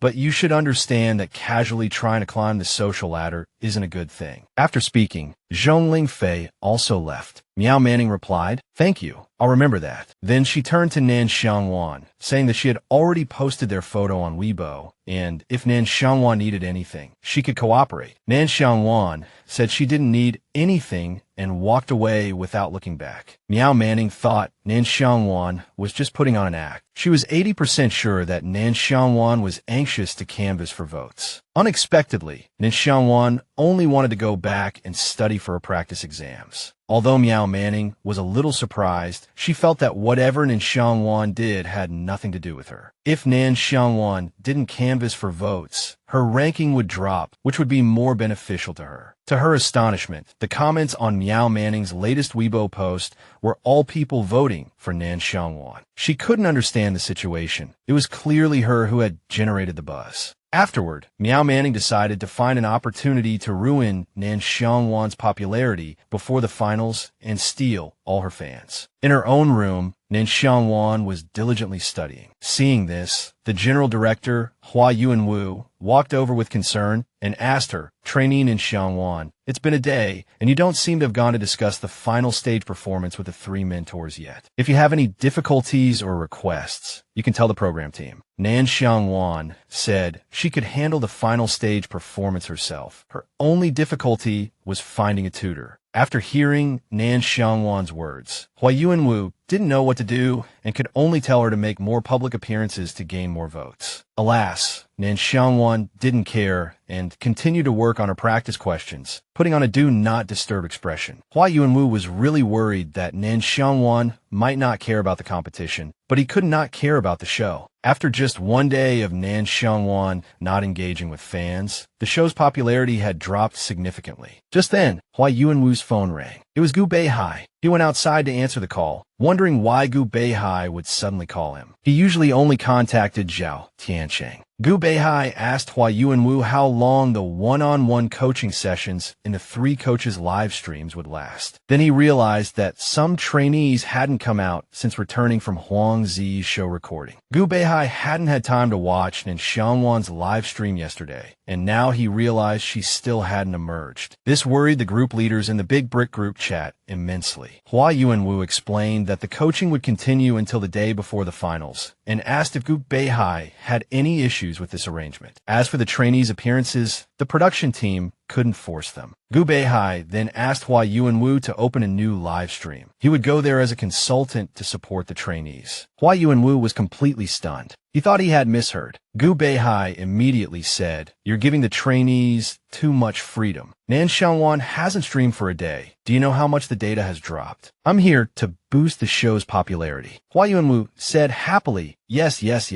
If Gu Beihai really comes to our live stream, the show will definitely become popular. However, Gu Beihai's real purpose was to see what Nan Xiang Wan was doing. If she refused a live stream, then he would have to go see her in person. Meanwhile, Nan Xiang Wan had just received a notification from the organization saying they had found her a tutor, so she was on her way. She didn't expect that when she arrived, she would see Gu Beihai already standing there. It turned out he was the tutor the organization had found for her. Gu Beihai asked Nan Xiang Wan to take a test so he could assess her. Nan Xiang Wan happily agreed. She needed someone to help her study, and she didn't care who it was. After Nan Xiang Wan finished, Gu Beihai began his critique. The first few questions were correct, no big deal, but the last two reading comprehension questions were completely wrong. Nan Xiang Wan felt like she had been struck by lightning. She couldn't believe she couldn't answer them. Gu Beihai asked, before describing the field in the first paragraph, "What is the purpose of mentioning the blue sky?" Nan Xiang Wan innocently said, "That sentence tells us the weather is nice and suitable for a spring outing." Gu Beihai then asked, "How does the second paragraph describe the characteristics of the grassland?" Nan Xiang Wan innocently replied, "It's time to cook." The comment section erupted in laughter at Nan Xiang Wan's naivete. Gu Beihai felt that Nan Xiang Wan could basically get a 90 on the earlier questions, but as for essay writing, he would send her some templates later and she could just follow them. As for reading comprehension, Nan Xiang Wan should just give up. Afterward, Gu Beihai pointed out the areas Nan Xiang Wan needed to review, told her to organize her notes, and then she could rest. Outside, some people were discussing Gu Beihai starting a live stream to tutor Nan Xiang Wan. Meow Manning happened to hear about it and went to peek at Gu Beihai's live stream. She saw Gu Beihai writing seriously while Nan Xiang Wan stood beside him eating. Meow Manning was furious. She deliberately took a sneaky photo of the two and posted it online. She wanted Nan Xiang Wan to be attacked by Gu Beihai's fans. Furthermore, seeing Nan Xiang Wan shamelessly trying to ride on Gu Beihai's popularity, Meow Manning thought she could do the same. Having received permission from Gu Beihai, Nan Xiang Wan immediately dragged her starving self to the cafeteria. Holding food in her hands, Nan Xiang Wan felt like she was about to die of hunger. Guy Dongxuan saw Nan Xiang Wan and called her over to join them for a lively meal. Seeing Nan Xiang Wan sighing listlessly, Lu Jia cautiously asked if something was wrong, as she seemed upset. Chewing her food, Nan Xiang Wan mumbled that she had been doing practice questions all afternoon. Everyone laughed when they heard this. One person who knew about Gu Beihai tutoring Nan Xiang Wan was very envious. After all, he graduated from university with excellent grades, so having him as a tutor would definitely be beneficial. Nan Xiang Wan agreed. She also thought Gu Beihai was very smart. Just then, Meow Manning suddenly exclaimed, saying that many people online were criticizing Nan Xiang Wan. Shuishan quickly glanced at the photo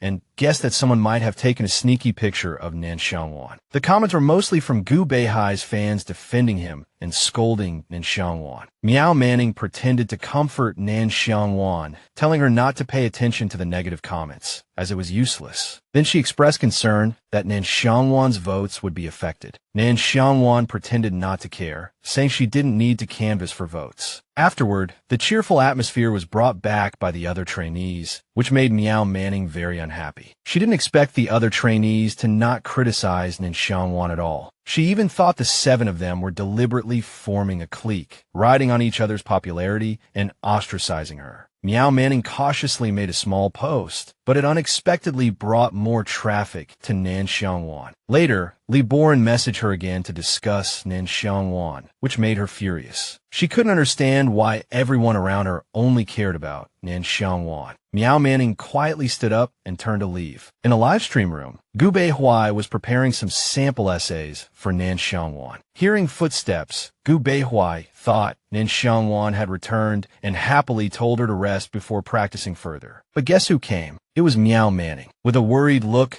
she clutched the song she was assigned and asked Gu Beihui if he could give her some last-minute guidance for the final performance, pleading with him. Meow Manning thought, hey, Gu Beihui came here as a professional mentor, right? Might as well make good use of him. She firmly believed that even a tiny bit of Gu Beihui's star power would benefit her for a lifetime, so she had to seize this opportunity with both hands. Gu Beihui, however, was silent and suspicious. The program team hadn't told the trainees everything. He wasn't here to be a general consultant, was he? He was clearly here to boost the show's ratings and, mentor Nan Xiang Wan. And he was happy to help someone with real potential like Nan Xiang Wan. But he didn't have time for those who couldn't even touch the edge of a debut spot. Without even looking at Meow Manning, Gu Beihui said, for dance issues, please contact Zhao Lan in room 1. For song issues, please contact Zhong Lingfei in room 2. Afraid of being rejected outright, Meow Manning made an excuse, saying she wanted to ask about boy group dances. But Gu Beihui said Zhao Lan was proficient in street dance, and most boy group dances were street dance anyway. Meow Manning was still persistent, wanting Gu Beihui to teach her. But I've never met such a good teacher as you. Please give me a chance. Besides, aren't you willing to teach Nan Xiang Wan? Gu Beihui didn't answer, instead asking Meow Manning if she was implying Zhao Lan wasn't good enough. Gu Beihui stood up and asked Meow Manning directly, you want to mentor you? Do you have the same professional skills and standards as Nan Xiang Wan? If you only want to thumb clout without improving your own abilities, that's unprofessional. Ouch! In the comments section, everyone was criticizing Meow Manning for being shameless, always trying to latch onto others. As she was dragged away by the program staff. Serve her right. Meow Manning looked at her phone, unable to believe she had received so much online criticism in just a few minutes. She thought, this isn't fair. We're all trying to gain popularity, but no one scolds Nan Xiang Wan. Suddenly, Meow Manning saw Nan Xiang Wan and Monica discussing Nan Xiang Wan's final performance look. She overheard Monica saying that the costume and props will be delivered to the program group's storage room. Bang! A vicious plan formed in Meow Manning's mind. The day of the finals arrived. In the dressing room, the program staff ran around, announcing the performance order to the trainees. This time, it was from lowest to highest rank, meaning Meow Manning would perform first, and Nan Xiang Wan would be the grand finale. Monica had already finished Nan Xiang Wan's makeup and was waiting for her assistant to bring the costume from the storage room, so she could personally dress Nan Xiang Wan, as the fabric was a bit special. But just then, Monica's assistant rushed in, panicked. Nan Xiang Wan's costume was ruined. The dress was torn to shreds. Monica couldn't help but curse, wondering who had touched her costume. Monica's assistant started crying. They didn't have time to go back to the studio for the backup. Nan Xiang Wan immediately told the girl to check the program group's surveillance footage, saying she and Monica would figure something out. Just then, Meow Manning strolled over and offered a suggestion. Your costume is ruined. If there's no time to get the backup, you can borrow mine. I also have some extra accessories. This is the finals. Let's do our best together. Meow Manning's smug expression immediately made Nan Xiang Wan suspicious. After Meow Manning left, Monica hurried to get the emergency costume. But Nan Xiang Wan stopped her, saying she had a way to repair the costume, and make it even more fitting for the song. After that, Nan Xiang Wan contacted Jian Su and asked her to urgently investigate a few things. As the trainees finished their performances one by one, it was finally Nan Xiang Wan's turn to take the stage. Miao Manning sat calmly in the audience. She had performed first and afterward campaigned hard for votes. Moreover, there had been a live stream in the dressing room earlier, and she had used that opportunity to gain favor with the audience, so Miao Manning was confident she would rank high. Nan Xiang Wan's performance began. Gu Beihuai sensed she was holding back. He could clearly hear the audience discussing why she wasn't giving her all. But Nan Xiang Wan's husky and unique voice still deeply moved everyone present. Suddenly, the stage lights brightened, and Nan Xiang Wan looked like a majestic queen. Nan Xiang Wan finished her performance amidst thunderous applause. Her singing was full of heroic spirit, as if she had just returned from a bloody battlefield. Strangely, Gu Beihuai felt her final gesture was unusually familiar, as if she were rallying her soldiers to win every battle. On stage, Nan Xiang Wan breathed a sigh of relief. She never thought this song would represent the end of the past and the beginning of her new life. Before Nan Xiang Wan could leave the stage, Gu Beihuai asked her, "Why did you choose such a peculiar battlefield style for your performance?" He remembered that the original proposal was for a gorgeous, light, and minimalist style. Nan Xiang Wan pointed at Miao Manning and said, "I have her scissors to thank for all of this." Miao Manning looked nervous, but still insisted that Nan Xiang Wan was framing her. The audience below began to murmur. At first, they thought Nan Xiang Wan's costume design was meant to be tattered. Miao Manning still believed she wouldn't be found out. Zhaolan asked Nan Xiang Wan, "Are you certain it was Miao Manning who ruined your performance costume before the competition? If this is true, the program team will definitely investigate such malicious behavior." Before Zhaolan could finish speaking, Gu Beihuai announced that the program team had received evidence provided by Nan Xiang Wan,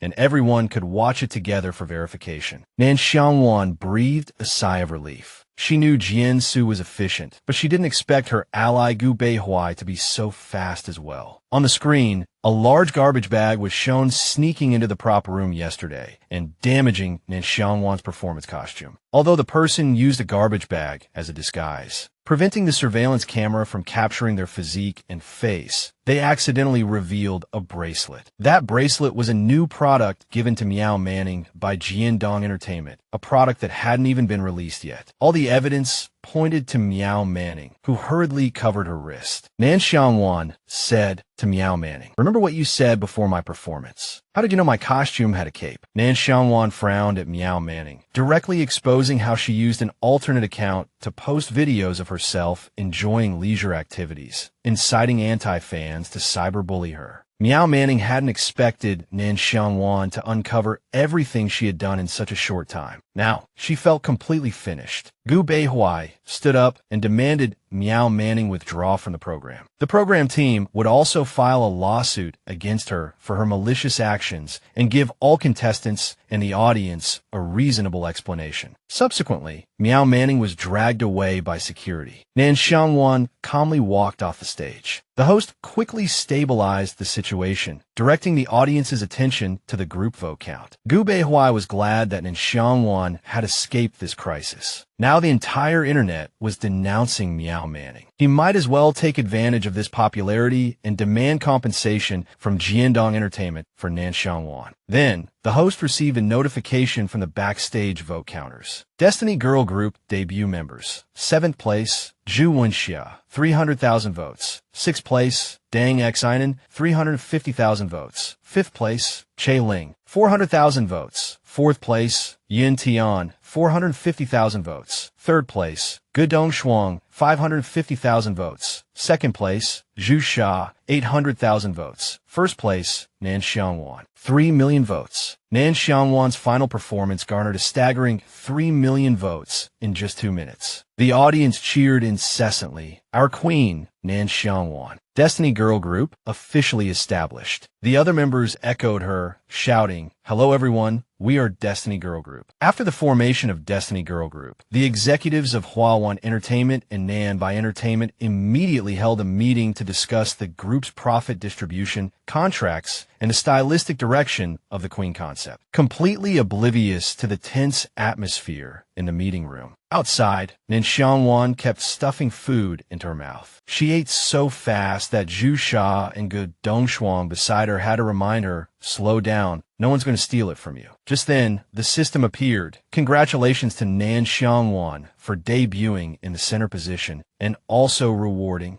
Nan Xiang Wan's looks, figure, and willpower each increased by 1 point. She also received a 10x cashback shopping spree with a 20,000 limit. In addition, Nan Xiang Wan's online followers exceeded 15 million, earning her another cashback reward. The system then assigned Nan Xiang Wan a new task to compose the theme song for the group's album. Completing the task would bring rewards, while failure would deduct 30% of the profits. Zhu Jia read the group's plan schedule to Nan Xiang Wan. They had just decided that the new album was expected to be released in 2 months and required 8 entirely original songs. The tour was planned to start 3 months later during the summer vacation. Then she asked Nan Xiang Wan if she had any questions. Nan Xiang Wan shook her head and made an okay gesture, indicating she had none. Full of energy, Nan Xiang Wan asked if she needed to write all 8 songs by tomorrow. Ji Dongshuang waved her hand, saying the composing didn't need to be that rushed. Nan Xiang Wan thought of Gu Beihai, wondering how his music was coming along. Ji Dongshuang suddenly stood up and said, Teacher Zhao just said that we have a group living plan for the next few months. We'll go to our new home later and have a housewarming dinner. Hot pot will be great. Everyone expressed their agreement. Only Chai Lin refused, saying her agent had called 5 or 6 times, urging her to return to the company after the meeting. At the same time, Zhao Tianxing and Gu Beihai had just come out of the meeting room. Hearing Chai Lin say this, they told her to hurry and not delay her personal schedule. Nan Xiang Wan called out behind her, asking them to save some food for Chai Lin and reminding her to come back early. Chai Lin smiled and said, see you all tonight. Then she left. Gu Beihai then offered to arrange a hot pot dinner at the villa as a housewarming celebration, which would also give him a legitimate reason to congratulate Nan Xiang Wan on her center position debut. The girls were all super excited and said in unison, thank you, Gu Beihai. Even Nan Xiang Wan, who had never had hot pot before, was looking forward to it. Not long after, at their shared villa, Gu Beihai had already prepared an extremely lavish spread. Gu Beihai had specifically asked someone to select the ingredients and broth base, in case Nan Xiang Wan got a stomachache from eating pre-packaged food. The Destiny Girl group members, except for Nan Xiang Wan, hadn't expected Gu Beihai to cook for them personally. They thought he would bring a professional team. After he finished cooking, everyone sat down, ready to start the hot pot. Nan Xiang Wan fiddled around for a while, still unsure how to eat hot pot, which shocked everyone. They asked her if she had never eaten it before. Gu Beihai explained that it might be because Nan Xiang Wan was the youngest and spent her time either practicing for the show or at school, so she might not have had hot pot. Who knew? Maybe Nan Xiang Wan grew up in a military zone, and there certainly wouldn't be hot pot there. The other members thought Gu Beihai made sense. Then Gu Beihai started teaching Nan Xiang Wan how to eat hot pot, asking her if she wanted meat or something else. Nan Xiang Wan said she wanted to try everything. So, Gu Beihai personally cooked the food for her, reminding her, be careful, it's hot. Afterward, Gu Beihai suddenly remembered something and reminded the group members to maintain their online presence, but to be careful during live streams and not to reveal the villa's address. At midnight, Gu Beihai left, and the members saw him to the door. After Gu Beihai's figure disappeared, they expressed their gratitude. Ji Dongshuang turned to interview Nan Xiang Wan. Nan Xiang Wan, based on the facts, are you and Gu Beihai dating? Nan Xiang Wan was completely bewildered by Ji Dongshuang's words. Just then, her biological clock told her it was time to sleep. Ignoring everything, Nan Xiang Wan closed her eyes and fell fast asleep. Ji Dongshuang tried to wake her, but no one expected her to fall asleep so quickly. Afterward, everyone started presenting evidence suggesting mutual affection between Nan Xiang Wan and Gu Beihai, but Nan Xiang Wan denied it all, saying she only considered Gu Beihai a comrade. Then Zhu Jia came to Nan Xiang Wan's rescue, saying that if she said there was nothing, then there was nothing, and told everyone to go back to their rooms and rest. Meanwhile, Chai Lin returned, looking exhausted. Zhu Jia, supporting the half-asleep Nan Xiang Wan, told Chai Lin that she had saved some food for her and urged her to eat. Chai Lin smiled happily, but before she could pick up her chopsticks, her agent called to schedule her work. She had to be on set at 5 a.m. the next morning to film a commercial and several other jobs were lined up after that. Seeing this, Tang Xinan said to Chai Lin, "Eat quickly. You haven't eaten anything." Chai Lin wearily rubbed her forehead. "I feel like I'm going crazy. Right after forming the group, they've piled a ton of work on me. Photo shoots, commercials, live streams. I haven't even had a bite to eat, and they call it giving me opportunities to become more famous." Zhu Wenxiao was very curious why Chai Lin's company would schedule so much work for her and not even let her eat with everyone during their group bonding time. Later, when she learned that Chai Lin only received 50,000 yuan for 3 commercials, Zhu Wenxiao was furious. "What the hell? When I was at a small company before joining the group, I could at least get 100,000 for 1 commercial. Not to mention my current rate is at least 6 figures. You're being completely exploited." Zhu Jia also thought something was wrong. Sherling's company is considered a second-tier company in the entertainment industry. Logically, they shouldn't have these kinds of exploitative scam contracts. Nan Xiang Wan also woke up and asked Chai Lin, "Is there anything we can help you with?" Chai Lin stood up and returned to her room, saying she was fine for now. Since she had to get up early later, she went to bed. 3 days later, Chai Lin finally couldn't take it anymore and yelled at her agent. "I told you, just let me rest for half a day. Why are you still scheduling so much work for me? You jerk. I need a rest. I haven't even slept 5 hours straight these past few days. I'm really tired." Chai Lin's voice wasn't loud, but Nan Xiang Wan still heard her. So she quickly put down her pen and went to check on Chai Lin. She saw Chai Lin's agent was still pushing her to take on more commercials. Nan Xiang Wan picked up the phone and said to him, "Let her rest. Do you understand human language? If your company exploits Chai Lin like this, then I don't think you need to exist anymore." Chai Lin's agent didn't recognize Nan Xiang Wan's voice at first, but when he realized it was her, he turned around and questioned Chai Lin. Nan Xiang Wan got tired of listening to him and hung up the phone. Then Nan Xiang Wan turned and asked Chai Lin what happened this time. Chai Lin first thanked Nan Xiang Wan and then told her everything. "The company want me to shoot a lingerie commercial, but I really don't want to wear revealing clothes. And I also told them I'm afraid of water because I almost drowned before, but they still arranged a scene for me in a swimming pool." After hearing this, Nan Xiang Wan told Chai Lin to wait. 10 minutes later, Nan Xiang Wan contacted Jing Shang, telling him that the Psyche swimwear brand was pushing actresses to wear their products for advertising and asked if he could dig up any dirt on them. Jing Shang said disdainfully, "That brand is trash." He told Nan Xiang Wan to give him 5 minutes, and he would send her something as soon as possible. Then, Nan Xiang Wan contacted Zheng Shu, telling her to expose everything online as soon as she received the information from Jing Shang. The faster the better. Zheng Shu immediately took action, assuring Nan Xiang Wan that it would be trending within 2 minutes. Nan Xiang Wan asked if the cost would be high. Zheng Shu replied, "Removing a trending topic is more expensive than creating one. We're exposing them, so the brand will definitely try to get the topic removed. Once we notice that, we can definitely profit from it. If they don't delete it, that small company won't be able to withstand the pressure and will go bankrupt. Then many parties will want to get a piece of the company, and we'll still have to delete the posts, but we can still profit from that." After listening to Zheng Shu's explanation, Nan Xiang Wan told her to go ahead. She didn't understand those complicated, brain-taxing matters, but she knew they would handle it for her. Chai Lin was very grateful to Nan Xiang Wan for helping her, but she worried that the company would come after Nan Xiang Wan and use her contract to threaten her. Nan Xiang Wan smiled and said it was fine. She wouldn't let herself be taken advantage of, and then asked Chai Lin if she wanted to sign with Hwan Entertainment. While Chai Lin and Nan Xiang Wan were talking, Chai Lin's agent appeared at the villa, yelling and demanding that Chai Lin go shoot the commercial. Nan Xiang Wan tapped her phone and then went out with Chai Lin to see what was going on. Nan Xiang Wan was puzzled about how Chai Lin's agent got into the villa. Chai Lin explained that he probably bribed the security guard beforehand, maybe claiming to be with the idol group. He often did things like that. As soon as he saw Chai Lin, her agent started ranting. "A little bit of fame, and you think you could do whatever you want. Not listening to the company anymore, are you? Do you really think you have some kind of backing? Think about the penalty fee. Think about how much work I've found for you over the years to support your family." Hearing this, Chai Lin exploded. "You know better than anyone how much that shady contract of yours has screwed me over. I worked like a dog for you. I'm exhausted, and I almost couldn't afford my mom's medical bills." Chai Lin's agent continued to blame her, saying that her low salary over the years was because she wasn't serious about her work. Nan Xiang Wan stepped in front of Chai Lin and asked directly, "Is this all your agent is capable of?" Blaming his artist for his own incompetence. Chai Lin nodded and said, "He's always been like this." Nan Xiang Wan and Xiaolin looked down on him. Xiaolan's agent, humiliated and enraged, threatened to cut off all her resources. Just then, someone from CK Swimwear walked over, raised an eyebrow, and said, "Xiao Lu, let's talk things over. We're all partners here. Don't make this scene too ugly." Xiaolan is young and inexperienced. It's normal for her to have some resistance when facing difficulties at work, but Xiaolan's attitude is still very good. Look, she even brought Nan Xiang Wan, who just debuted at the exhibition, to meet us. Nan Xiang Wan's face instantly turned cold. The man thought that if he could win over Xiaolan, he could get the other members to shoot the advertisement together, thinking he could play with a few more. Then, ignoring Nan Xiang Wan's darkened expression, he walked up to her, wanting to collaborate and boost each other's popularity. Xiaolan's agent waved his hand, and two men rushed over, trying to drag them into the car. Nan Xiang Wan sneered and casually tossed them into the swimming pool. Xiaolan's agent was terrified and took out his phone to call the police. Nan Xiang Wan grabbed his collar, snatched the phone, and threw him into the water as well. Seeing him struggling and calling for help in the water, she raised an eyebrow. He couldn't swim, yet he forced Xiaolan into the water. He was truly rotten to the core. Just then, Xiaolan told Nan Xiang Wan to quickly look at the news online. Documents exposing Chongyu and CK's scandals, including infringement, exploitation of employees, the use of yin-yang contracts, and the use of toxic materials to build swimming pools to intentionally harm young people, had all been leaked and were trending. Chongyu's stock price plummeted, and the relevant authorities were also involved in the investigation. Nan Xiang Wan told Xiaolan to call the police to deal with the few people in the pool, but she still felt something was off. She hadn't heard Zheng Shu mention any official involvement. Just then, Ji Yubihui called and asked if Nan Xiang Wan had finished dealing with Xiaolan's matter, urging her to check the trending topics. Nan Xiang Wan didn't expect Ji Yubihui to know, thinking he was psychic. Ji Yubihui continued, "We have a cooperative relationship, so Zheng Shu informed Nanbai Entertainment about your situation. I then contacted a few acquaintances and asked the authorities to look into the matter quickly." The two chatted for a while, and Ji Yubihui asked Nan Xiang Wan to return to G Mansion. He had something important to give her. However, when Nan Xiang Wan returned to G Mansion, she couldn't reach Ji Yubihui.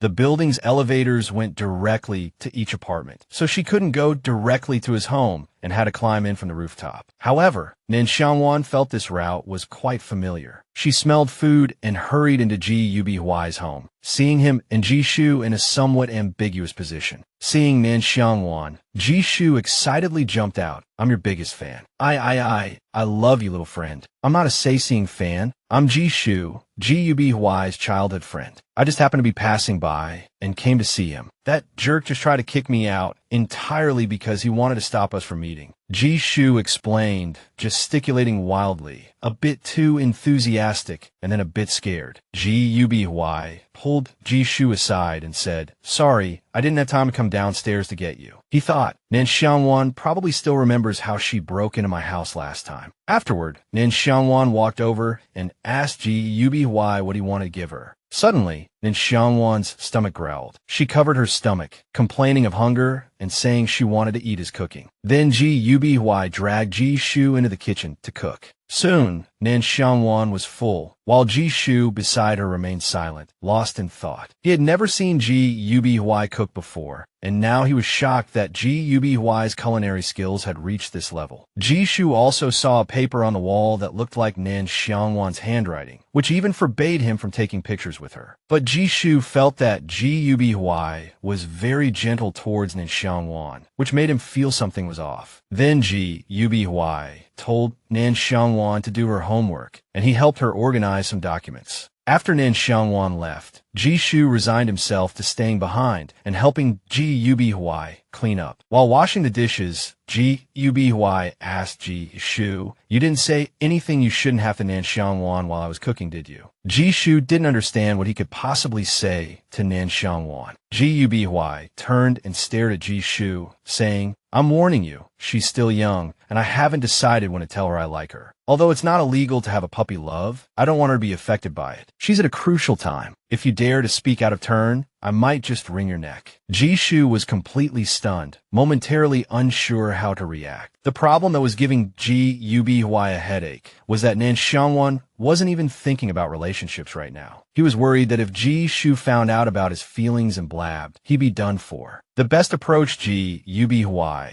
could think of was to slowly boil the frog. He wanted to gradually integrate himself into Nan Xiang Wan's life and then sweep her off her feet, but definitely not now. Now wasn't the time to let these issues distract her. Jishu yelled in frustration, declaring he would represent the Big Brick Squad and supervise Ji-Yubi-Hwai. If he dared to seduce their number one precious Big Brick, he'd be the first to fight him. Ji-Yubi-Hwai scoffed and retorted, "Let me ask you, when Nan Xiang Wan grows up as my childhood friend, isn't it only natural that you help me pursue the girl I like?" Jishu was a little stunned after hearing this, but he still agreed to help. Then Ji-Yubi-Hwai asked if Jishu was still going to stop him, making Jishu feel like he was being led by the nose. After finishing a set of practice questions, Nan Xiang Wan came to the living room and didn't see Jishu. Ji-Yubi-Hwai said that Jishu had already left because he had something to do. Nan Xiang Wan then asked what he wanted to give her. Ji-Yubi-Hwai walked to the piano. He had finished composing the piece Vast Fields and wanted to play it for her to see if there was anything that needed adjusting. Nan Xiang Wan happily walked over to the piano and sat down, which made Ji-Yubi-Hwai pause for a moment. Then he sat next to her and began to play for her. Their posture was somewhat intimate, but only Ji-Yubi-Hwai felt that way. Nan Xiang Wan listened attentively to every note of the music. After Ji-Yubi-Hwai finished playing, Nan Xiang Wan happily praised him. "This is exactly the feeling I wanted. There's nothing that needs adjusting at all." Just then, Zhao Tianqing sent Nan Xiang Wan a message, informing her that the recording of Destiny's variety show would start in 3 days. Ji-Yubi-Hwai looked at Nan Xiang Wan tenderly. Her focus on her career was definitely a good thing, and he would try his best to suppress his feelings. But he really wanted to know when her little head would finally understand his feelings for her. 3 days later, Nan Xiang Wan hurried out of the airport with her assistant, Xiao Dong, and the cameraman struggling to keep up with her. Xiao Dong told Nan Xiang Wan that there was no need to rush, as the car was waiting for her. Because the villa had been empty for the past few days, Nan Xiang Wan went directly to the apartment at G Mansion, so she wasn't able to leave with the rest of Destiny. But she didn't want to be late for the group's first recording, which was why she was in such a hurry. Suddenly, a group of people blocked the public passageway, preventing everyone from passing through.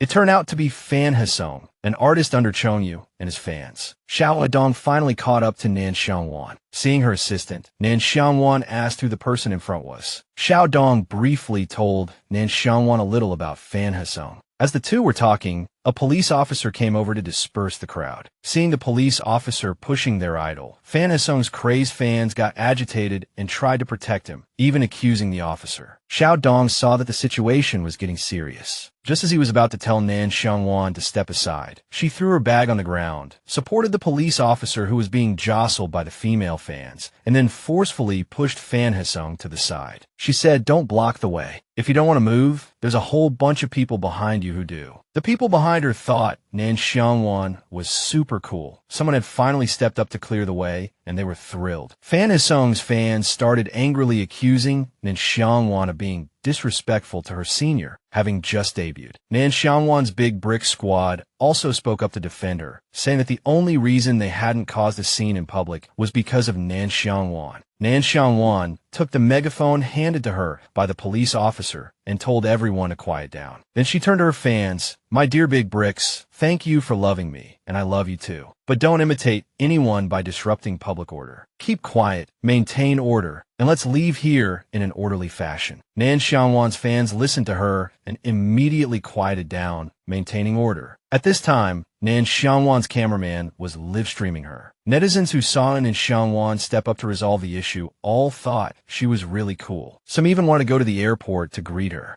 After speaking, Nan Xiang Wan returned the megaphone to the police officer and quickly left. Fan Hesong glanced at Nan Xiang Wan. He was then taken away by the police. In his mind, he was already scheming about how to use Nan Xiang Wan and the other members of Destiny to create hype for himself. After finishing dinner at the restaurant, the members of Destiny saw a cat cafe next door that was empty and quickly ran over to take a look. The girls all loved the kittens, holding them and not wanting to let go. Only Nan Xiang Wan stared at the cats without saying a word. Zhu Sha thought she was allergic to cat hair, but unexpectedly, Nan Xiang Wan was just observing them. Passing by a chubby cat, Nan Xiang Wan casually picked it up. "This cat is so cute, I want to sit on it." The livestream's comments exploded with laughter again. Just then, Nan Xiang Wan happened to overhear the shop owner on the phone. So she walked over and asked if the shop was having some problems. The owner seemed embarrassed that Nan Xiang Wan had overheard her conversation. "Business hasn't been good lately on this street, so the landlord is taking the opportunity to raise the rent like they're trying to drive me out. As you can see, my shop is about to close down. I might as well go back to my hometown. I just don't want these rescued cats to become strays again or fall into the wrong hands." Nan Xiang Wan frowned. The system immediately appeared. It also felt sorry for the cats, so it issued Nan Xiang Wan an optional mission: save the cat cafe. This was just a side mission. She could accept or reject it. Nan Xiang Wan definitely had to accept this mission. If she didn't, the shop would be finished. Afterwards, Nan Xiang Wan comforted the owner, telling her not to be sad,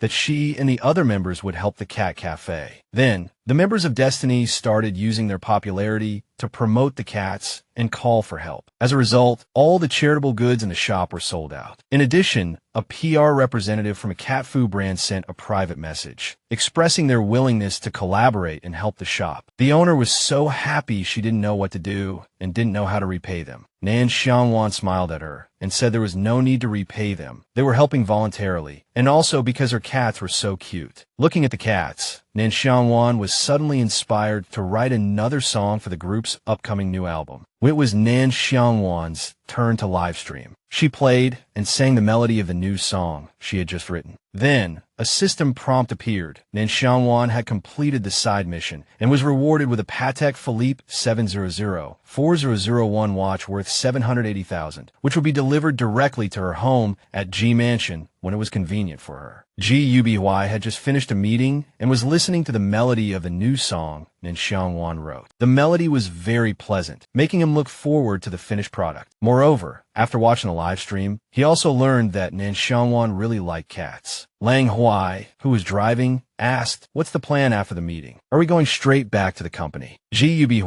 thought for a moment and said, "Let's stay here for a few more days." Over the next few days, the members of Destiny went to various places to film programs, such as the Panda Sanctuary, trying super spicy hot pot, and even participating in a popular escape room. Early this morning, on an ancient street by the roadside, everyone was waiting for Nan Xiang Wan to finish eating before heading to the next location. Suddenly, Fan Hesong walked over and greeted Nan Xiang Wan, saying that he was also filming nearby. While talking, Fan Hesong deliberately moved closer to Nan Xiang Wan, even reaching out to touch her, but Nan Xiang Wan turned and dodged, even asking who he was. The comment section immediately exploded, with Nan Xiang Wan's brick squad expressing their disgust and condemnation of Fan Hesong's behavior. A few of Fan Hesong's die-hard fans came out to defend him, but to little effect. Then Fan Hesong turned to the camera and introduced himself. "Xiao Ling and I are from the same company. I'm her senior. My name is Fan Hesong. Hello, everyone." After speaking, he turned to greet Xiao Ling, but was stopped by Nan Xiang Wan, who said, "Mr. Fan, please excuse me." Fan Hesong told Nan Xiang Wan that she shouldn't call him Mr. as it made him sound old, and she could call him senior, like Xiao Ling. Nan Xiang Wan replied, "Okay, teacher, I'll be sure to next time," leaving Fan Hesong speechless. Zhu Sha called Nan Xiang Wan, saying her snacks were ready and they should go to the next location. As the members started walking towards the car, Xiao Ling whispered about Fan Hesong. "That creep is actually a senior from my company. He likes to pull rank and harass newcomers. A while ago, the company wanted me to do some hype with him, but I refused." Fan Hesong silently tried to follow them. The girls collectively quickened their pace, and Wang Ming immediately drove off. Even when they said the car was full, Fan Hesong just said it didn't matter. He could find another way to get there. Fan Hesong was desperate to leech off Destiny's popularity. After all, they had huge traffic now, and he could totally get a piece of the action. But guess what? The Destiny program team was super efficient. They immediately sent a car to take Fan Hasong back to the hotel to rest. It was only then that Fan Hasong realized those girls had deliberately left a car for him. But getting angry now wouldn't help. He quickly adjusted his mindset, not letting anger cloud his judgment. Whatever, as long as he could leech off their group's popularity before the show ended, it would be fine. Fan Hasong thought to himself. After all, they were just a group of rookie juniors. They should obediently pave the way for him, their senior. In the following days, whenever the Destiny Girl group recorded the game show, Fan Hasong would always happen to run into them. He even made sure the cameras caught him. His intention to gain popularity from association couldn't be more obvious. The next stop was a base for shooting activities. The instructor was explaining to everyone,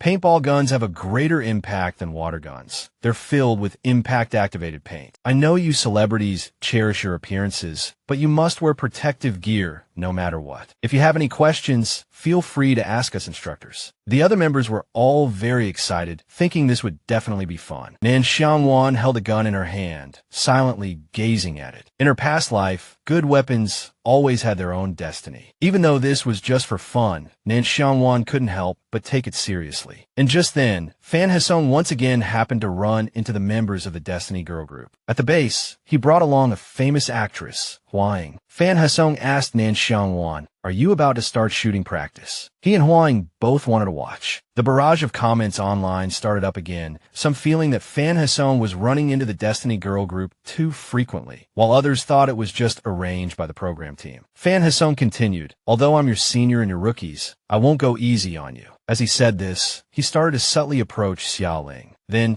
Yin Shurgai, Dong Xian, and finally, he even sidled up to Zhu Jia, wanting to guide her on the correct shooting posture. Fan Hasong deliberately used the opportunity of guiding Zhu Jia to make overly familiar physical contact with her. Seeing this, Nan Xiang Wan pointed the gun directly at him, raised an eyebrow, and said, "Brother Fan, the instructor already said that if we have any questions, we can ask them. If you don't understand professional matters, leave it to the professionals." The other members all echoed Nan Xiang Wan, saying yes in unison. Unexpectedly, Fan Hasong pretended to say, "You're right, I was a bit too eager. I'm a gun enthusiast. I've been playing with guns for several years, so when I see newbies, I can't help but want to offer some guidance and help." After saying that, Fan Hasong immediately turned to Nan Xiang Wan and asked, "So, what's your accuracy rate?" Huang didn't want Fan Hasong to bother the girls any longer, so she called him away. In another corner, the general director, Hua Yuanyu, was furiously grabbing a staff member from Fan Hasong's team. Our game show rejected countless collaboration offers, but these past few days, Fan Hasong hasn't spent a penny, yet he's leashed off tens of thousands of our clicks and views. He's really playing a shrewd game. The staff member was completely helpless, not knowing what to say. He had reminded Fan Hasong countless times, but he just wouldn't listen. He could only promise to compensate Hua Yuanyo's program team and try to calm him down. Afterwards, Hua Yuanyu angrily stormed off. "Just because I didn't kick him out before doesn't mean he can come and leech off our popularity. If you can't manage your own guest, then if he causes any trouble later, don't expect to come and clean up the mess." Meanwhile, Fan Hasong and the members of the Destiny Girl group headed to the outdoor shooting range. Seeing Nan Xiang Wan holding the gun with one hand, he excitedly anticipated her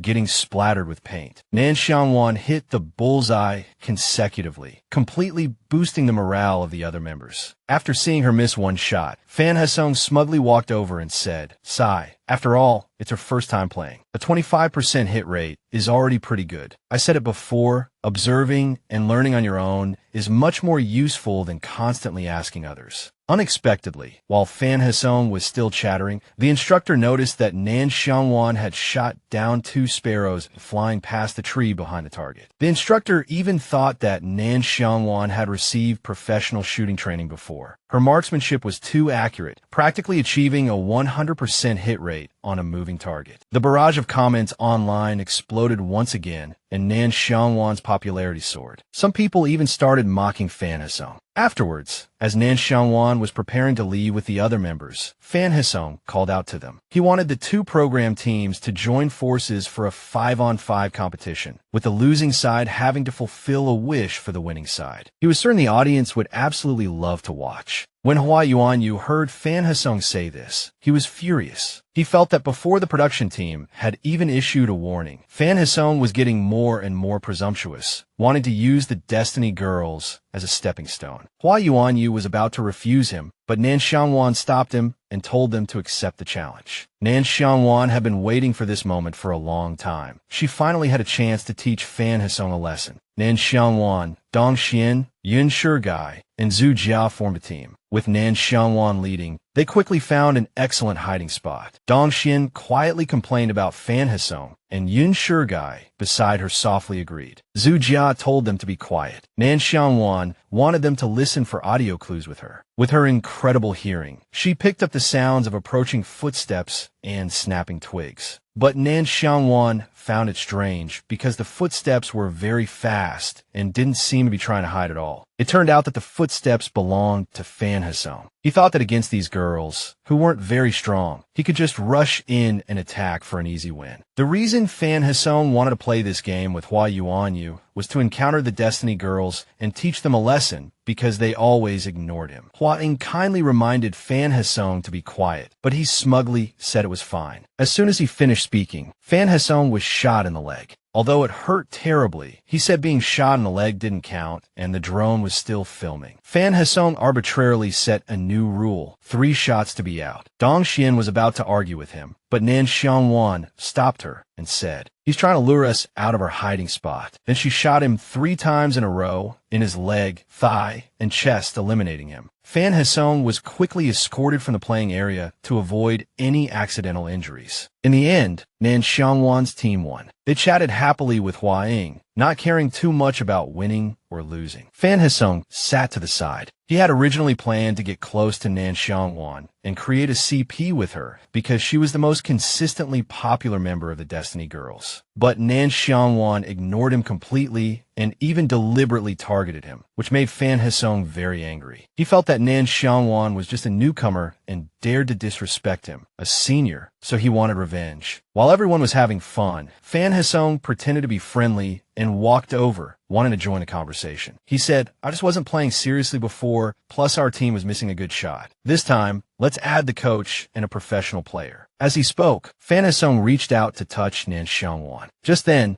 Ji Beihuai appeared. He grabbed Fan Hesong's wrist tightly, making him cry out in pain. He smiled and said, "I'll take his place. Then I'll be qualified to be Fan Hesong's opponent." Fan Hesong grimaced in pain and wrenched his hand free from Ji Beihuai's grip. He asked, "Why are you here?" Ji Beihuai hadn't wanted to interrupt Nan Xiang Wan and her teammates' fun trip, but he didn't expect Fan Hesong to stick to Nan Xiang Wan like glue. So, Ji Beihuai came over, wanted to take him out with one shot. Then Ji Beihuai took a gun from the coach and walked over to Nan Xiang Wan. He asked her, "Can you give me some pointers?" Nan Xiang Wan was very happy to see Ji Beihuai and asked him, "Why are you here?" Ji Beihuai smiled and said, "I just happened to be passing by." Fan Hesong was furious at being ignored by Ji Beihuai. His face tightened. Since Dong Xian and Deng Sinan had changed into other clothes, they didn't participate in this round. So, Nan Xiang Wan, Ji Beihuai, Zhu Jia, Yun Shigai, and Zhu Wenxiao were on the same team. The game began. Nan Xiang Wan and Ji Beihuai hit together. Fan Hesong's team had a coach guiding them, and they used many hiding techniques, so Ji Beihuai couldn't find them for a while. Upon hearing this, Nan Xiang Wan quickly climbed a tree to scout. Finally, she spotted Fan Hesong's team. She started waving her arms, trying to send a message to Ji Beihuai, not really expecting him to understand her charades. But as it turned out, Ji Beihuai easily took out 2 of their players. With Ji Beihuai by her side, Nan Xiang Wan gradually let down her guard, leaving everything to him. Meanwhile, Fan Hesong was busy running for his life, dodging Ji Beihuai and Nan Xiang Wan. His teammates had all been eliminated. Fan Hesong couldn't understand why Ji Beihuai and Nan Xiang Wan were targeting him like this. He just wanted to gain some popularity. Now, all Fan Hesong wanted to do was hide until the time ran out, which would count as a victory. victory. Fan Hesung thought he had it all figured out. But then, he was eliminated by an attack from above, and he even triggered a landmine. Now Fan Hesung realized that Nan Xiang Wan and Ji Beihui hadn't been unable to catch him, but were leading him into a minefield. Ji Beihui gazed affectionately at Nan Xiang Wan. Her sniping from the tree, like a brilliant splash of color in the darkness, suddenly inspired him to write a song for her, titled Meeting Flowers While Heading North, like a southern dusk, each flower, each leaf. In the evening, the match between Nan Xiangwan's team and Fan Hesung's team ended with Nan Xiangwan's team winning a landslide victory of 5-0. When Fan Hesung saw Zhao Wenxia, he was incredibly annoyed. He started walking towards her, attempting to strike up a conversation. Then, while the drone wasn't paying attention, he aimed and shot her. When someone noticed, Fan Hesung simply claimed it was an accidental misfire. Fan Hesung couldn't afford to offend large companies like Nan Xiang Wan, owned by Nan Xiang Wan, and Ji Beihui's company, but he could still bully people from smaller companies. Like Zhao Wenxia.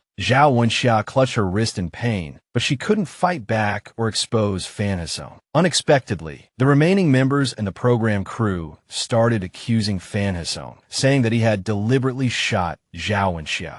Just then, Nan Xiang Wan fired 3 shots at the drone, causing it to wobble unsteadily. Fan Hesung went flying, crashing into a large tree nearby. Nan Xiang Wan threatened him with her fist. "You dare touch my teammate. Just try it." As she spoke, Nan Xiang Wan punched the tree behind Fan Hesung hard, enough to scare him out of his wits. After that, Nan Xiang Wan turned and left, not forgetting to mention the bet, that the loser had to agree to one condition from the winner. Seeing Fan Hesung nearly faint from fright, the program crew quickly sent him to the hospital for a checkup. The live broadcast was interrupted, and netizens were confused about what had happened. Nan Xiang Wan and Fan Hesung's fans started a heated online argument. Director Hua Yuanyu apologized profusely to the Destiny girls. "This is my fault. I didn't handle it well. I shouldn't have scheduled them at the same time as the other teams, letting that scum leech off your popularity. There's one more day of rest. Everyone go back and rest. Later, after we finish filming the Skylander activity, this variety show will be over. As for Fan Hesung, I will definitely deal with him in the name of Nanbei Entertainment." At the same time, a Weibo account named Lazy King of the Sea posted a Weibo message exposing Fan Hesung's deliberate attempts to get close to girls to thung popularity, warning girls to be wary of him. The comment section was also very lively.